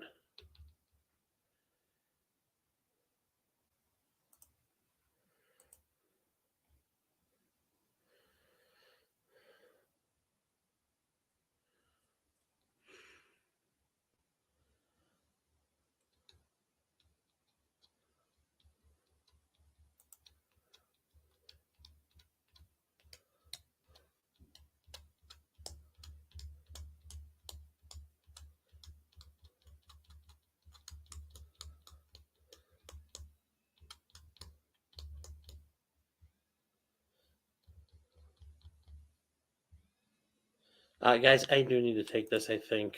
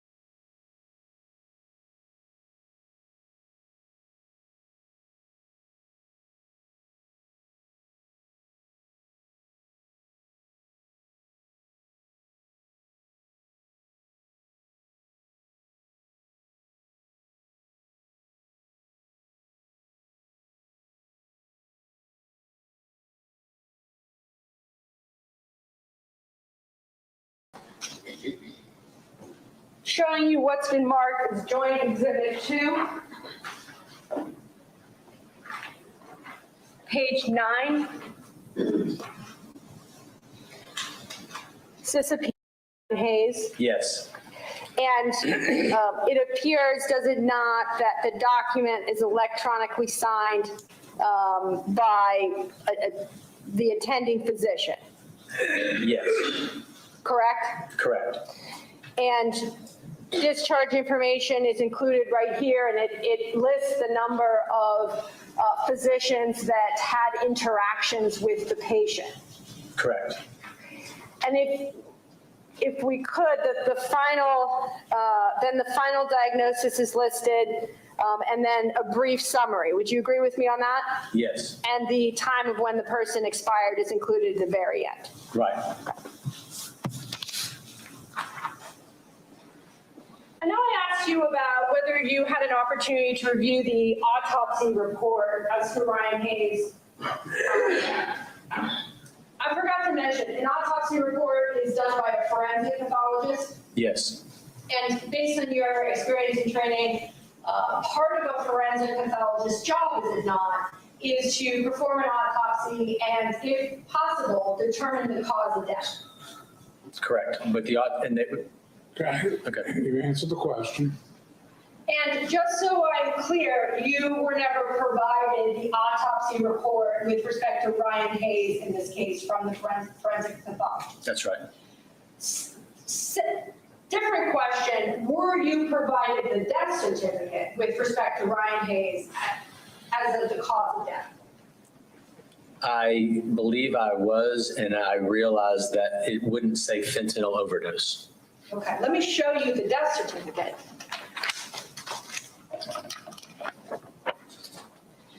Showing the witness was marked as defendant's exhibit RH2. Does this look familiar? Yes, And this at the top, fair to say certificate of death? yes, And I just want to make sure that now that you indicated you've seen this, you must remember then that the cause of death is listed as acute mixed drug carfentanil, fentanyl, morphine, and ethanol toxicity, correct? Yes, And again, you're not sure what carfentanil is. well, no, I said earlier that it's a kissing cousin of fentanyl as well, and it's very appropriate for the medical examiner to list all those medications because they were all exposures in this patient's clinical course. We want to be very comprehensive in filling out death certificates, and I fill these death certificates out all the time. And we're taught to be as broad as you can to encapsulate as much of the likely path towards death as possible. It does not indicate a single cause, such as the drug that precipitated the actual death. That would never appear on a death certificate. But my question was, had you seen it? And you had, correct? Yes, And you didn't indicate in your report that the death certificate says that actually the individual consumed all of those drugs. And it does use the word consumed, does it not? right. And because my report was focusing on what was the proximate cause of his death. Right, but we want the truth. That is the truth. Okay. That's what I was seeking. Let's talk about the next patient.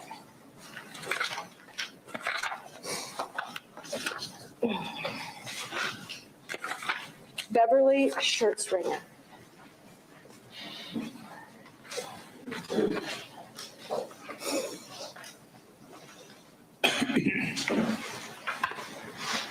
This was the patient, again, your report's on this screen, but she had a blood clot. Then she had a CT scan, did she not, which was revealed this mass on her lung. Right.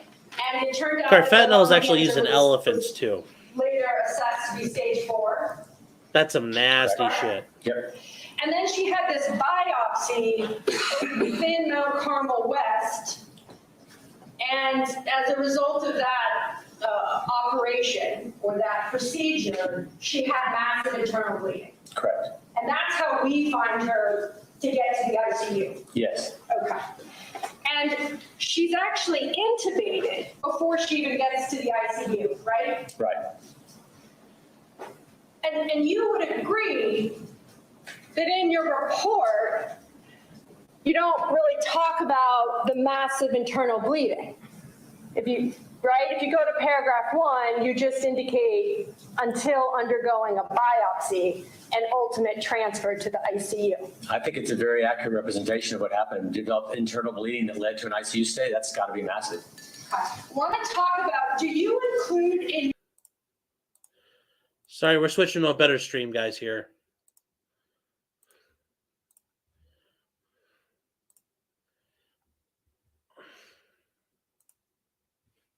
Mainly fuck long crime.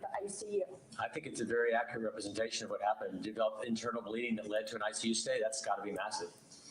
Want to talk about, do you include in your report all of the other critical illnesses that she had other than just the stage 4 lung cancer? Do you include her atrial fibrillation, the fact that she had aortic valve stenosis? Do you indicate in your report that she's been a chronic smoker since she was 15? I guess we'll go back if I can't mess with the No, audio. those are not indicated there. That's a good point. But based on your review of the record, you would have to agree with me that those issues include, and also kidney failure, that she doesn't come to Mount Carmel West in 17 as a healthy individual. I think you're making a great point. Yeah, she's even more vulnerable than the report indicates. In paragraph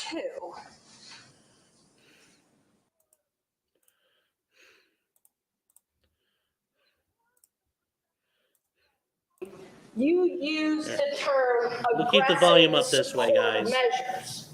Here you're using curative treatments. What's the difference? Aggressive support just means that I'm willing to take on things like a ventilator or vasopressors, antibiotics, that sort of thing. A curative procedure would be something, as in the case of a cancer, where we actually either get surgery to remove the cancer or some form of chemotherapy, et cetera. Of course, she couldn't have had any of that. It's not negligent that she didn't get it. I was just including it in the report. And the main reason I included it was because that was still on the horizon for her. You would agree with me that after getting vasopressors 3 times, her blood pressure was 38/21. Ooh, that's Correct. low. Tell the jurors, when my blood pressure is at 38/21, what's my state? She is in shock, and in addition to that, it indicates she was in no distress at this time. That's not my question. I didn't know my finger would do that, sorry.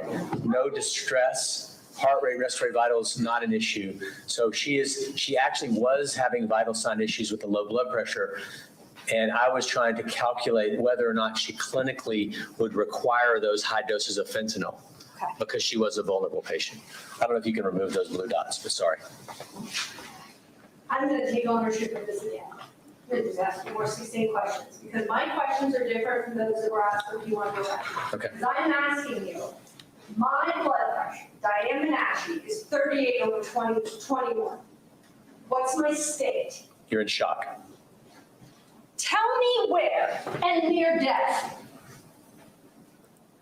Anybody in shock is at risk for death.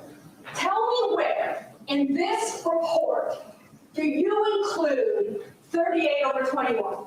It's not included. But yet you say she hasn't received chemo as a curative measure or had surgery on the tumor. Right. 38/21, I'm not surviving. Oh, no, people, no, you're not going to do the surgery then. The idea is, could she, if we get her out of the shock, undergo subsequent therapy to give her months to live with her family? And then you testified, and I noted it down, wrote it down, that she was opioid naive, and it's indicated in your report as opiate, but I'm just going to go to opioid. Tramadol is an opioid, right? Non-opioid. It's a non-opioid.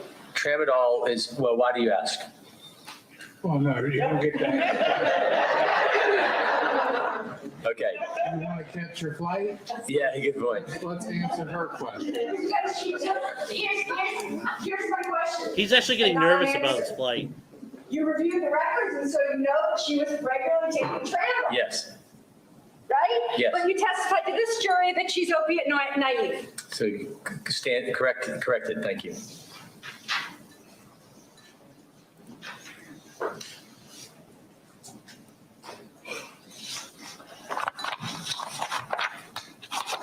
Showing you what's been marked as Defendant's Exhibit Eli 14.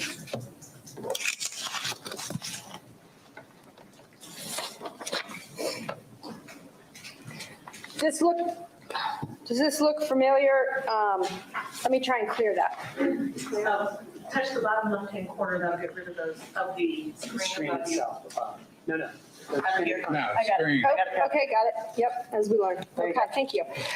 Showing you what's been marked as Defendant's Exhibit Eli 14. Tell the jury what patient this code sheet appears to belong to. This is Beverly Schertzinger. And again, this is a code sheet, is it not? Yes, documenting that she's in PEA.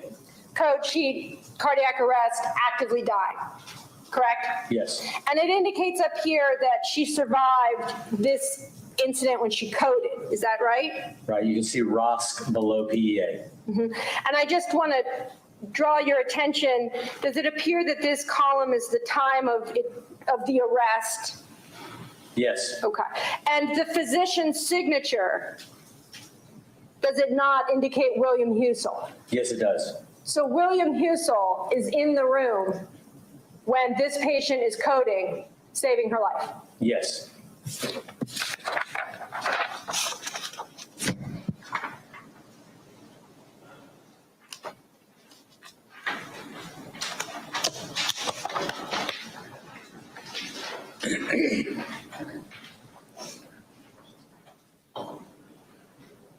With respect to Beverly Schertzinger, three questions.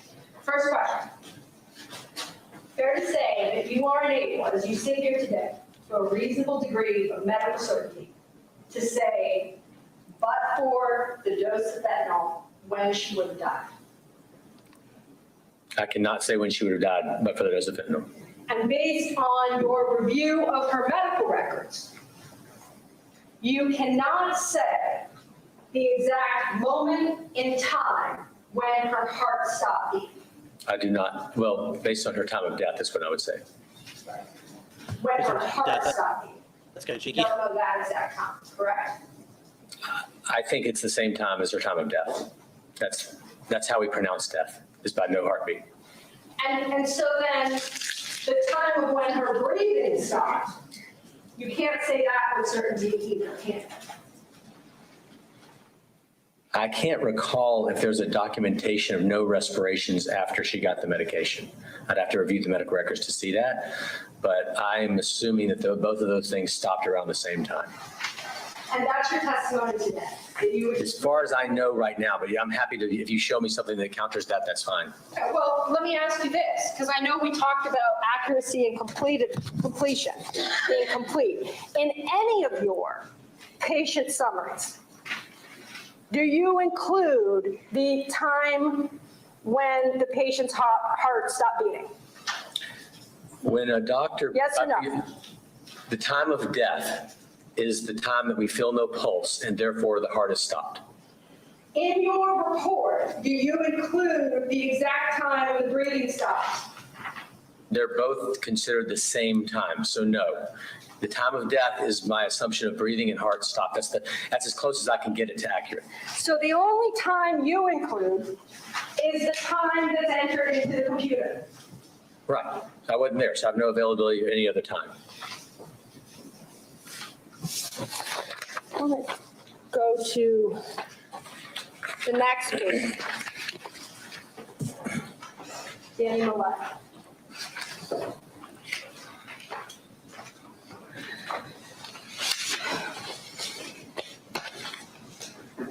Oops, sorry, members of the jury. That's what stuff.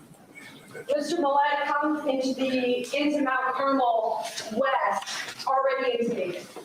Okay. Is Yes. that correct? Yes. Okay. He has a situation at the rehab facility. He's intubated before he even gets to Mount Carmel. Is that correct? Yes. And he's on high doses of vasopressors. And even before getting to the ICU, would you agree that he codes multiple times? Yes. Codes, cardiac arrest, actively dying. Correct?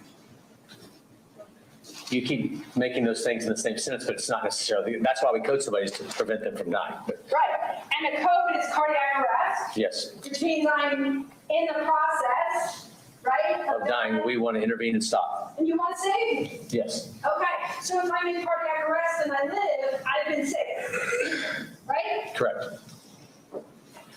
And you indicated on your direct that this was a quote-unquote sick man, Oh, yes. very sick, Very. and had just prior to this hospitalization, had 2 other surgeries Within just the last couple of months, one of which was an amputation of a toe, correct? Yes.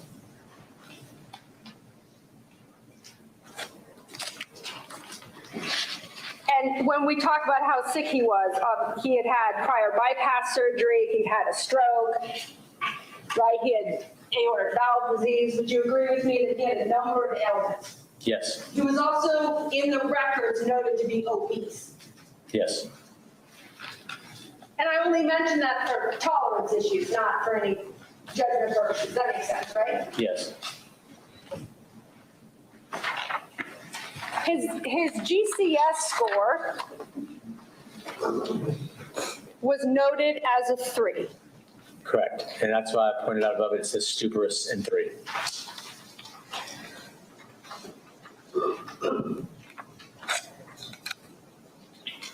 You mentioned in your report and on direct that he was opioid naive. Do you remember that? I can't remember each person I said that in, but if at the time I said that, it's based on my assumption, yes. And I agree that you've only reviewed the patient file with respect to their last hospitalization, correct? Yes. But you certainly knew from his records that he had recently had an amputation. Oh, sure. And we can presume, based on your training and experience, that when someone has an amputation, they're likely to receive pain medication. Do you agree with me? Yes. And we know that he'd also had another recent surgery, correct? That was in his medical records, right? Right. And that he was at a rehab facility when he went into arrest and had to be intubated. Right. I just didn't have any documentation of what he had been receiving, so I had no awareness that he was receiving high doses of narcotics prior to this.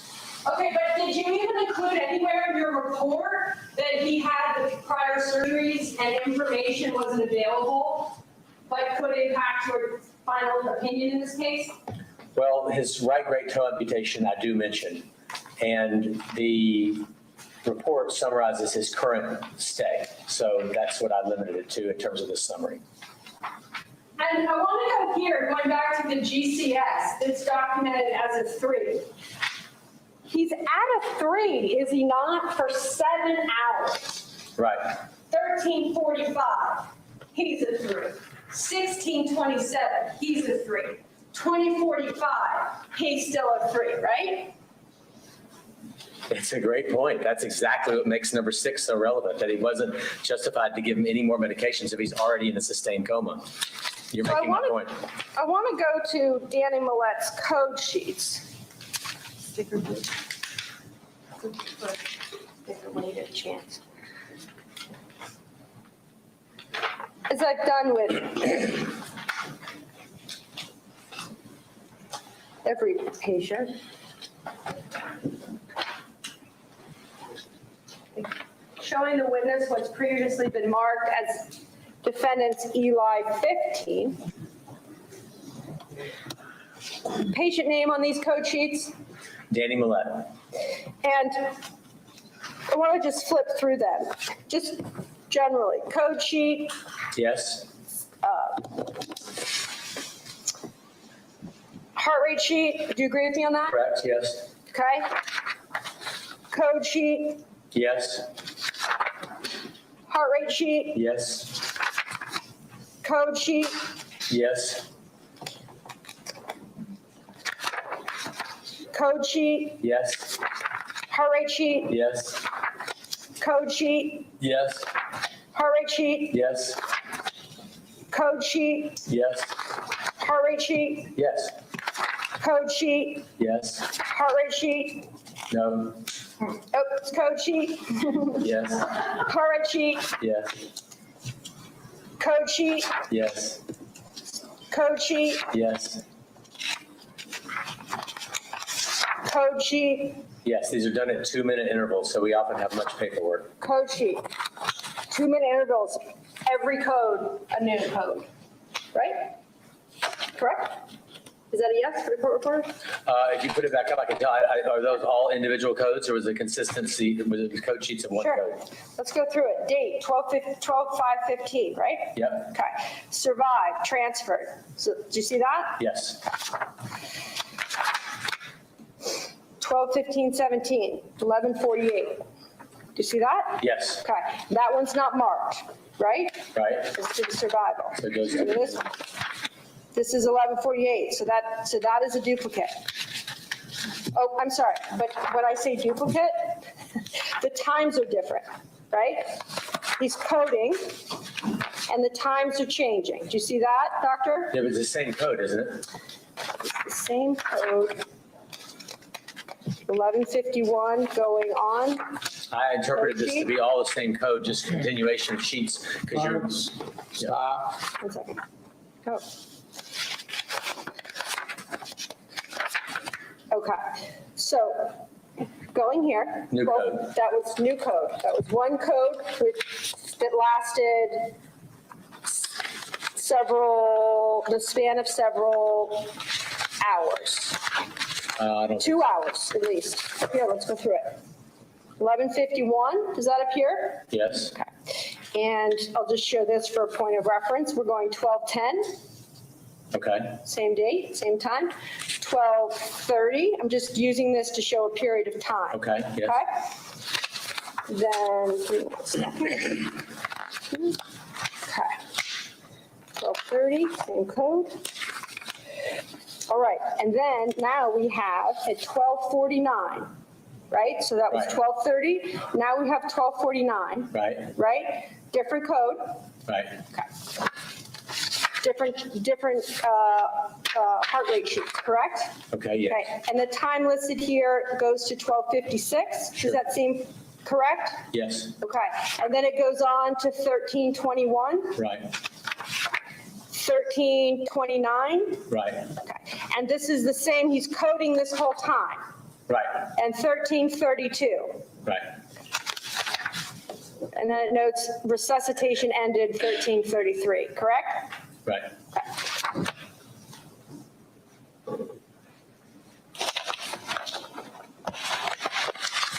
So, with respect to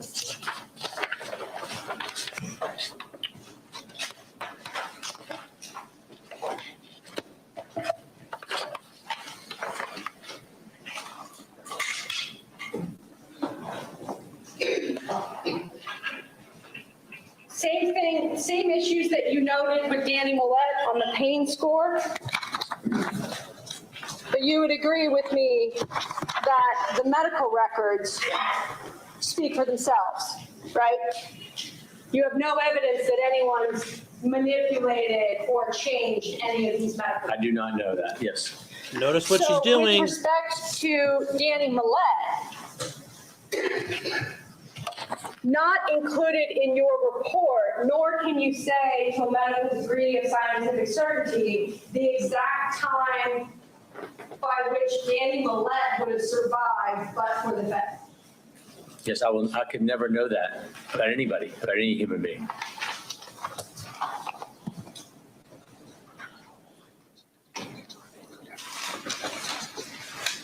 I want to follow up. Did you ever see the death certificate for Danny Millette? I don't recall seeing that death certificate. I ask you this because I think on, with respect to the last patient, you mentioned that death certificates are oftentimes over-inclusive.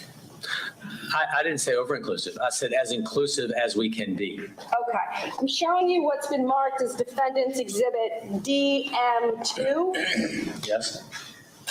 What appears to be this individual's name?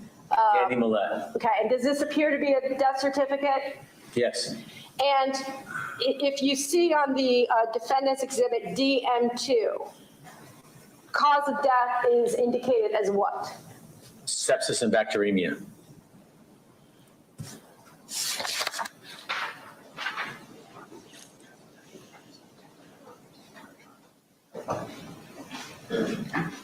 And death certificates, those are signed by the attending physician? Yes. The attending physician who has the benefit of reviewing the entire record Right. and signing off on the discharge summary. Right.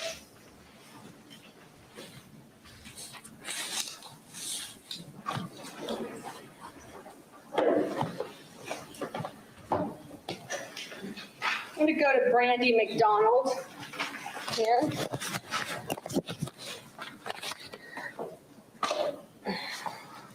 One moment.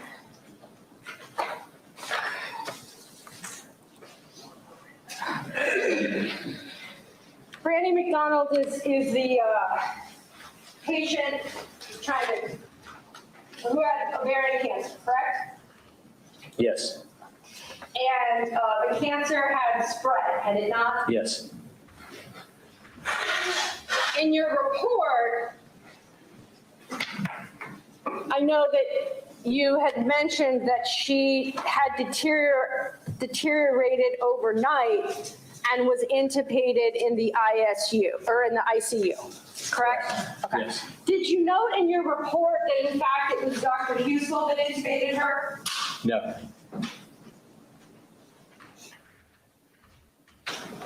And intubation would be considered by you as an aggressive support measure? Yes.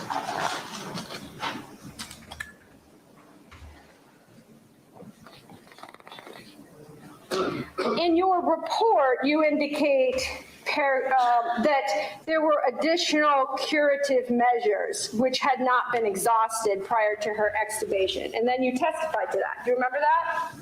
Yes. You're aware, are you not, when you reviewed the record, that Ms. McDonald had an attending physician at Mount Carmel West? Yes. And that's Dr. Chan. Do you remember that? Mhm. And in the medical records, was there not a significant amount of record keeping as to the discussions that her attending physician also had with her GI doctor and her nephrologist, correct? Yes. And also discussions that her attending physician had with the ICU team. Yes. The word team was used. Absolutely. Correct? So discussions with the GI, the nephrologist, and the ICU team. And didn't her attending physician then note after all of those discussions that the patient's condition was, quote, critically ill and poor prognosis? Yes, absolutely. Nowhere in the attending physician's note does it say that additional curative measures should be pursued, correct? I did not see that stated. And you haven't spoken with the attending physician? I have not spoken with that attending physician. If you can please let her finish the question. Okay.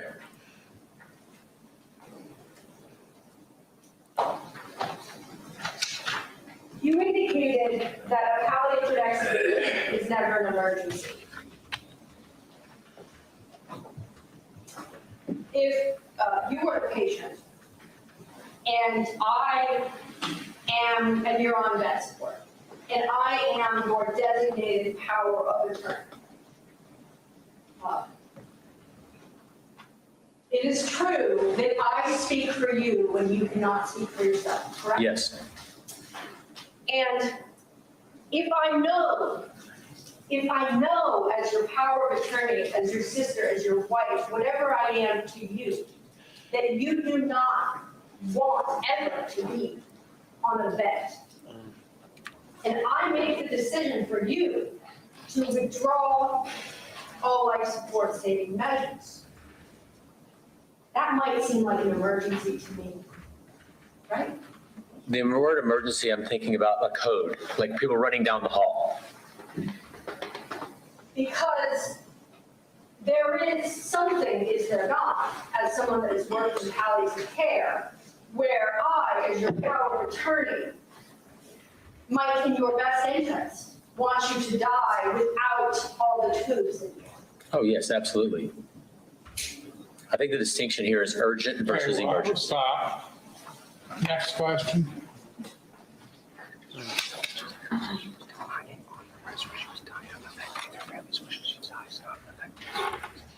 And I asked you that specifically with respect to Ms. McDonald, because her family, and I know you reviewed the medical records, was very clear. She would never want to be on that. Right. Never. She should be taken off the ventilator.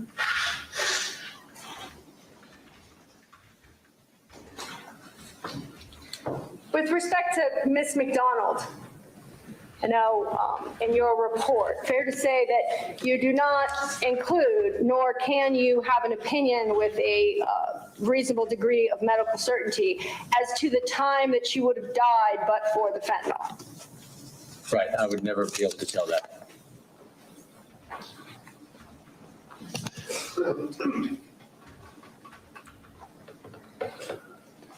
Where is that? Were you ever shown Ms. McDonald's death certificate or provided that information in the file? Can I go back and add an answer to your last question? No, you're kind of stuck here. Okay. With respect to her death certificate, her being Ms. Brandy McDonald, did you ever receive in her death certificate, to your recollection? Not that I know of. Okay. Showing you what's been marked as Defendant's Exhibit BM2. Does this appear to be Brandy McDonald's death certificate? Yes. And if you could see at the bottom, what does it appear to be noted as the cause of death for Ms. Brandy McDonald? Hepatic failure, metastatic ovarian cancer. And hepatic failure is noted as days, is that correct? Right. And again, with respect to Brandy McDonald, death certificates are filled out by the attending physician. Yes. And after they have the opportunity to review the patient file and do the discharge stage. Right.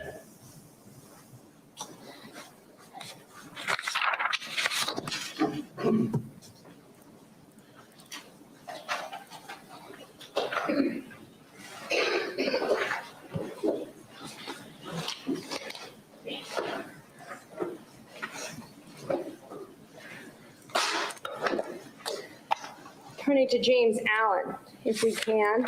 I have the portion of your report up there for you to refer to if you need to. Just want to talk about Mr. Allen a little bit. He was an 80-year-old, correct, smoker with dementia, is that right? Right. And I want to talk about the conditions that he had prior to what you describe in paragraph 8 of your report. So he had COPD, correct? Yes. He had cardiopulmonary arrest, Yes. acute hypoxia, respiratory failure, suspected due to be a GI bleed, right? Yes. He had atrial fibrillation, Right. acute kidney injury, Yes. kidney failure, right? Septic shock, Yes. and then chronic systolic heart failure with EF 10 to 20%. Do you remember that note in the file? Yes. And a normal EF is between 50 to 70%. Right. So, and he had 10 to 20%, normal is 50 to 70%, right? Right. And doesn't that mean that the blood isn't effectively moving throughout the body? It means he has heart failure, yes. blood goes more slowly than it might if he didn't have heart failure. Right.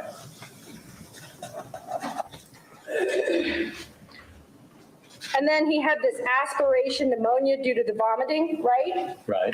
And his vital signs were noted as not stable. Right. And then when he's intubated, he's noted to be very critical. Correct? Yes. And the code blue is called and he goes to code. Would you agree with me on that? Yes. It's noted in his file, oh, and I'm sorry, but he also gets CPR, right? Yes. CPR, you mentioned something that I want to circle back to under direct. CPR can break someone's rib, can it Yes. not? Yes. Potentially more than one rib could be broken. Could be. And that's just as a side effect, if you will, of doing those chest compressions. Yes. And potentially, having a broken rib could be painful. Although they documented a pain score of 0. That's not my question. My question is potentially. Potentially. You give me CPR. I'm done. You bring me back.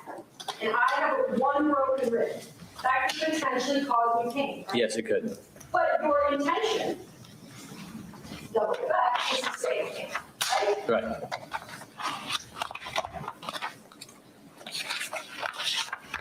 That's ridiculous.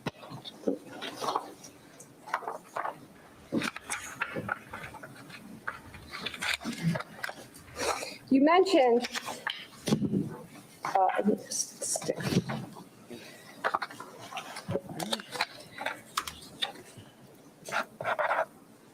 you mentioned the absence on other cases of notations about the pain visual cues that were being received.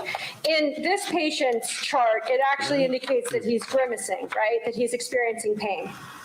He did have some of that, yes. And then it notes in multiple occasions that the grimacing then he's grimacing and he's having withdrawals.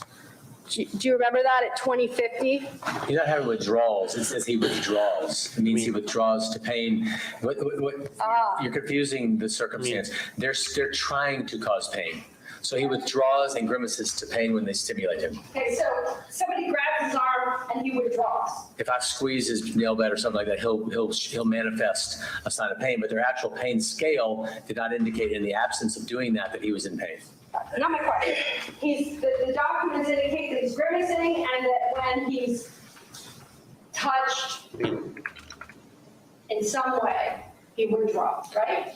Not that he's grimacing. I'm sorry for the subtle difference, but that he grimaces if I cause him pain. I understand because he feels. Yes. He feels, Yes. right?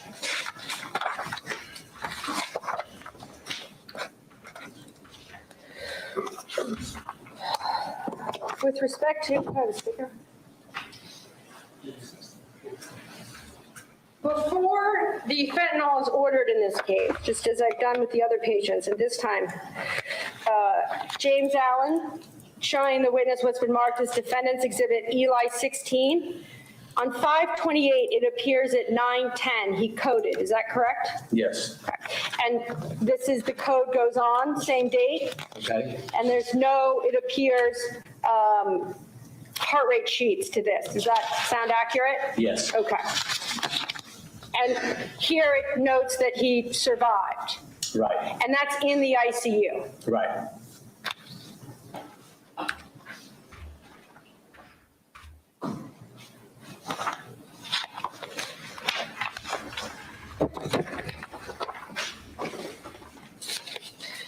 In Mr. Allen's medical records, I trust that you reviewed the notes that Dr. Ralston made. Yes. I'm sorry? Yes. And Dr. Ralston, not Dr. Husel, right? Dr. Ralston had extensive conversations with Mr. Allen's son. You remember that? Yes.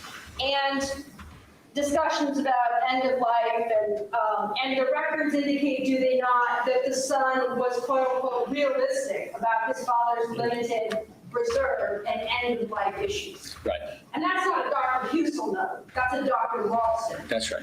He's having a conversation with the family Yes, about palliative excavation and a likelihood that Mr. Allen might or might not survive, right? right. And it's then that the medical records indicate, do not, that the patient's family goes to the nurse and says, we want to withdraw all life support saving measures. The nurse then goes to Dr. Husel, Right, right?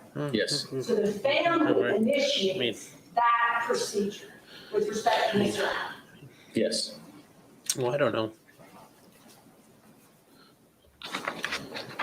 Really? Were you shown the death certificate with respect to Mr. Allen? Yeah. No, Showing you what's previously been marked as Defendant's Exhibit JA2.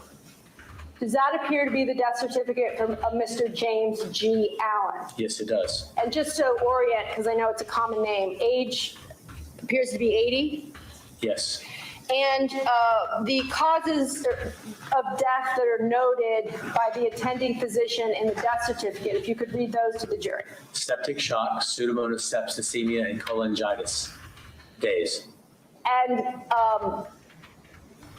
obviously, not one of those causes is the fentanyl, And you would never see fentanyl listed there, but the attending physician didn't list it. and they would never do that.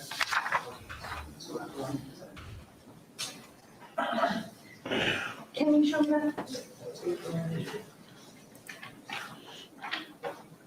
Thank you. Because it reminds me of Defendant's Exhibit RH2, where fentanyl is actually listed. Because the patient came in with a known overdose of fentanyl prior to coming to the hospital, so they were listed. Doctor, it can't be your testimony now that the overdose was caused by a known drug when he came in. The difference between that particular death certificate and all of the subsequent death certificates is that this death certificate is including medications because the patient is an addict. So the person who filled out the death certificate knew they were an addict and included medications as part of the process of their dying.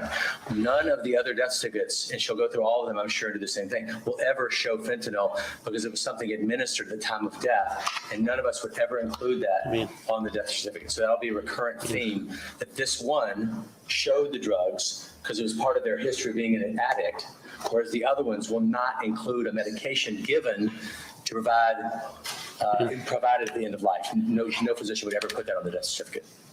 I'm going to pull another one while we are. Well, I'm using never to admit to. I should take the word never out and say it would be highly unusual. Okay, it would be unusual. Yes.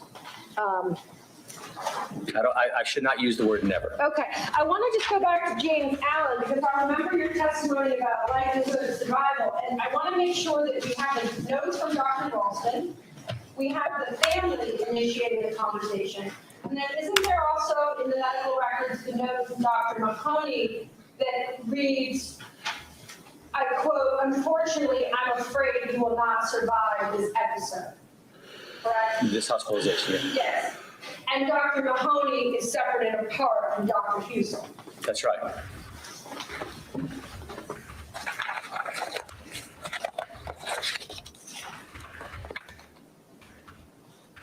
Same thing as to James Allen. Thank you.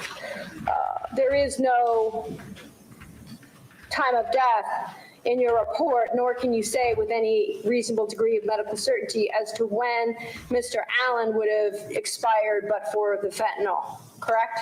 Okay, I'm glad you, no, I didn't say correct. Oh, yeah, okay, great. Is that in your report? Yes, the time here, 20 minutes, sorry, I did it again. The time here, 23:20 to 23:40, and I want to answer this more accurately, that there was no indication that this person would die that rapidly on removal of the life support, but for the fentanyl. Okay, and that's not my question. I appreciate that was your testimony on direct. My question is distinctly different. My question is, here today in this court, based on having reviewed these medical records, you cannot say to a reasonable degree of medical certainty as to what time he would have died but for the fentanyl, correct? I'm trying to process the question. Bear with me here. I think that he would not have died but for the fentanyl in this short of time frame. Okay. It's the big screen, which you gotta use clear. Is that what you're trying to do? Okay, yep. Up there. Yes, please. Sorry. Maybe you just do this. I want to just go back, Bottom. This, right? if we can, just to clarify something. I know now you said it's unusual, but we also know that James Timmons was a polysubstance abuse, had a polysubstance abuse history, correct? Yes. Okay, just wanted, you would agree with me, yes or no, that the cause of death says recent cocaine and fentanyl use, correct? And that's yes, and it's a super example of what I'm talking about. Oh, and so Timmons and Hayes have fentanyl in them, correct? Just a yes or no, in their death certificates, it says fentanyl in the Yes. drug users, does it not? Yes, Okay. because it was their history. And in the others, the attending physician that reviewed the entire patient chart, including. Oh, I don't think she's frustrated at all. The orders of fentanyl. She's just being on top of them and relentless. Also, I'm sorry that I was typing. And that attending physician reviewed this box, went to write. She's being their very discharge, effective. filled out the death certificate, and found those causes of death. Because those are the disease Yes or processes. no? Yes.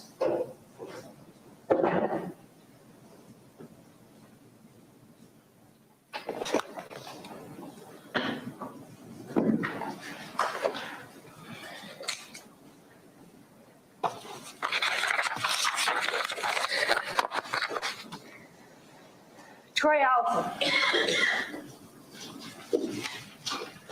I know it's a lot, but every patient deserves the same time and attention. Absolutely. So I want to be sure to do that.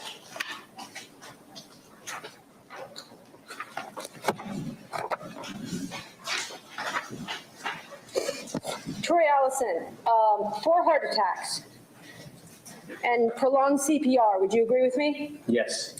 And cardiogenic shock, which required the vasopressors, Yes.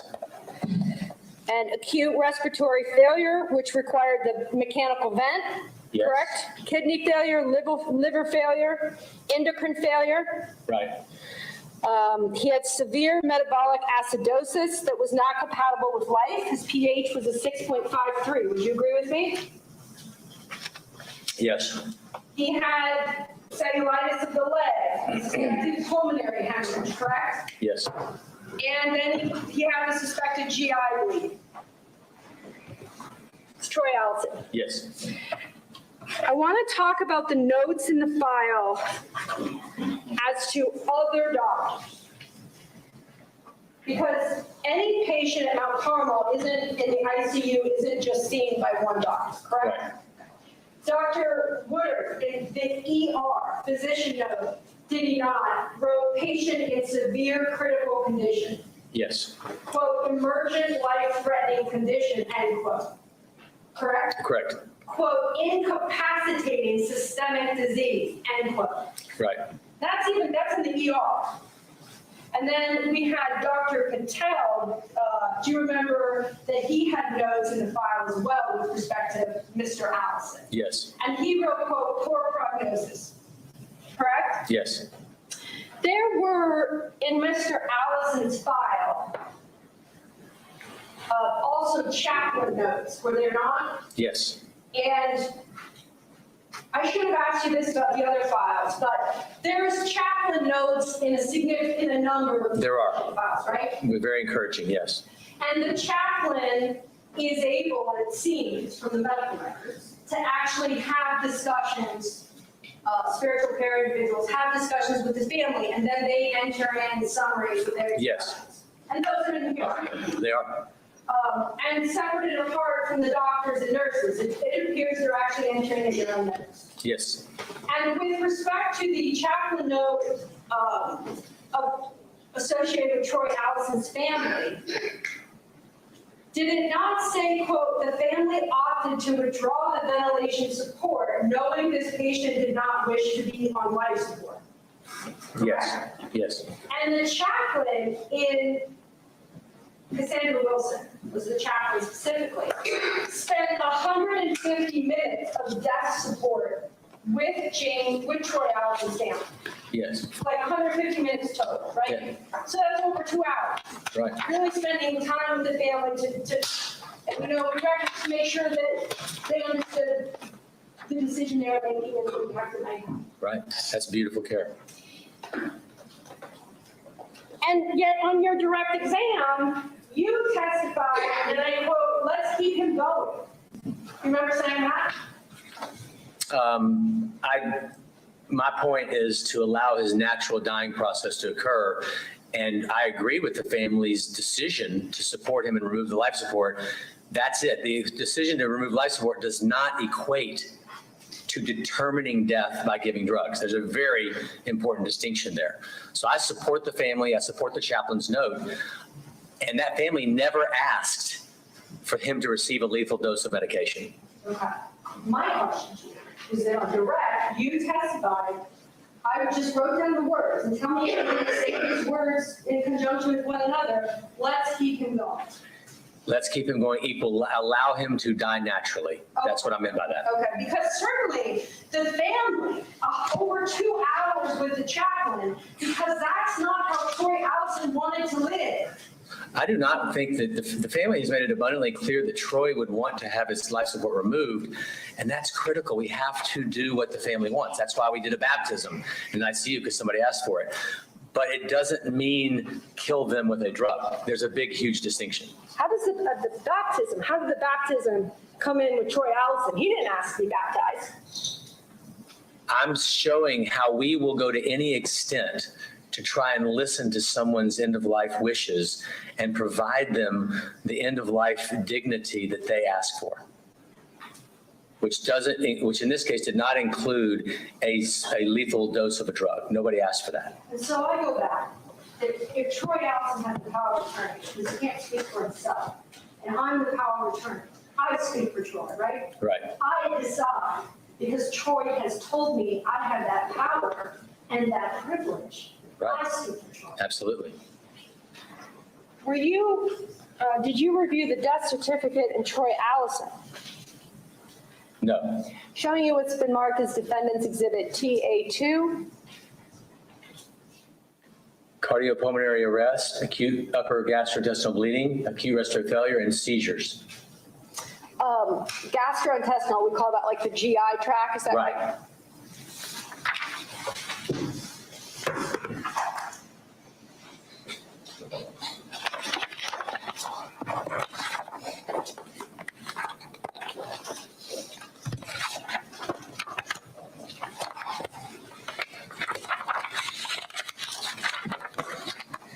James Timmons.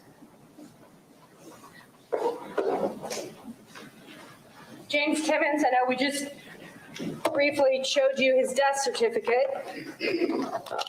I say this not out of disrespect, but just to be factually accurate. Like Mr. Hayes, he had a history of substance abuse. Is that correct? Right. And I just want to talk about, I noted during your direct examination that you indicated that you didn't know how long he had been down. But actually, doctor, isn't it true that in the patient medical records, it indicated that he was found, quote, down for likely 48 hours? Remember that? Yeah, I was kind of focusing on the word likely. I mean, I don't know, but yeah, it's an extended period of time, they thought. I mean, 2 days, and then the note goes on to say that he's in the basement for 2 days. That's a long time, isn't it? It is, which evolved as compartment syndrome. to be without a pulse. So I'm just curious though, the 48 hours that he was down isn't included in your report, correct? No. And then he was placed on, and he was also found with a needle in his arm, right? Right. He was placed in immediate dialysis, was not, CPR was started, correct? Yes. And of course, you've noted his polysubstance abuse and cocaine abuse, which was noted in his patient file, right? Right. And he's given the maximum dose of vasopressors when he's in there, Right. right? Like trying to keep him alive. Yes, absolutely. And when he's even on 2 vasopressors, his blood pressure was a 78/46. Does that sound right? Yes. And I want to go back to that chaplain note again. Do you remember that the chaplain note in James Timmons' file, even that note indicated, quote, critical diagnosis? Yes.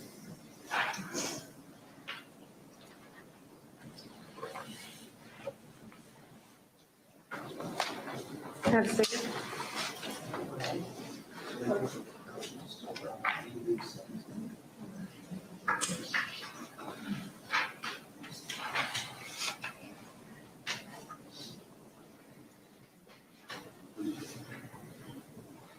And then in Dr. Ralston, do you remember that name as another ICU physician? Different shift, Yes. but at Mount Carmel West. Mhm. There's a Dr. Ralston ICU note with respect to James Timmons, is there not, 13 hours before he passed, he being Timmons, that said, quote, without the ventilator, vasopressors, and interventional critical care, the patient would die. Right. Correct. Correct. And then Dr. Bastati, internal medicine note, 16 hours before Mr. Timmons passed, wrote, quote, high mortality risk. Does that sound right? Yes. I just want to show you what's been marked as defendant's exhibit Eli 17, the code sheet on him, it appears 10/22, 1848, resuscitation ended. You see that? Yes.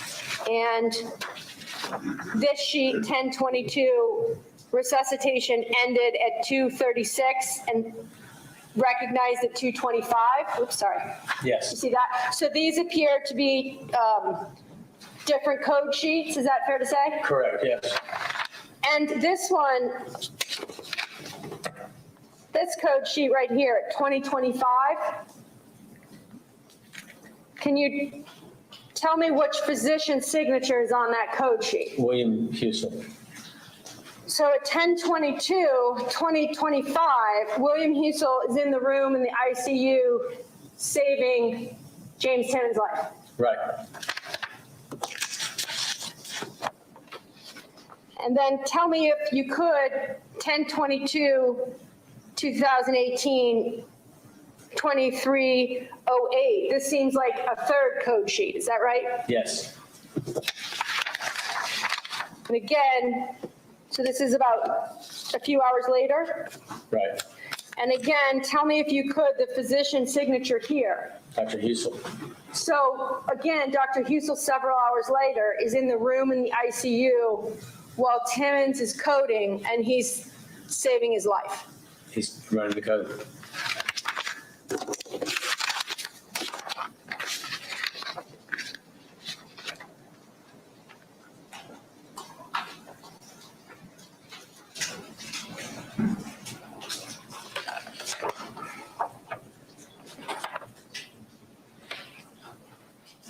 I asked you those questions about Dr. Ralston's note and Dr.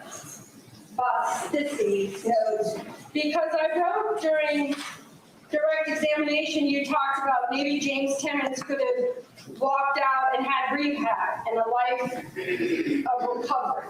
Remember testifying about that? Yes.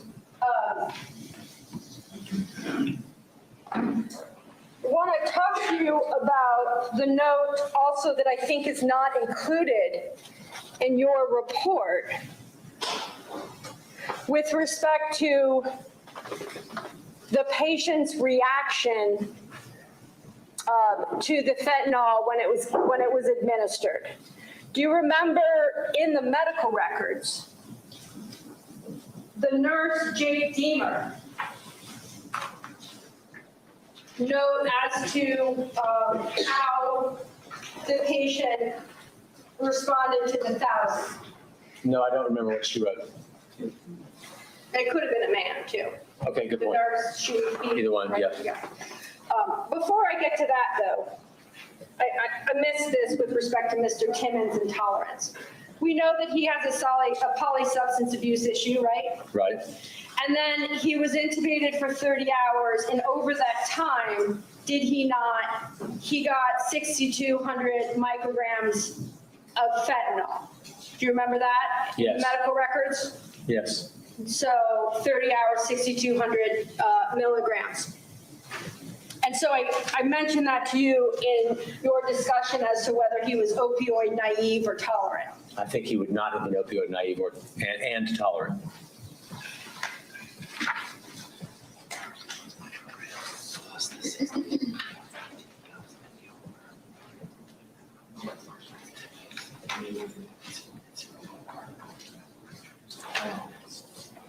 Can I have that document?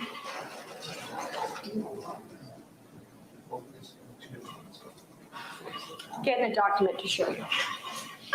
Because I think in the medical file, you would have not only reviewed what happened to Mr. Timmons in the ICU, but also the drugs that he was administered in the ER before he got sent to the ICU, correct?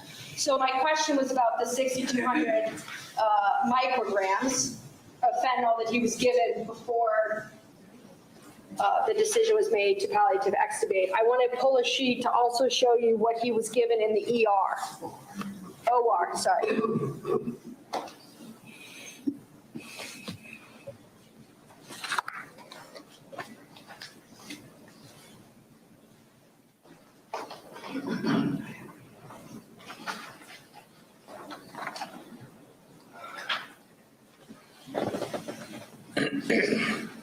Well, while we're looking for it, in evidence, we've introduced a document that says, with respect to Mr. Timmons, he was administered in the OR. So he was administered over 14,000 micrograms of fentanyl. If a patient order form indicated that, would you have any reason to disagree with that? Well, the person's under general anesthesia in the OR on a ventilator, so they're going to give what they need to give, and they could receive that much on a ventilator. That's the key difference. Oh, right. I was just adding a map Yes. to the opioid conversation. Okay. Okay. And I don't remember that number, but if you say so, I take your word for it. okay. And also, I want to just go back to the chaplain conversation with respect to Mr. Timmons. There is a note that the spiritual care team and or chaplain spent 90 minutes of what they call death support with the family. Did they not? Yes.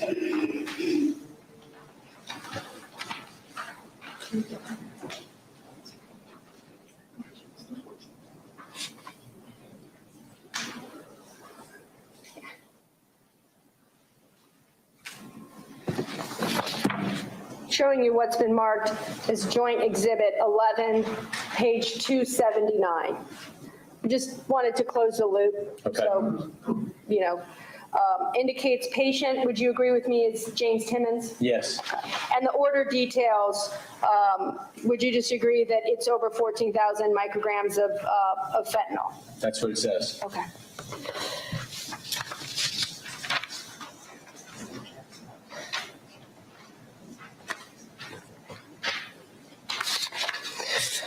We'll go to Rebecca Walls.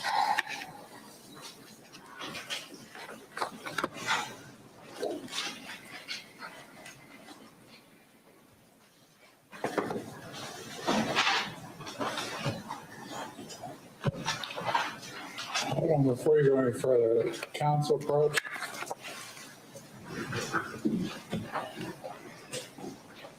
Go ahead, talk it up, guys. You gotta pull your part around here, come on.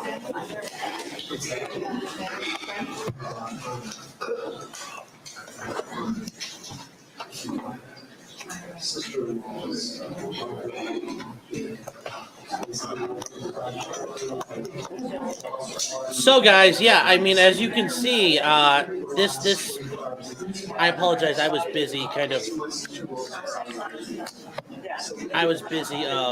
work at something, so I didn't get to listen. I couldn't pay attention as much this time around, but as it's clear, they're just pointing out, all these things you were so sure of.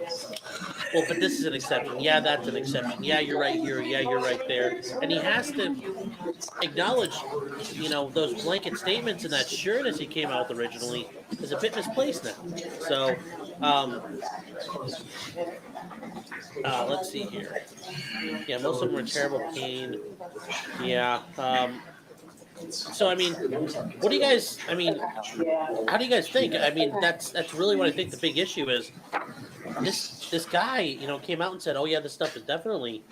Ray? Yep, thank you, George. I was talking to Sam. But All right, let's go to Rebecca Walls. It's late, so we'll mix up the order of things. Rebecca Walls, fair to say Maybe that go you back. indicated time of death was 1:32? Yes, 5 minutes after she got the fentanyl.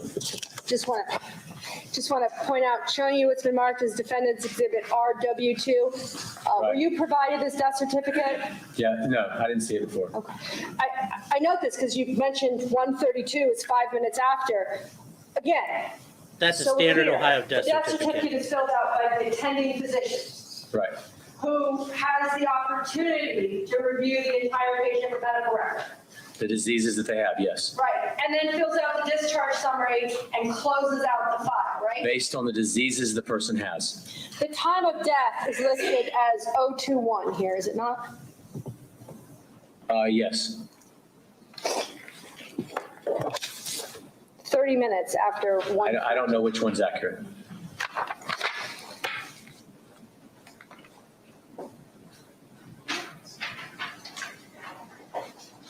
In Walls, chaplain note, Rebecca Walls, the chaplain notes indicate that 180 minutes were spent with the family. Does that sound about right?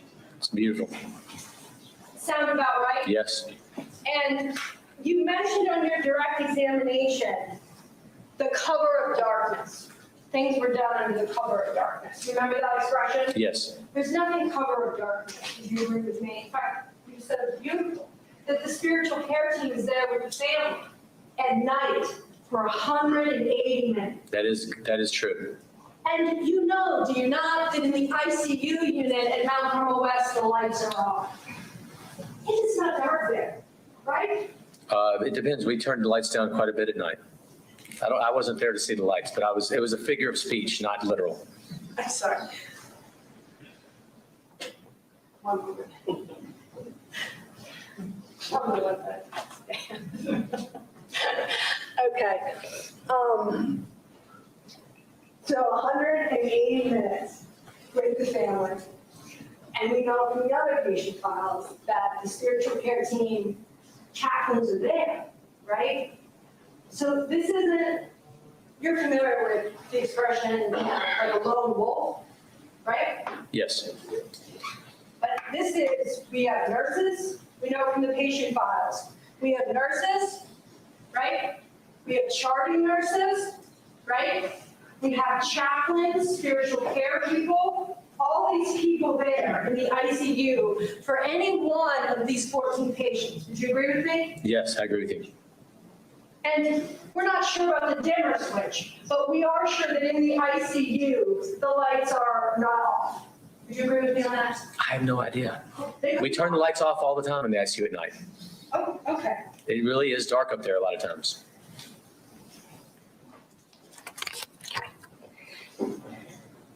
So Rebecca Walls. Miss Walls was at Mount Carmel West for 6 days, correct? Yes. And she had cancer as well, did she not?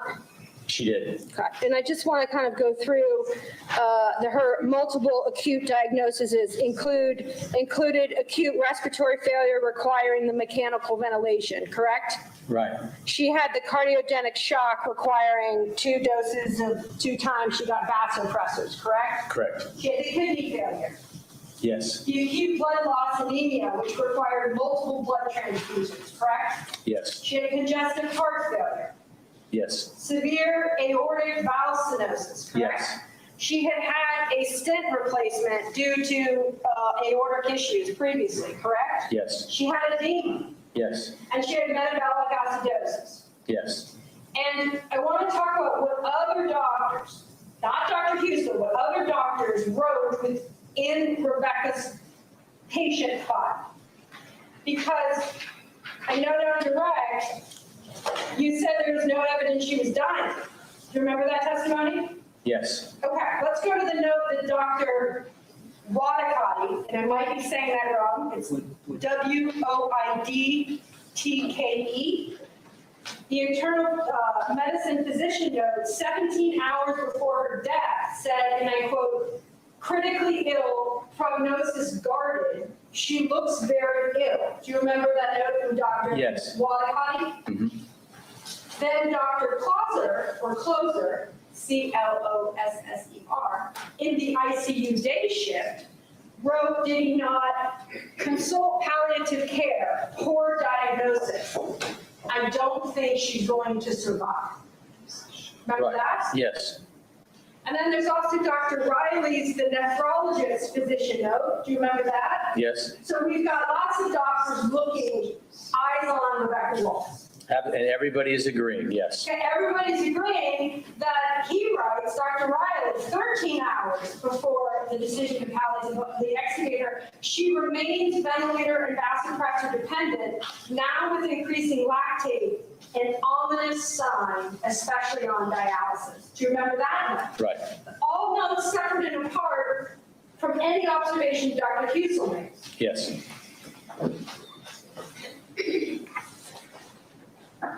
And this is another one of those cases, is it not, Rebecca Walls, where actually it's the family who goes to the nurse saying, our loved one, Rebecca, would never have wanted machines or to be resuscitated. Do you remember that? Right. And the chaplain wrote that note in the records, right? Right. And we can presume, just like any note taker, that when someone writes things into the electronic medical record, they do so, that's the record speaking for them, right? Yes. Okay. And then they notify Dr. Husel. And in that case as well, at night, 180 minutes of death support is, as we discussed, done with the family, right? Yes.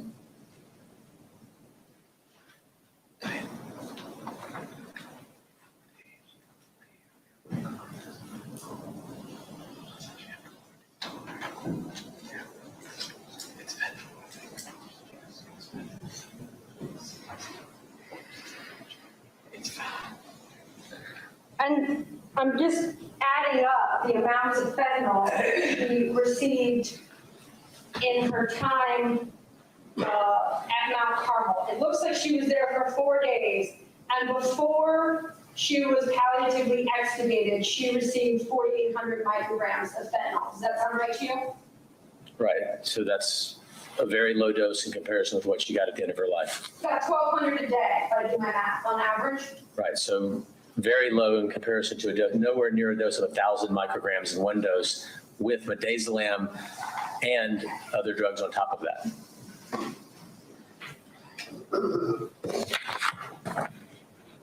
And Rebecca Walls was 75.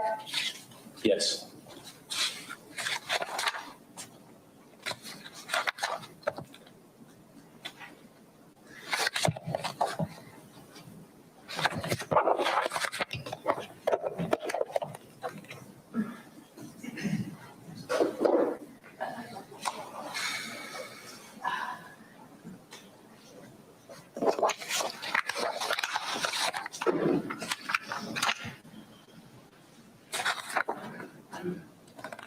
James Timmons? We did.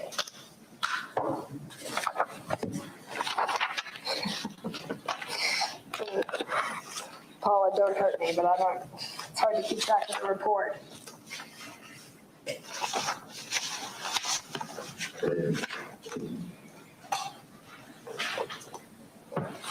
Let's talk about Bonnie Austin.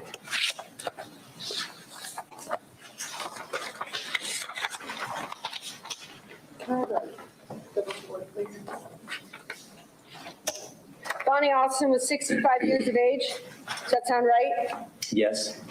And this is Bonnie Austin was the 600, just so we can orient ourselves, right? Okay. Okay.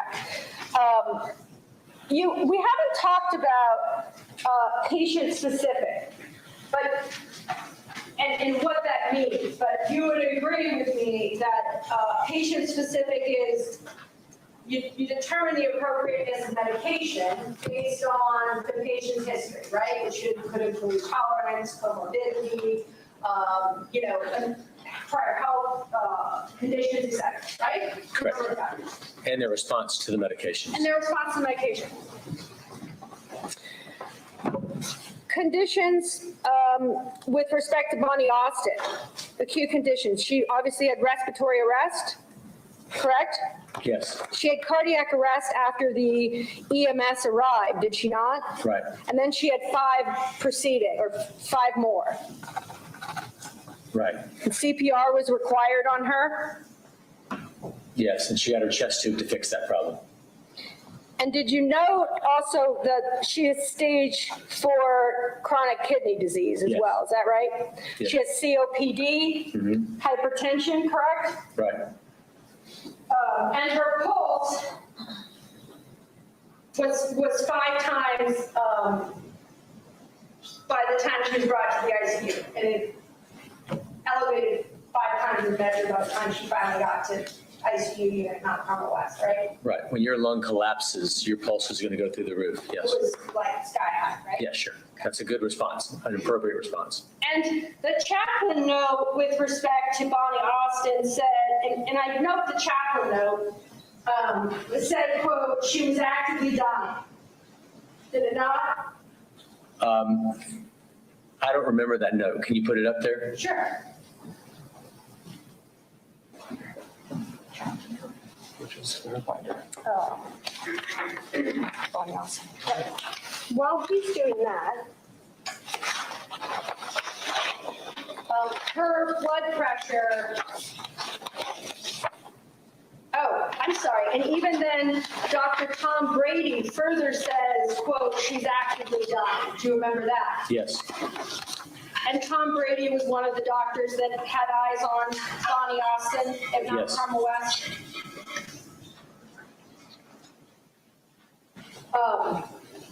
And I think this is, Bonnie Austin was the one where her blood pressure, she's extubated, vasopressors are turned off, and the blood pressure couldn't even be recorded because they couldn't even get blood pressure. Do you remember that? Right. That's not unexpected when you have a collapsed lung. And so her respiratory rate was noted as a 5, and her pulse was a 39. Do you remember those notes? Right. But in my memory, those things were fixed once her chest tube was placed. She had an acute fix of the chest tube of the collapsed lung, and then those vital signs corrected themselves. Okay, tell me if she's extubated at 2330, the blood pressure issue that I just mentioned, your belief would be that it's before that. Is that right? It may have occurred again, but initially her vital signs were corrected with the chest tube. I thought that's what you were referring to. Yes. Maybe you were referring to a different time. Yeah. Yep. Okay. I'm finding the Tom Brady, the doctor and the chaplain note. Okay. Just give me 1 minute. When I say I'm finding. Yeah. Clearly not. Showing you what's been marked as defendant's exhibit, Eli 18. And these code sheets appear to be related to Bonnie Austin. Is that true? Yes. Okay. And 9/13/18, CPR 19 18. Does that seem correct? Right. And this goes to 1959. Yes. And then there appears to be a heart rate sheet. And it goes on, it appears to 2028, Okay, yes. heart rate sheet. And it appears to go on to 2047, Yes. heart rate sheet. Is Yes. that correct? And it's noted up here that she survived and she's transferred to 4H112. Right. Do you happen to know the floor of the ICU unit No. at Mount Carmel West? Showing what's been marked as Joint Exhibit 10, page 10. Does it look like that this history and physical sheet is authored by Tom Brady? Right. And it indicates that the reason for admission or chief complaint is what? Cardiac pulmonary arrest. But this note doesn't support, well, it doesn't agree with what you said earlier. I'm sorry, what? I thought you said earlier that his note prior to her being taken off life support was that she wasn't doing well. But this one is after she's already removed and received the fentanyl. It says she's having agonal respirations, but it's after the ET tube has already been removed as part of the care de-escalation. So that's a comment about what she would look like after she'd received the fentanyl and was taken off the life support, is the way I'm interpreting that. Okay, so I'm looking at this note right here. Is when I examined the patient, the ET tube had already been removed as part of the de-escalation and comfort measures, right? Right. She was having agonal respirations and had no heartbeat. Right, because Right. she was given 600 of fentanyl, and then those medicines stop her heart and her rebreathing Well, to some degree. let me ask you this then. So we have another doctor laying eyes on a patient that knows she's been given 600. He didn't say that he knows what she's been given. Well, he says he examined the patient Yeah, but after that the doesn't- tube has been removed, right? Yeah, but I walk in a room all the time and I don't know I don't always know what somebody just received before I walked in the room. He doesn't tell you there that he knows what she was given. Okay, but you know what he does say though, is that she's struggling. She's having respirations, right? She's having agonal respirations. Right. And that's noted right there, right? And doesn't it also say the ICU team and chaplaincy are working with the family? She is actively dying, right? It says the ICU team is chaplaincy are working. Yes, she's actively dying. She's actively dying. And that's exactly what somebody would look like if they were trying to breathe after having been given a medicine that would prevent them from breathing. So this is a good point.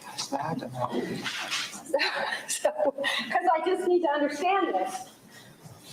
Dr. Husel ordered the 600, right? That's on the order sheet. Right? And then Dr. Brady is bedside while the 600 is administered. I don't know. I don't know when he got in there. Yes, you do. Okay, is that a question?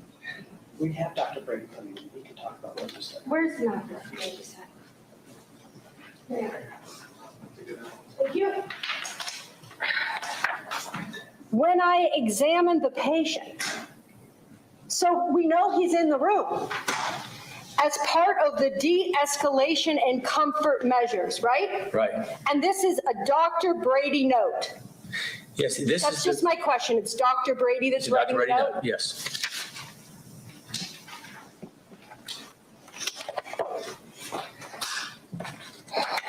Bonnie Austin, showing you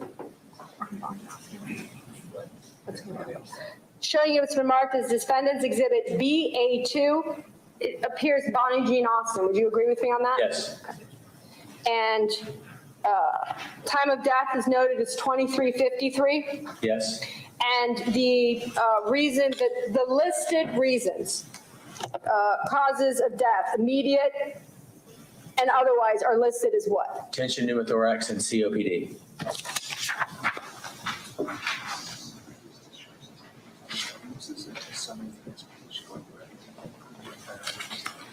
Want to show you what's been marked. The Joint Exhibit 10, page 6 through 7. Does this appear to be a record, a discharge summary with respect to Bonnie Austin? Yes, And does it appear to be signed by Thomas Brady? yes, So we can assume that because he's doing the discharge summary, he's her attending physician, that's right. correct? Is that right? Yes, Okay. And he writes here, does he not? There's a list of acute final diagnosis. that's right. And as part of the discharge summary that Dr. Brady wrote, it includes the vent withdrawal time, Yes, the time of death, yes, and then it also includes, does it not, the medications that she is given, as well as a summary. yes. Can I see the list of medications? Sure. Where's the fentanyl? Oops, sorry, let me scroll it up. Can you give me page 8, please? Which one? Do you see that? And let me go up here while we're getting that. COPD was brought, this is a summary right here, correct? Right, And history was taken from the chart. The last sentence says the family has decided to de-escalate care. right. And the time from the vent withdrawal to the time of death is what? About 30, 23, 25 minutes? And actually, you know what I'm realizing, Dr. Eli? These are medications that she was prescribed prior to coming to Mount Carmel West. Okay, because that's the point, is that I don't see any documentation in a single medical record of any other doctor saying that they were aware of how much fentanyl these people were getting. That's the big mystery. Nobody has said to me, I know how much they got, except for Dr. Husel. So that lone wolf claim thing kept coming to my mind, actually. Like, is he the only one who's paying attention to the fact that he's given them these large doses and they don't know? Okay, so, and I know we've covered what a discharge summary is, but you would agree with me that right here, Dr. Brady writes, history was taken from the chart, right? Yes, but that does not mean that he knew how much drug she was given. Okay. In the patient's chart, is a medication order form? Yes. Okay. Is a MARS a medication? It's all there, but it just depends on if somebody might not review them to do the discharge summary. If the person has a straightforward cause of death and they think, oh, this is the emphysema, they're not going to go search all the MAR to see the exact doses they were given at the end of life, because nobody would ever expect for somebody to be getting this much medication. So you wouldn't even go looking for that. It would just be so out of your head as a possibility. It's the last medication, and you would agree that you're not the attending physician on any one of these cases, correct?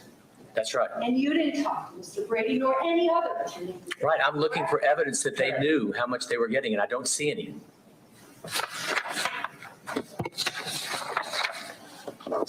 Well, the nurse knew when they administered it. They did. Okay.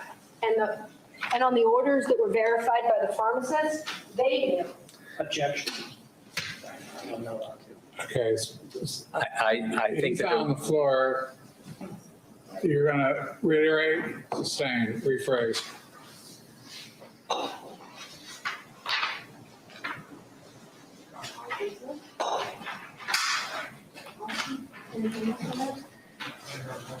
Okay?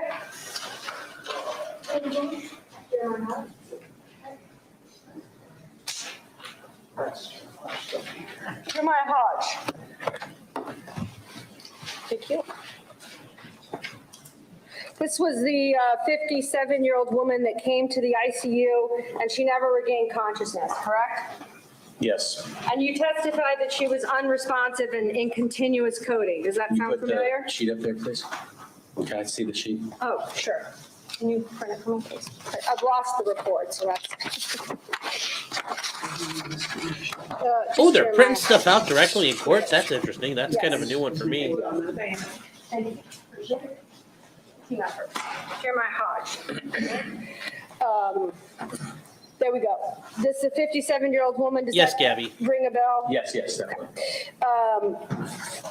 And I think that you said on direct that she had a big bad heart attack. Do you remember saying that? Yep. Okay. And just again, marking this. Jeremiah Hodge, 4/1/18/2108. Her code sheet.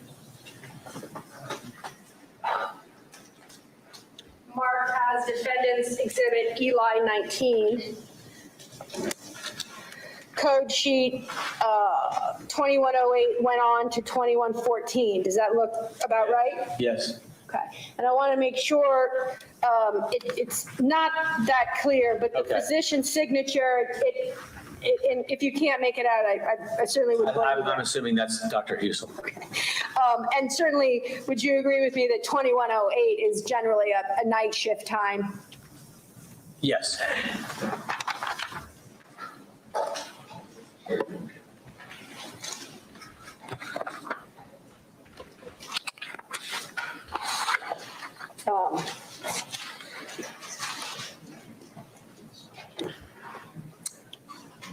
Just want to go through with respect to her conditions.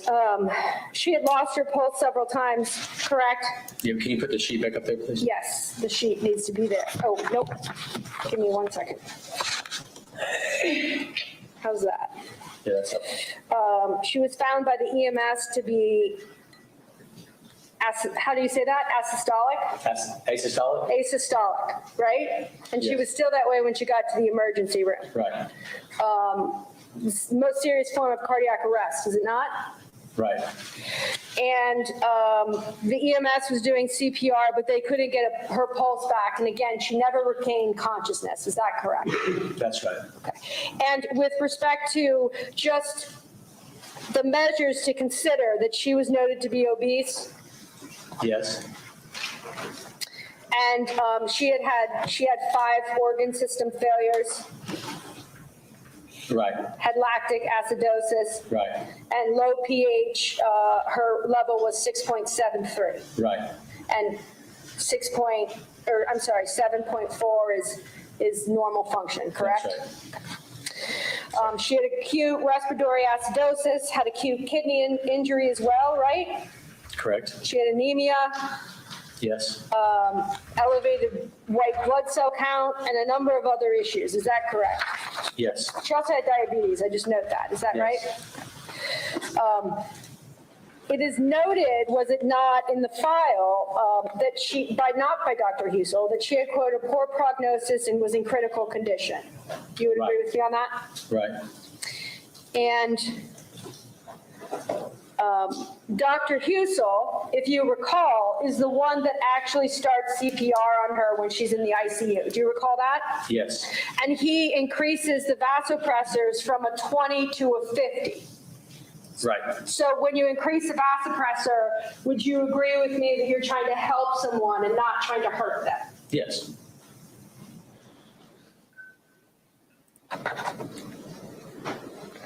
Tell me why, and I mentioned the diabetic, because someone being a diabetic is an important factor to consider when generally determining the appropriateness of the medication. Is that correct? Yes.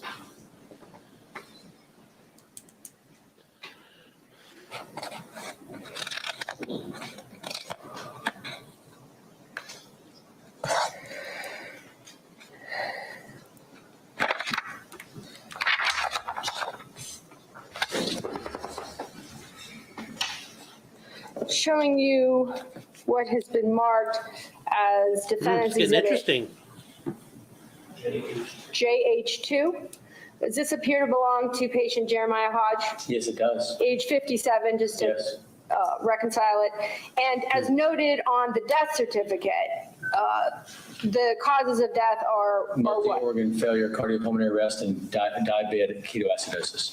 And what's ketoacidosis? That's just when your diabetes goes That's awry and nasty you build up a stuff. lot of acid in your blood. And that indicates the interval time on that is indicated as day, and the other 2 is hours. Would you agree with me? Yes.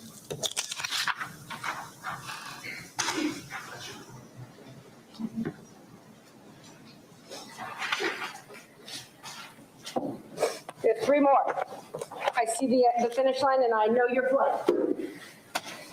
But it's also important. Francis Burke.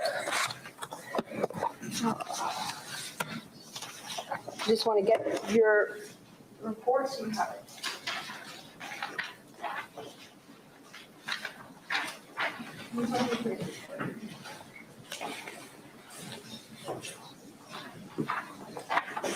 Frances Burke was, and I'm getting it, Doctor, 73 years of age. Does that sound familiar? Yes. And as I'm pulling that,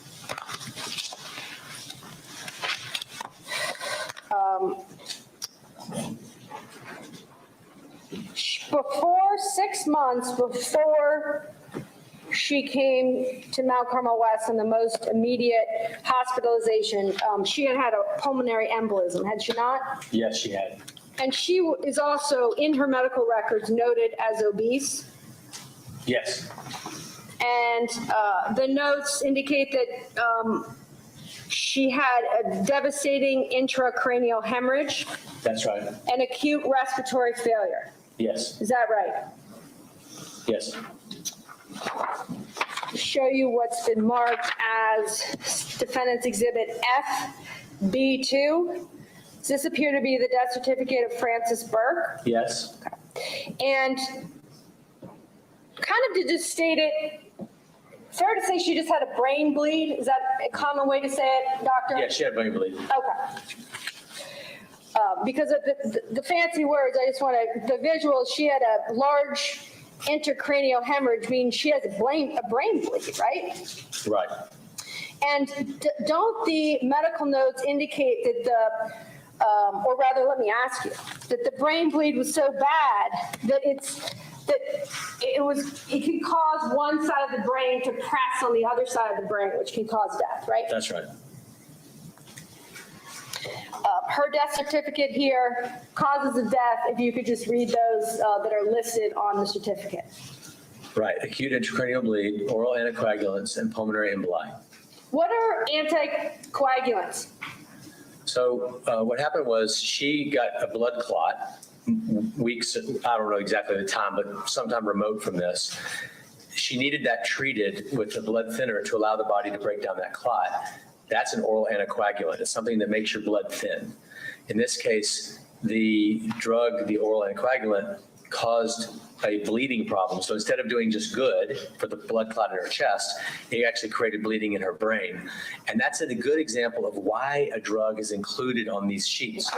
In this case, it's part of her disease process. The drugs won't be included if they're later in the process necessarily. And I mentioned the pulmonary embolism that she had 6 months prior. That's noted on the death certificate, is it not?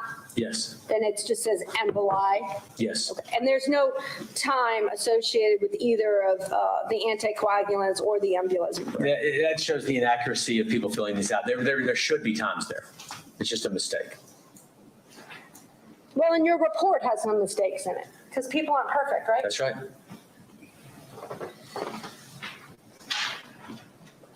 Want to just show you what's been marked as Joint Exhibit 6, page 13, with respect to Miss Frances Burke. No, damn it, I'm sorry there. Just talking about her current condition, would you agree with me that the author of this progress note associated with Frances Burke appears to be Dr. Wooten? Yes.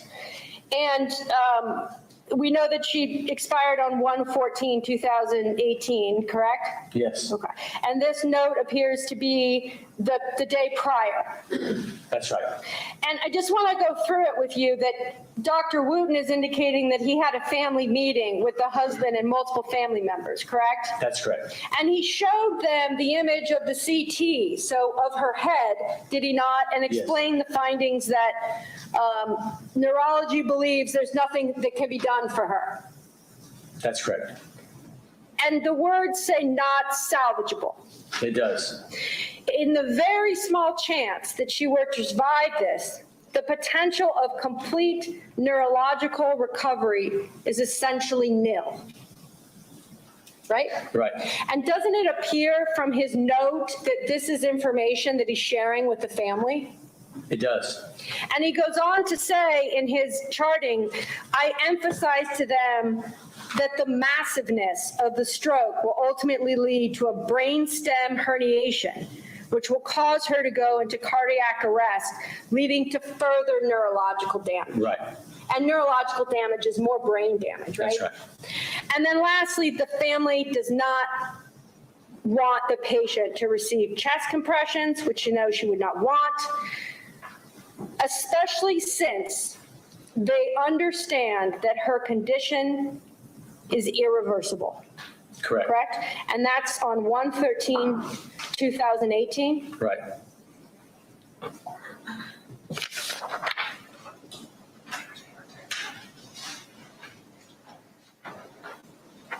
Showing you what's been marked as Joint Exhibit 6, page 181. The next day on 1/14, when the 1,000 micrograms of fentanyl is administered, I just want to note, and again, I know your ongoing testimony with respect to 10s, but the pain score is noted by Nurse Dreyer to be a 10. Am I correct? Yeah. I'm sorry, what was your answer? Yes. Anything else on that?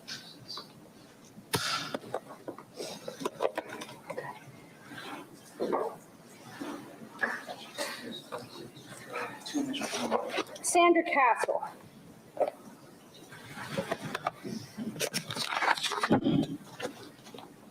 Just need the report.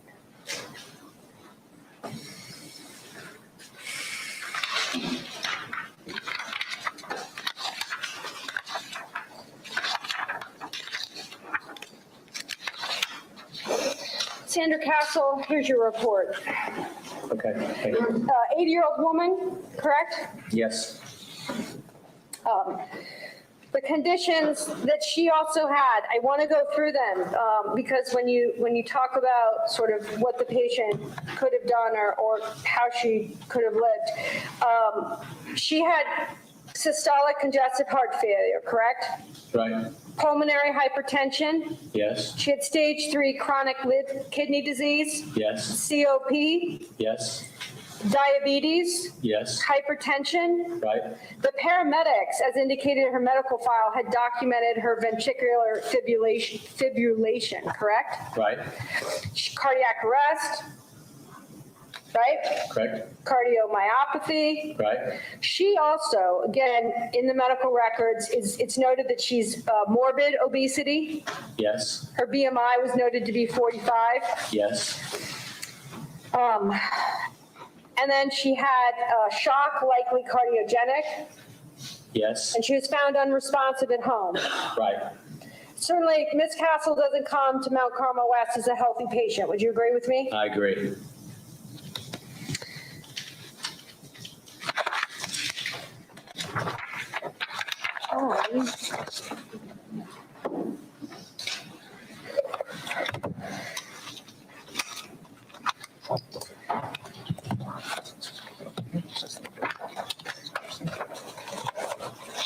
One moment.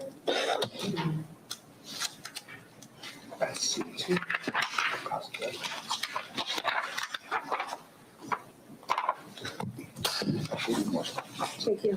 Showing what's been marked as defendant's exhibit S as in Sam, C2. Does this appear to be the death certificate of Sandra Castle? Yes. And again, just to orient ourselves, age 80. Yes. And it appears there's only one cause of death listed here. And what is that? Anoxic brain injury. Anoxic brain injury. Right. And it indicates duration of time, as indicated on the form, is days. That's right.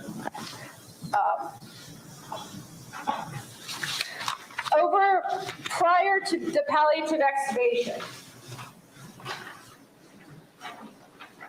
Sandra Castle, in her time at Mount Carmel, had received 6,000 micrograms of fentanyl in 3 days. Does that sound accurate? Yes. Okay, I've got to stop. Okay. If he's going to make his flight. Okay. Okay. Ladies and gentlemen, I'm going to excuse you for the day. I'm going to get the doctor on the road, so to speak. So we'll get started at 9 o'clock in the morning. We'll be doing it by Zoom. It's just as if you were on the stand, the best of your ability. You've had a chance to watch them here in the courtroom. We will see you in the morning. Remember the admonitions, David? All rise.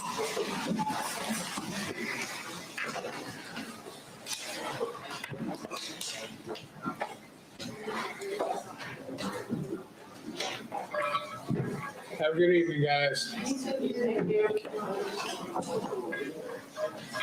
hope you guys got it set up for him.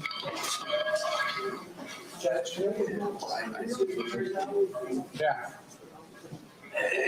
Thank you, Judge. So I'll be available tomorrow morning. As they giving you a link? We will need to get the court to send them a link, and we'll send it to you and to Heather. Okay, you'll send me an email with a link? Yes. Okay. Are you available right now? Yes, I'll be available whenever you need me. All your stuff? Yes, I do. Yes, I was screaming tomorrow and it will be all set up. Anything for the record? So, Yes, Your Honor, but we'll wait till the witness. oh, hold on. Ms. Sawyer, anything for the record? Nothing for the record, Your Honor. Ms. Menashe? Yes, Your Honor, thank you. Your Honor,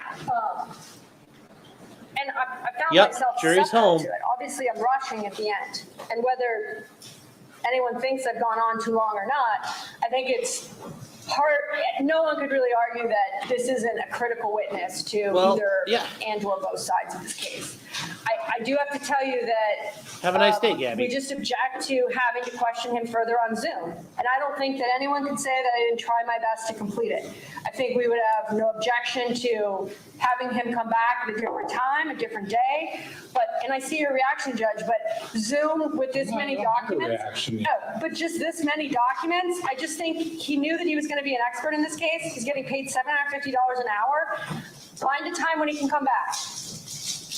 I think it's a fair argument. We addressed this up. Argument I would make. We were bringing him in person or going to do the entire part on Zoom. We addressed the fact that he would only be here for one day. Would they be able to do that? That's the Otherwise, we fact. would've just left him in Tennessee and done it via That's a Zoom. bullshit argument because it's your He's fucking my witness. You chose this. Doctor has patients, which he said he has. Fuck that So nonsense. That's a he is the bullshit argument. caretaker of an adult brother who has Down syndrome, and so he can't Not be our able to problem. stay home for long He's periods your of time. witness. And the defense at that time indicated that he's not getting them in a day and is not finishing enough on Yes, I Zoom would. would be appropriate. The one thing they had asked was that they have the equal amount of time in person, which they did, Your Honor. In fact, I believe they had a few minutes more than I had. Your Honor, I can just say that I did not agree to where I am today. All I can tell you is what I'm telling the court now on behalf of Dr. Husel is I think this witness needs to continue in person. I can tell you that if the state had proposed ever to initially call him by Zoom, we would have objected to Dr. Eli being called on Zoom. Dr. Swanner, prime example, we stipulate, though, it litigated sounds that like. issue well in advance. He's sick. We understood that. We had lots of options, and we elected to do a Zoom with Dr. Swanner from start to finish. We know that. This is different. This is it's hard to imagine they wouldn't say or concede this is their biggest witness. I did my best to get through it. There are 14 patients. I did not try to linger. I'm like, the whole team's trying to work with me here. So I don't know when it is or when he can come back, but he is being paid $750 an hour. And I would ask that he be brought back for the remaining cross and any redirect, which I would imagine would be of length. And it just doesn't seem unfair to me with a man's life on the line. Okay, first things first. I've listened to both sides. We went over this last week as a solution. Now, if you're saying that you absolutely have to have him live, tell me why. Well, Your Honor. Ooh, it sounds like they may have Because you agreed had to a this. chance to confront him, okay? The Zoom isn't going to change the testimony in any way. Your Honor, They shouldn't have I think agreed it's to that. indicated Oof. by the mess that is created around me, is this is a very document-intensive witness. The Zoom becomes fragmented with a lot of documents. It's also, as evidenced by the last 30 minutes, the kind of case where he says one thing, we instantaneously pull a document. It's not like I had all these documents prepped, right? We're trying to be responsive to the best of our ability. I'm going to own, if you say we discussed this already and you say, Ms. Venasci, you didn't object like you are previously, I'm going to tell you I didn't. But I didn't really know until right this minute and this afternoon and today that Dr. Ely would present as he does. And I think he should be here in person. Okay, was he ever deposed in the civil cases? No. Ooh, that's a problem. That is a big deal. I'm surprised he wasn't deposed. You'd think you'd want him in a deposition for the civil suit. He's actually thinking about it. Again, Your Honor, this was specifically addressed last week. I named Dr. Ely as the witness that would be done. They agreed we could do it one day live and then finish out with Zoom. Dr. Hagris, we all both introduced a ton of exhibits with him via Zoom, and it went fairly smoothly. I don't see any Because that difference doctor here with wasn't that Dr. important. And again, this was addressed up front. And we agreed That doctor was sick is irrelevant to the case. He's not the star witness. Via Zoom due to the conditions and everything else to be acceptable. We brought him in specifically because of what his role is, with the understanding it was one day, and they agreed, as long as they got equal time that the state had, we could finish up on Zoom. Anything else? Only because we're allowed to speak one at a time. Mr. Bias handled this issue with the court when it was first addressed, and I believe that his objection was that as long as we were live, if they were on Zoom for redirect, we had no issue with that. I just want to say again, I clearly sped up towards the end, and I did so, and I'm putting this on record. It's not a good look optically in front of the jury with me rushing through patients. It's not, but I wanted to do as much as I could in person. I'm just telling you, Your Honor, let's just do this right and do it best practice. I don't care when he comes back. We're going to be here for 8 weeks. Yes, the first guy had COVID, yeah. We addressed this twice, once with Ms. Menashe, where she said it was acceptable, and one with Mr. Bias, where he said the same.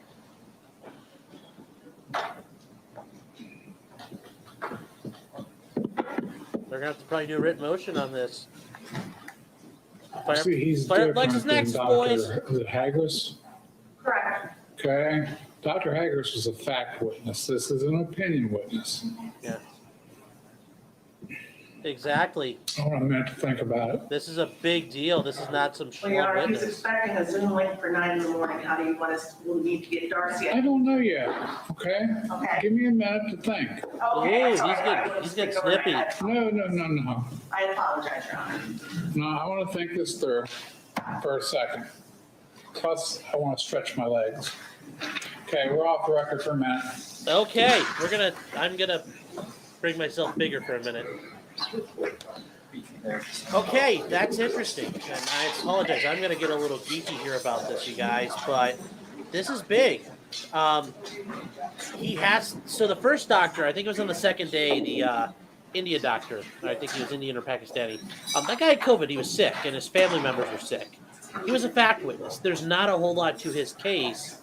He's just like, yeah, that happened. It doesn't matter. This doctor today, Dr. Ely, is the major witness for the prosecution. He's the expert who's here to say this was murder. There's no reason this should have happened. He's apparently got a family member that he cares for with Down syndrome, and he has his caseload as a doctor. Those are all great things. The problem is, for the prosecution,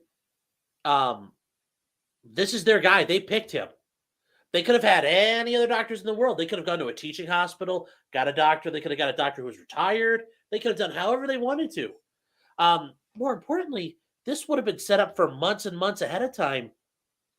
Why the fuck didn't they tell him 2 days? I don't get that. That just blows my mind that they didn't book him out a little bit. I mean, let's say, God forbid, there was like a snowstorm today and they had to close down. Like, this is shitty planning by the prosecution. And the defense made a better argument than I did. I would have said, that's not my fucking problem. You guys picked this dude. Those are horrible arguments from the state. Well, did they agree? It doesn't sound like they agreed. And if they were going to agree to something like this, I'd want that in writing, that both parties agreed on the record and stipulated in writing that he only needed to be there for part of a day. Otherwise, I don't like how the state did that. Oh, he's been waiting. Well, the thing is, Rennie, you have to know about him well in advance. He's an expert by the rules of evidence. He has to be disclosed well in advance. And in a case like this, he was involved from the start when if we're going back to the time when Ron O'Brien was prosecutor, that's pre-2020, the pre-2020 election. So, they've known for months that he's doing this. I mean, as a doctor, to schedule it out, they had to get him ready. So I agree. They have the right to cross-examine their witnesses and confront their accusers. This expert is accusing this guy of murder, and they didn't get to fully confront him on all the murder counts. So I think that's a problem. Doing this on Zoom is not the same thing. This is the All-Star. It should happen. And then he's been there 4 days waiting. Come forward and take Mr. Zion's seat, so I don't have to look across the room. Hold on, I guess. I can Hold on, stand next to him, Your Honor. Okay, that's fine. Ms. Menashe, how much more time do you have in examination? Probably 3 or 4 hours. I know you can't. I don't think I need to. You don't have to give me a foreshadowing. I bet at least a half a day. Yes. I can only imagine if it were me that what I would be asking, but that's beside the point. Yes, I haven't yet gone through my notes and circled back about other things that he said that were not either patient specific or in line with my intro comments about his Violet, I'll get to you in a second. Hang tight. articles and his accuracy, etc. So yes. And I also don't want anyone to say that I've held myself to an hour. So I just want to say that as well. In my mix, I'm guessing it's another day on the stand between the two. Pretty much. I would argue it's a whole Your day to Honor, get it it'll done. depend on the rest of her cross, because right now I don't have much more than maybe an hour on redirect, if that. Okay. Were there durable power of attorneys and living wills in the medical records? In a few of them, I believe there are, Your Honor. I don't know about every single one of them. Diane, do you recall? I don't remember. Of them all. Actually, power of attorneys in the medical records. I don't think in all, but in some. Some, yeah. Some were there? Because you alluded to it twice. Oh, Yeah, there are a few of them there are definitely. in there. definitely. Okay, but you call them power of attorneys. I'm sorry? They're durable power of attorneys. Oh. Okay. Sorry. Difference, they're a different thing under the statute. Yes, they are. Those are different things under Ohio Okay. law. Well, that just added an hour and 2 And I'm not minutes. getting into a probate discussion with you guys. That's, To you'll have to clear pay that me up. for that.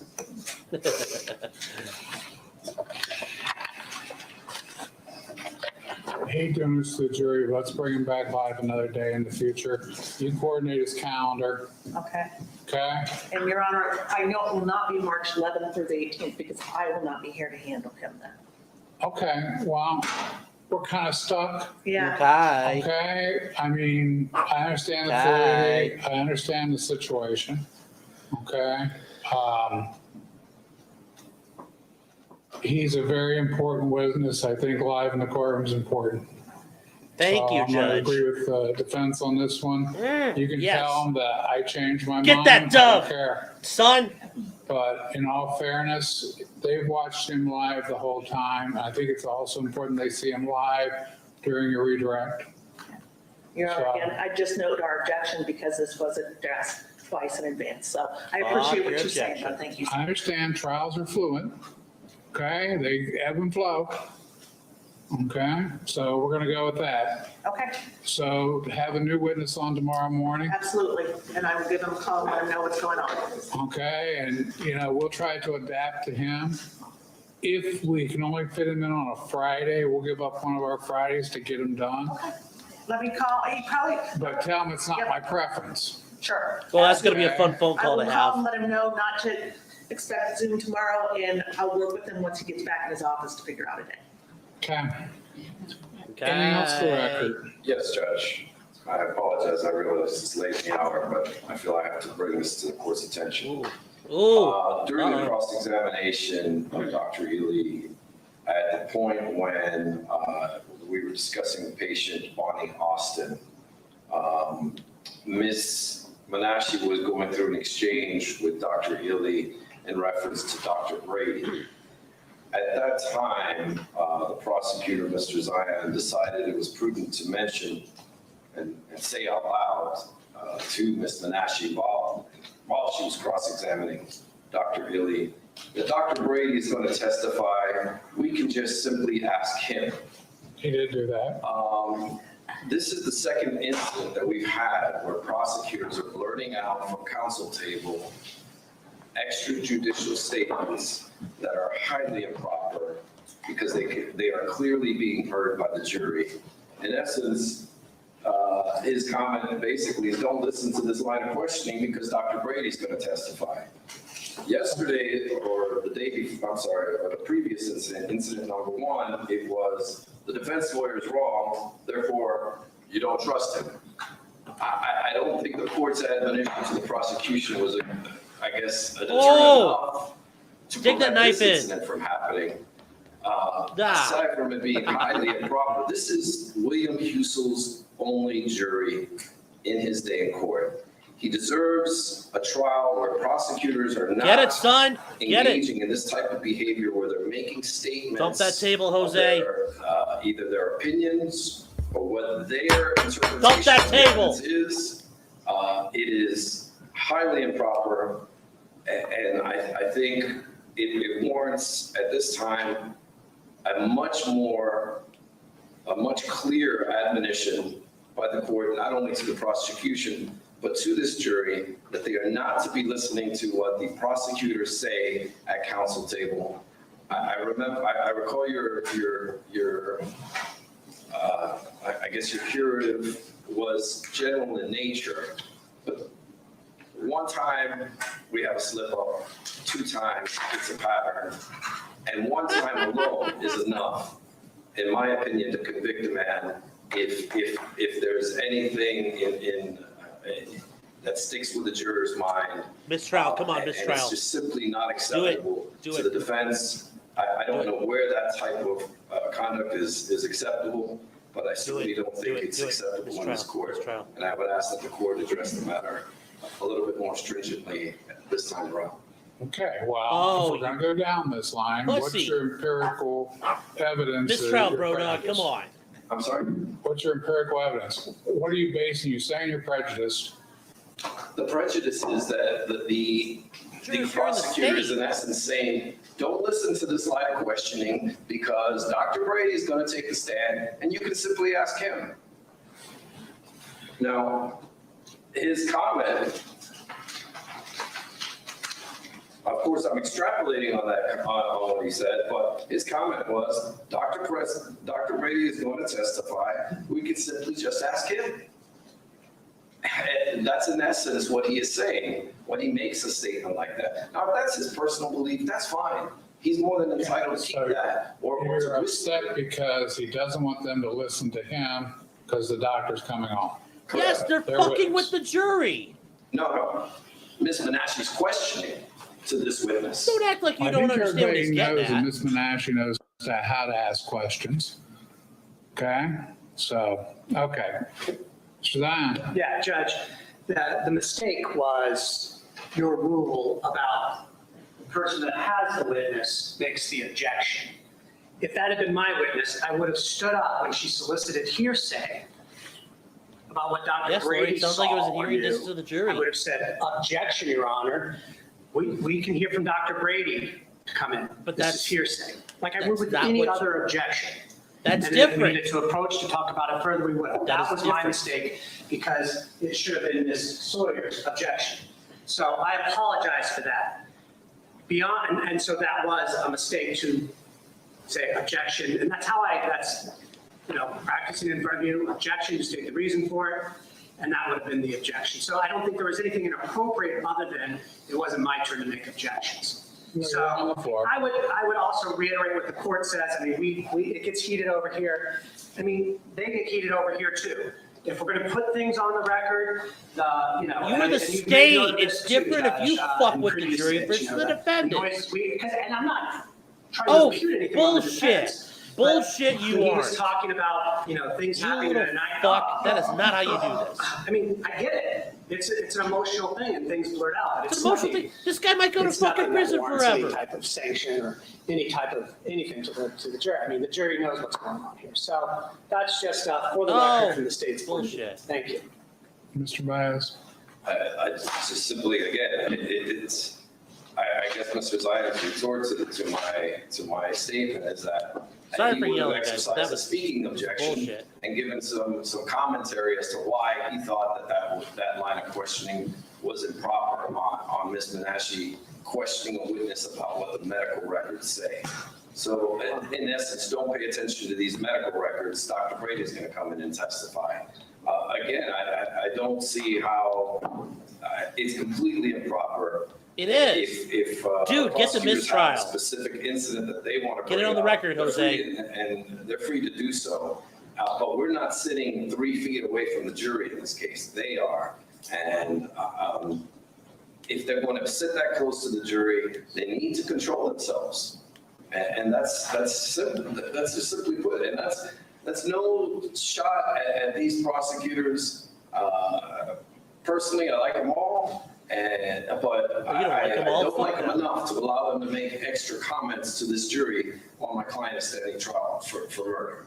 So I think it needs to be addressed, and this is the second time we've had this come up. What are we going to wait for, a third or fourth until we get to the point where perhaps Dr. Husel's not getting a fair trial? I simply don't want that to happen, and I don't want us to be in that position. I think this needs to stop, and it needs to stop immediately. And that's my 2 cents, Judge. Okay. Mrs. Zion, you were not on the floor. You know my rule. And I apologize, so that's why I kind of like, Oopsie poopsie, I fucked up your murder You know trial. you don't Sorry, do bro. walking objections with me. What's that? You don't do the walking objections. She should have objected hearsay and then been in. Yeah, and Okay, but that's between you two. It shouldn't have come out like that because you went above and beyond. We won't have this behavior again. I apologize, Your Honor. Okay? That's So it? That's all you next get? time I'm gonna start sanctioning. Yes, sir. Okay? Yes, sir. That goes to everybody. If you're not on the floor, you don't talk. Exactly. It's the benefit of the jury. Okay? If you're They're not the talking, if you're ones not who up have there the right playing, to you hear shut the this. fuck And if up. I got a bunch of people talking, irregardless, if you guys need to speak, then let's go sidebar. But one person's on the floor Pussyfooting it around, Judge. Come on. and the behavior stops, okay? 2 days in a row. The last one was last Friday. Okay? Unless you're gonna make some motion at this point in time, I don't think it's there. I think we can cure it with this. I You don't can't know cure the this. extent with the jury. I have to do Mistrial. something. Do it. Here, I'm playing Russian roulette with 5 bullets. If I mention the jury tomorrow that blurted out yesterday, am I re-informing it? Make I don't it. think you want that. I understand the court's position, and I'm not trying to make more of this than what it is. Do So it, what do we it. will do is we'll take the evening to discuss it amongst the team. And if I feel I need to make a formal motion, I'll do so in the morning. If not, I appreciate the court's attention to the matter. Okay? They're gonna do some research tonight, I think. Anything else? Still, put it on the record, bro. Come on, Jose. Nothing on behalf of the state, Your Honor. Let's go, Jose. I thought you were my bro. 9 o'clock promptly. Thought you We'll were my bro. start. Don't roll in here at 5 till. I have to go to the bathroom. Hi. Hi, guys. Okay. Sorry, I got a little fired up there under the collar. Actually, I don't really apologize. So he may make the formal motion tomorrow. He should. And here's the thing: you don't have to file like a paperwork. It's not like a brief where you go in and say like, here's my motion. I want to dismiss. You don't have to do that. You can state on the record, Judge, I demand a mistrial. Here's why. Lay it all out. If you have case law that supports it, you can just put it out that way. You don't have to have a specific thing. I am going to kill this screen off because the ads are driving me crazy. I'm sorry, guys. That's just a little fired me up a little bit. That's bullshit from the prosecution. And that's the problem when you have too many cooks in the kitchen. It's hard not to talk. I mean, but if you're not up there swinging away, shut the fuck up. So is there a reason? Might be a motion in the morning. I think so, Matthew. I think he's going to double check. Well, Shannon, why does the state have so many people on their side? Well, because the Franklin County Prosecutor's Office has, I don't know how many people, a shitload.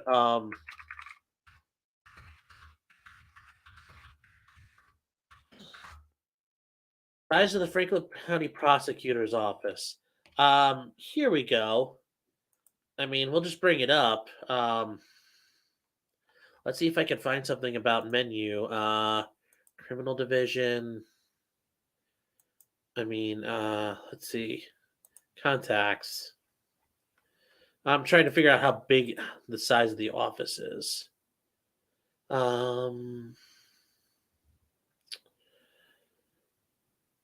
It's huge, okay? Franklin County is a county with, Franklin County, Ohio has a population of 1.3 million people. So it's not as big. It's not as big as like New York City, but that's a ton of people. I mean, I bet you that office just on the criminal side is probably 40 some odd people. Usually you have like 2 prosecutors in a courtroom in a bigger place.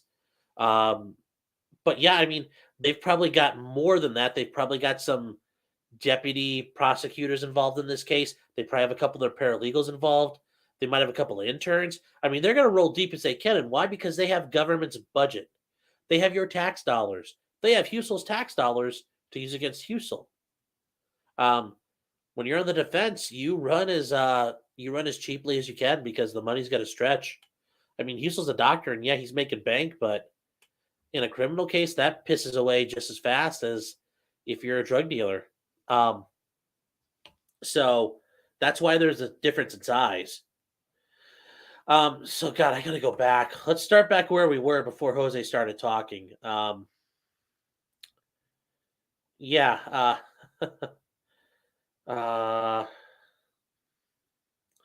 Loomis, I don't think it was shady. I just think they thought they could get away with saying, "Oh, oopsie poopsie, we're out of time. We'll do it on Zoom."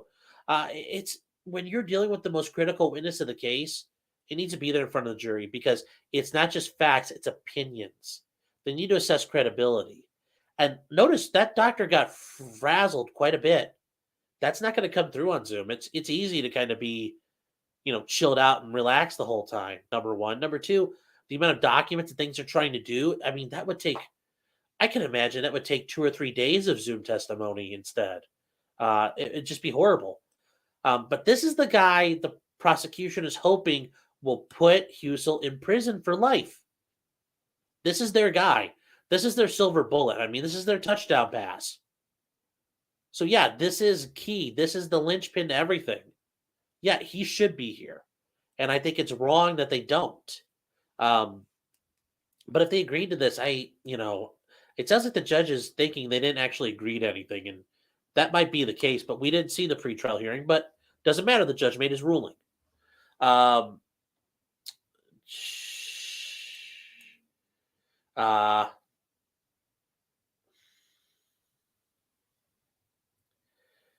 Yeah, doctor's calling Husel a murderer. Well, that's part of his opinion testimony.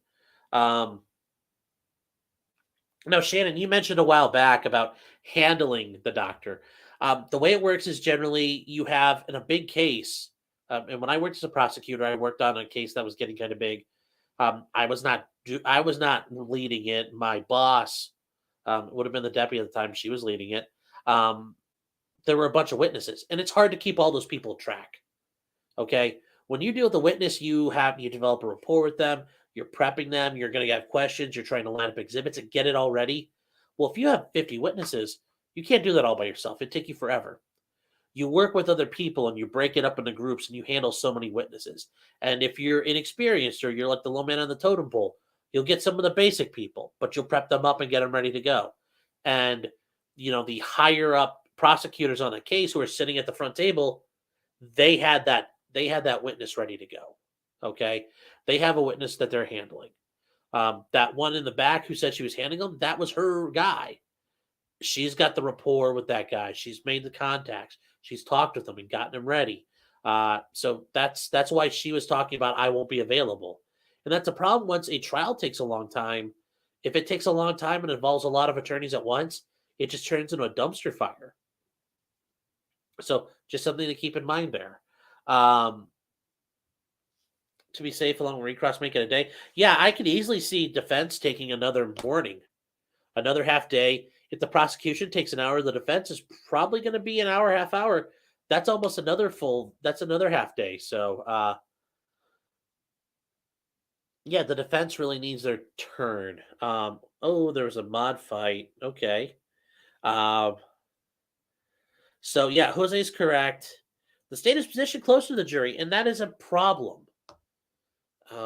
They can't be making fucking comments like that. That shit is not cool. And I will say this much. The moment I heard that stuff, I would have immediately said, Judge, we need sidebar immediately. I would have fucking got in the way right then and there. Letting it go till the end of the day, I mean, even though I'd mentioned this before, if the judge says don't listen to that, well, that doesn't stop you. I mean, think about it. If you're sitting on the jury, judge says disregard that. Well, you already heard it, so you're not going to disregard it. So, yeah, getting it done as soon as possible, getting that curative out there at least, I think is helpful, even though I think it's ineffective probably. But I would have been getting ready to make that motion because I can see the judge saying, well, why didn't you bring it up? This is an untimely objection. Although, given that this is a prosecutorial misconduct issue, I think he would let this objection pretty much come at any time. But yes, it should be. And yeah, guys, sorry, I get a little fired up about this, but I don't like it when the prosecutors do bullshit. And this is bullshit. They shouldn't be doing that. They should all be sitting there like they should have lips like fucking statues, unless they're the one running that witness. Calm down, Sean. Table thumping. Yeah, here it comes. Yeah. Karina. Oh, Karina, hello. I don't think I've seen you here before, but hello. Welcome to the channel. I don't sound like an absolute fucking lunatic all the time. I promise. Usually I'm kind of laid back. So if that's okay, like and subscribe. I'd appreciate it. Matthew, but anyways, with the overrides, the pharmacists still see it. It's just afterwards. So they would have been able to see what was going on. Yeah, we have your lunch order. No, I'm not going there. At least we're not talking about the goddamn echoes again. Let's see here. What else is there going on? Oh, you guys are fine to swear. I'm totally cool with it. Little Miss, I think he's probably waiting until tomorrow. I think he's going to take a chance to get kind of relaxed and centered. Hopefully find some case law. He's probably going to fire up LexisNexis tonight, and they'll try to find some stuff. That's twice as... Oof. One time's a problem. Twice is a big problem. I mean, that's going to be an issue, and I don't like it. I think they just got to be careful. We expire just like a gallon of milk. Not really. Maybe I missed something.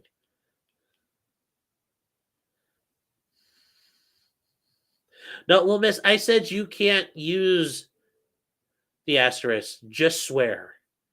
I think that's a dishonest form of swearing because you know what you're saying and everybody else knows what you're saying, so it's still swearing. It's like people who say frick or fudge. We know what you're saying. You know what you're saying. God knows what you're saying. So you're lying to everybody, and I mean, that's just as bad. I mean, just swear. Because instead of lying and swearing, you're just swearing. Don't freak out swapping the background. I mean, as long as it's not like a horse fucking a guy, I don't really care. That's a big deal. I mean, we might be pro bestiality on here. I don't know for sure. I hope not. Yeah, we're all adults here. If she keeps questioning him, he's going to expire. Oh, I bet he is. He's not liking it. He is not having fun there. Who is running for office in that town? I mean, it's the capital of Ohio, so Franklin County is where Columbus is, so all kinds of goofy craps going on there in Columbus. That's why I don't like Columbus. The problem with Columbus, Ohio, is it's full of people from Columbus, Ohio, and Ohio State University. I hate that place. I'd make myself available a second day for $750 an hour. You know, Matthew. Matthew, I don't think I've seen you before. Thanks for sticking around. I appreciate it. I don't think I've seen you before. You know, if you like what you see, please like and subscribe. You know, I'm an attorney. I'm going to try to keep doing this as much as I can going forward. Why was he not being deposed for the civil case? Not good.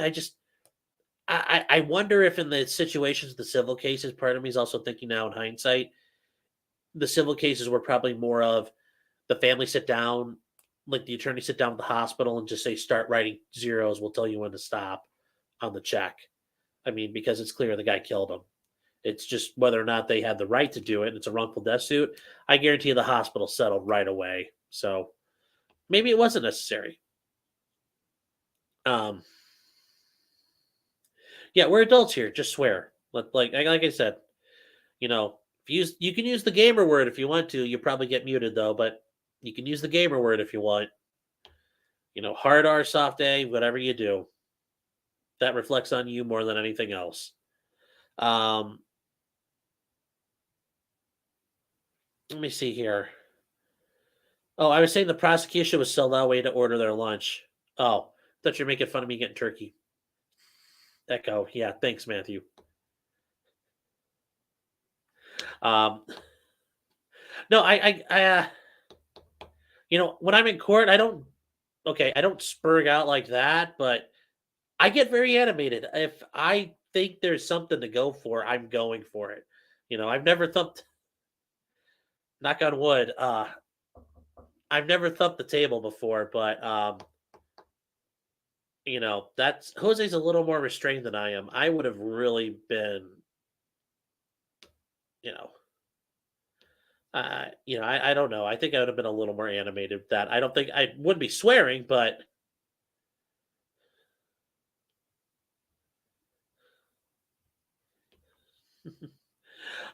Creator is more of a joke, but it's just the point of, you know, that it's not a rule. If somebody were to do it, they can do whatever they want. Like I said, if you could drop the gamer word in here, I really don't care. I just think it's funny when people do that. I always mock them for fake swearing. Good night, Shannon. Have a nice night. Yeah, I can see what it is. Let me see. What? Why won't it? What? What?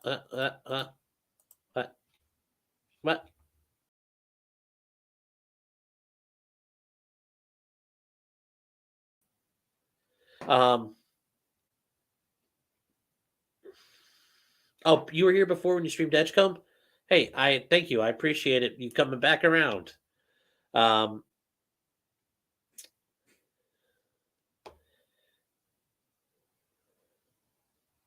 Market Eagle, some people just feel better. Substitute words like frickin'. Of course.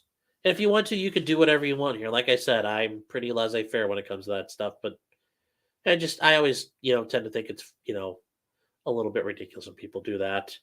In other news, I know I've been covering it every time I've been talking. It sounds like the Ukrainian army is still in the process of butchering Russian soldiers and leaving the countryside littered with burning tanks. And it sounds like that's still going as planned. So keep it up. Slava Ukraine.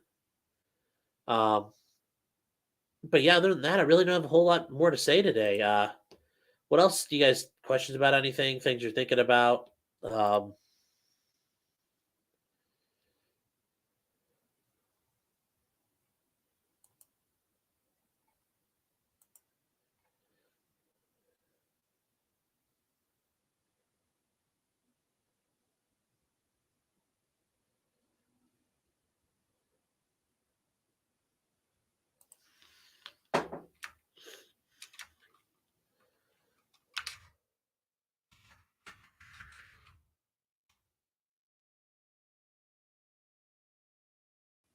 So yeah, I was just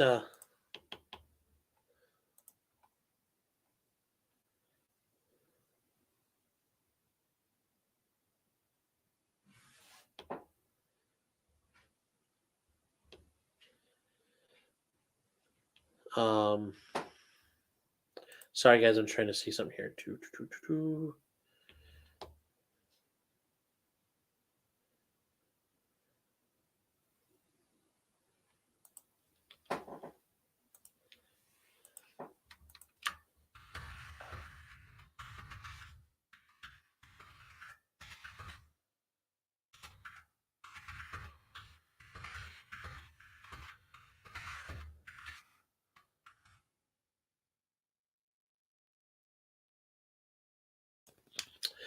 So yeah, sorry guys, I had to turn away to answer something real quick. Is there more on the Ukraine front? Yeah, they're pushing on Kiev and still trying to get to the southern outskirts and get involved. But yeah, Kharkov is getting annihilated with rocket fire and artillery fire. But yeah, the Russians are starting to falter again. Belarus is supposed to help, and they're not really there. So, all these sanctions. Russia supposedly froze its stock market today, which is a pretty big deal. But I don't think that's going to break anybody's back anytime soon. That matters. All the Russians are going to starve, but Putin and his buddies are probably good for a while. Hi, Wendy. I'm someone's alt. I just want to brag that I'm suing my employer. They're making it really easy to collect evidence. Okay, John, if you're someone's alt, hey, still like and subscribe. That still counts. So I'll run up the fucking score however I can. I'm suing my employer and they're making it really easy to collect evidence. Make sure you collect that evidence and don't just collect it on your phone, but back it up into the cloud or things like that, because all it takes is your phone to die, your kid to turn it into a submarine at bath time, and then you're screwed. So whatever you have, make sure you back it up.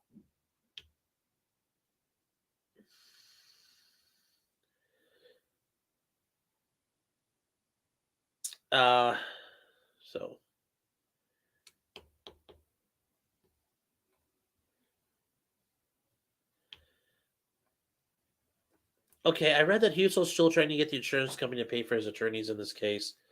Have you heard anything about it? Actually, I did not know that. So,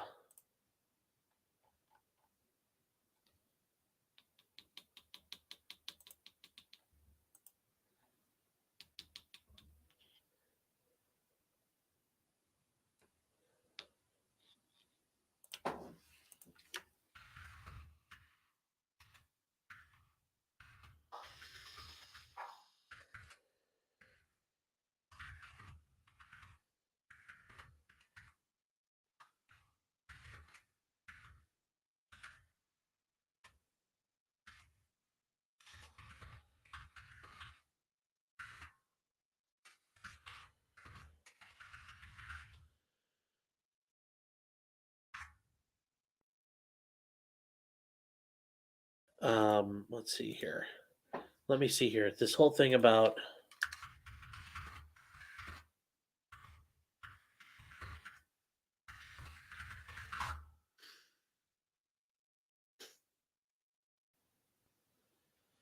okay, yeah. So, interesting.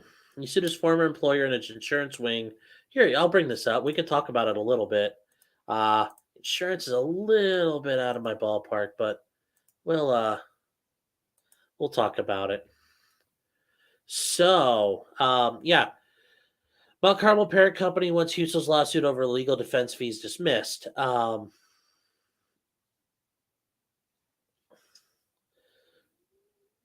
They claim that a federal lawsuit filed by Husel should be dismissed.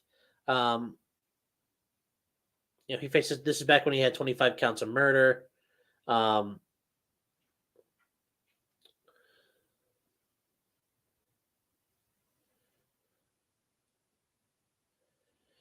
So, yes, generally speaking, insurance does not cover intentional acts. So, and what do I mean by intentional acts? Generally speaking, in a tort setting, an intentional act like malpractice or negligence. You have to be accidental in your nature. That's why insurance exists. And I think I mentioned this once before. If you, I can't insure you for intentional acts. So let's say you're a doctor and I insure you and I explicitly state in there, you can commit malpractice intentionally. Well, that's not a good thing from society's standpoint because you're going to have an incentive to go out there and intentionally do things. Insurance should be for accidents and negligence, stuff that is not intentional. That's the reason why, like, CCW insurance is not actual insurance, because if it was insurance, that would be very contrary to public policy. We don't want to encourage people to go out and commit acts. We want to discourage intentional action. So yeah, I can see why his insurance company is fighting that. Number one. Number two, generally the insurers cover like lawsuits. So malpractice, wrongful death, battery, the unlawful touching of a person, any number of things, but not actual criminal acts. I mean, I think there might be an argument there about how that plays out. When they insure people, they don't ever assume these doctors are going to be charged with murder for killing people. They think, oh, okay, they'll commit medical malpractice, leave a sponge inside, cut off the wrong leg, while they're doing kidney transplant, throw the good kidney away. Shout out to the University of Toledo Hospital for doing that.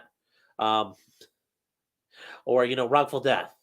Those are the type of things they screw up. Not, oh, this guy's going to kill 25 people that we know of. I mean, there's probably even more that this happened to. So that's kind of where that is, and I hope.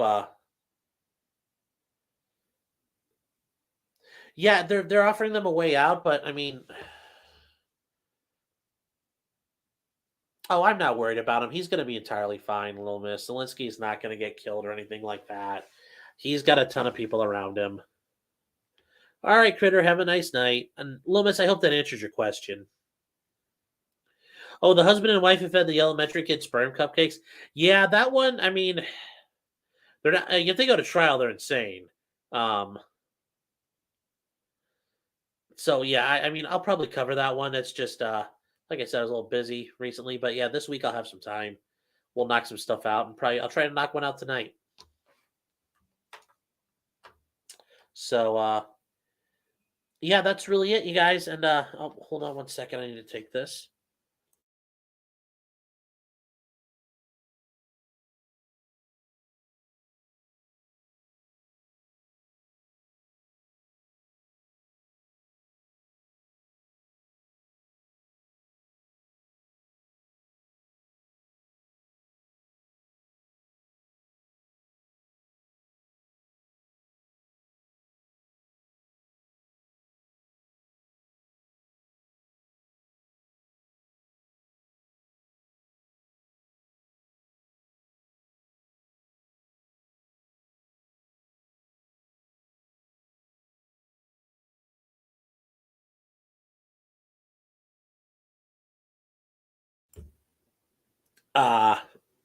Let's see here. Yeah, I was gonna say I thought she took a plea, but I wasn't sure. Yeah, he wants to go to trial, but I mean, dude, you had little fireman time into a bowl of cupcake batter. I don't really know how you. Not sure what your defense is going to be there, but I'll be interested if it still goes to trial. I would love to hear what his argument is. Like, was it an accident while he was, doing his thing? While he was doing his thing, I mean, if he was, that's a heck of a coincidence. But we shall see. How come none of my teachers ever made me cupcakes with their hot husbands come? John, I guess you had a different idea of your hot teachers than I did. I was,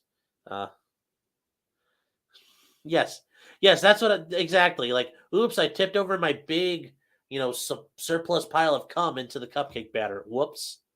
I don't understand, but sure, there'll be an argument.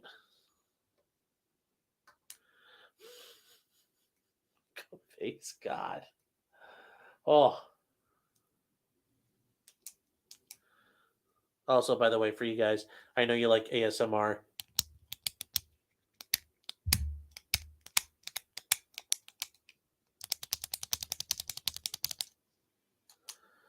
Cum cakes.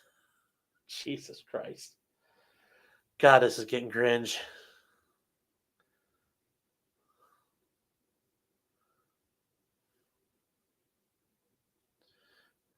Don't say knock one out while talking about that couple, Sean. Wait, knocking one out? Hey, that's when I grew up, that's what it was called. You're knocking one out. Hold on. It's going to be ASMR mode. ASMR.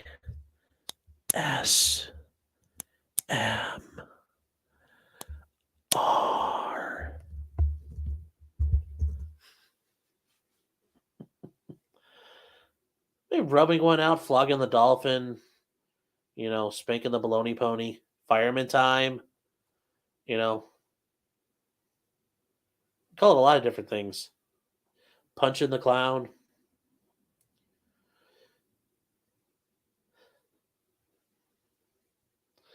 Make some creamy cupcakes for Judge Shu.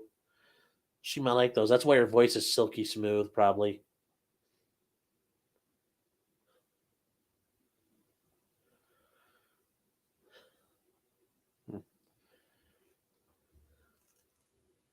Yeah, sorry guys. That ASMR was for when I work on start getting super chats.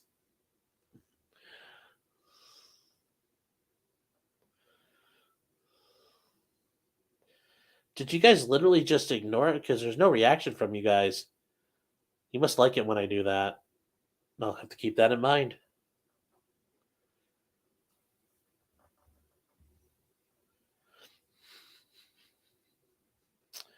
Oh,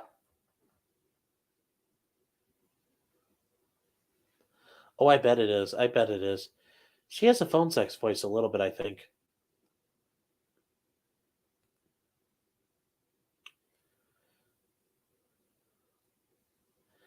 You didn't bitch about the pen when I did it ASMR style.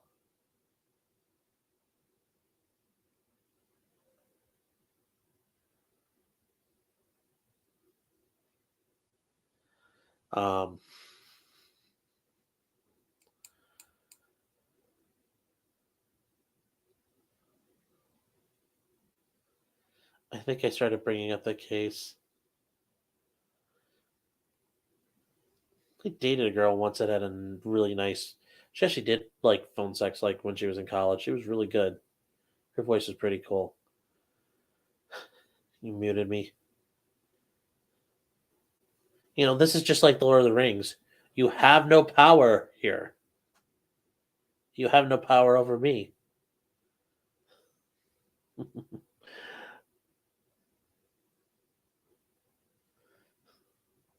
Smooth. Jesus.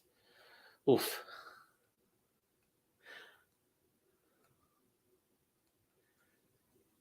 Also, this is from the Reeves case. Repeatedly. God, that was so nasty. The judge need to take a fucking Bucinex. Get her shit cleaned out. Oh. Yeah, it's a good thing it wasn't in Goldeneye, because that pen would have exploded a couple of times too. Yeah, this guy, it's not as noticeable. I really haven't noticed him as much. But he's like an old dude. I mean, let me see how old Judge Holbrook is.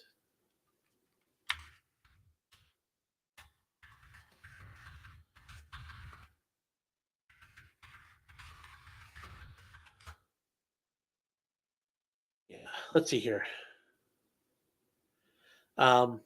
Judge Holbrook expires this year. 2022 is his end of thing here. Let's see if we can read up on him on Ballotpedia.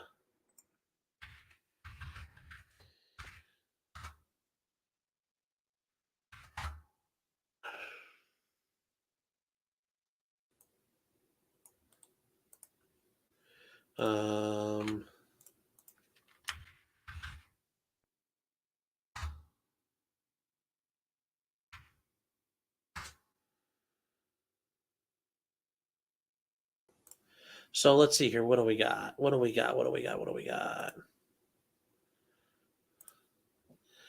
Share screen.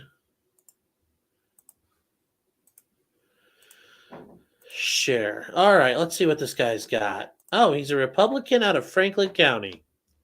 He was first elected in 2004 and assumed the bench in 2005. He's a brand new judge, really. I mean, in the scheme of things, he's not that. But OSU, 1980, Capital Law. Capital University is in Columbus. It's not a little bad law school. I know a couple people went there. They're pretty cool. Oh, by the way, in case you're wondering, in total in Ohio, there are 391 common pleas court judges who can hear criminal cases.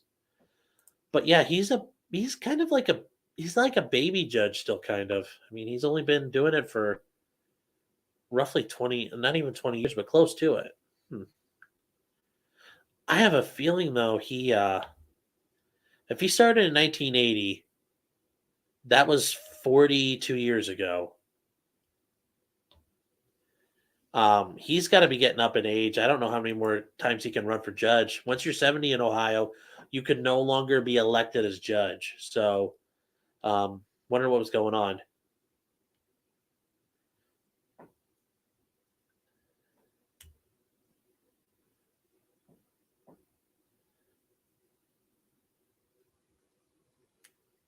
Yeah, the judge in the Edgecombe trial, but it sounds like somebody got sick, so it was probably a real warning. Okay, well, miss, have a nice night. Take care. Yeah, guys, you know what? It's about it for me. I gotta get some things ready for the evening, and yeah, I will see you first thing in the morning. I'll have the stream going, but I will be in and out of court, so it'll be kind of on autopilot. Just don't burn the place down before I get back. So, just checking to see if anybody has any other question.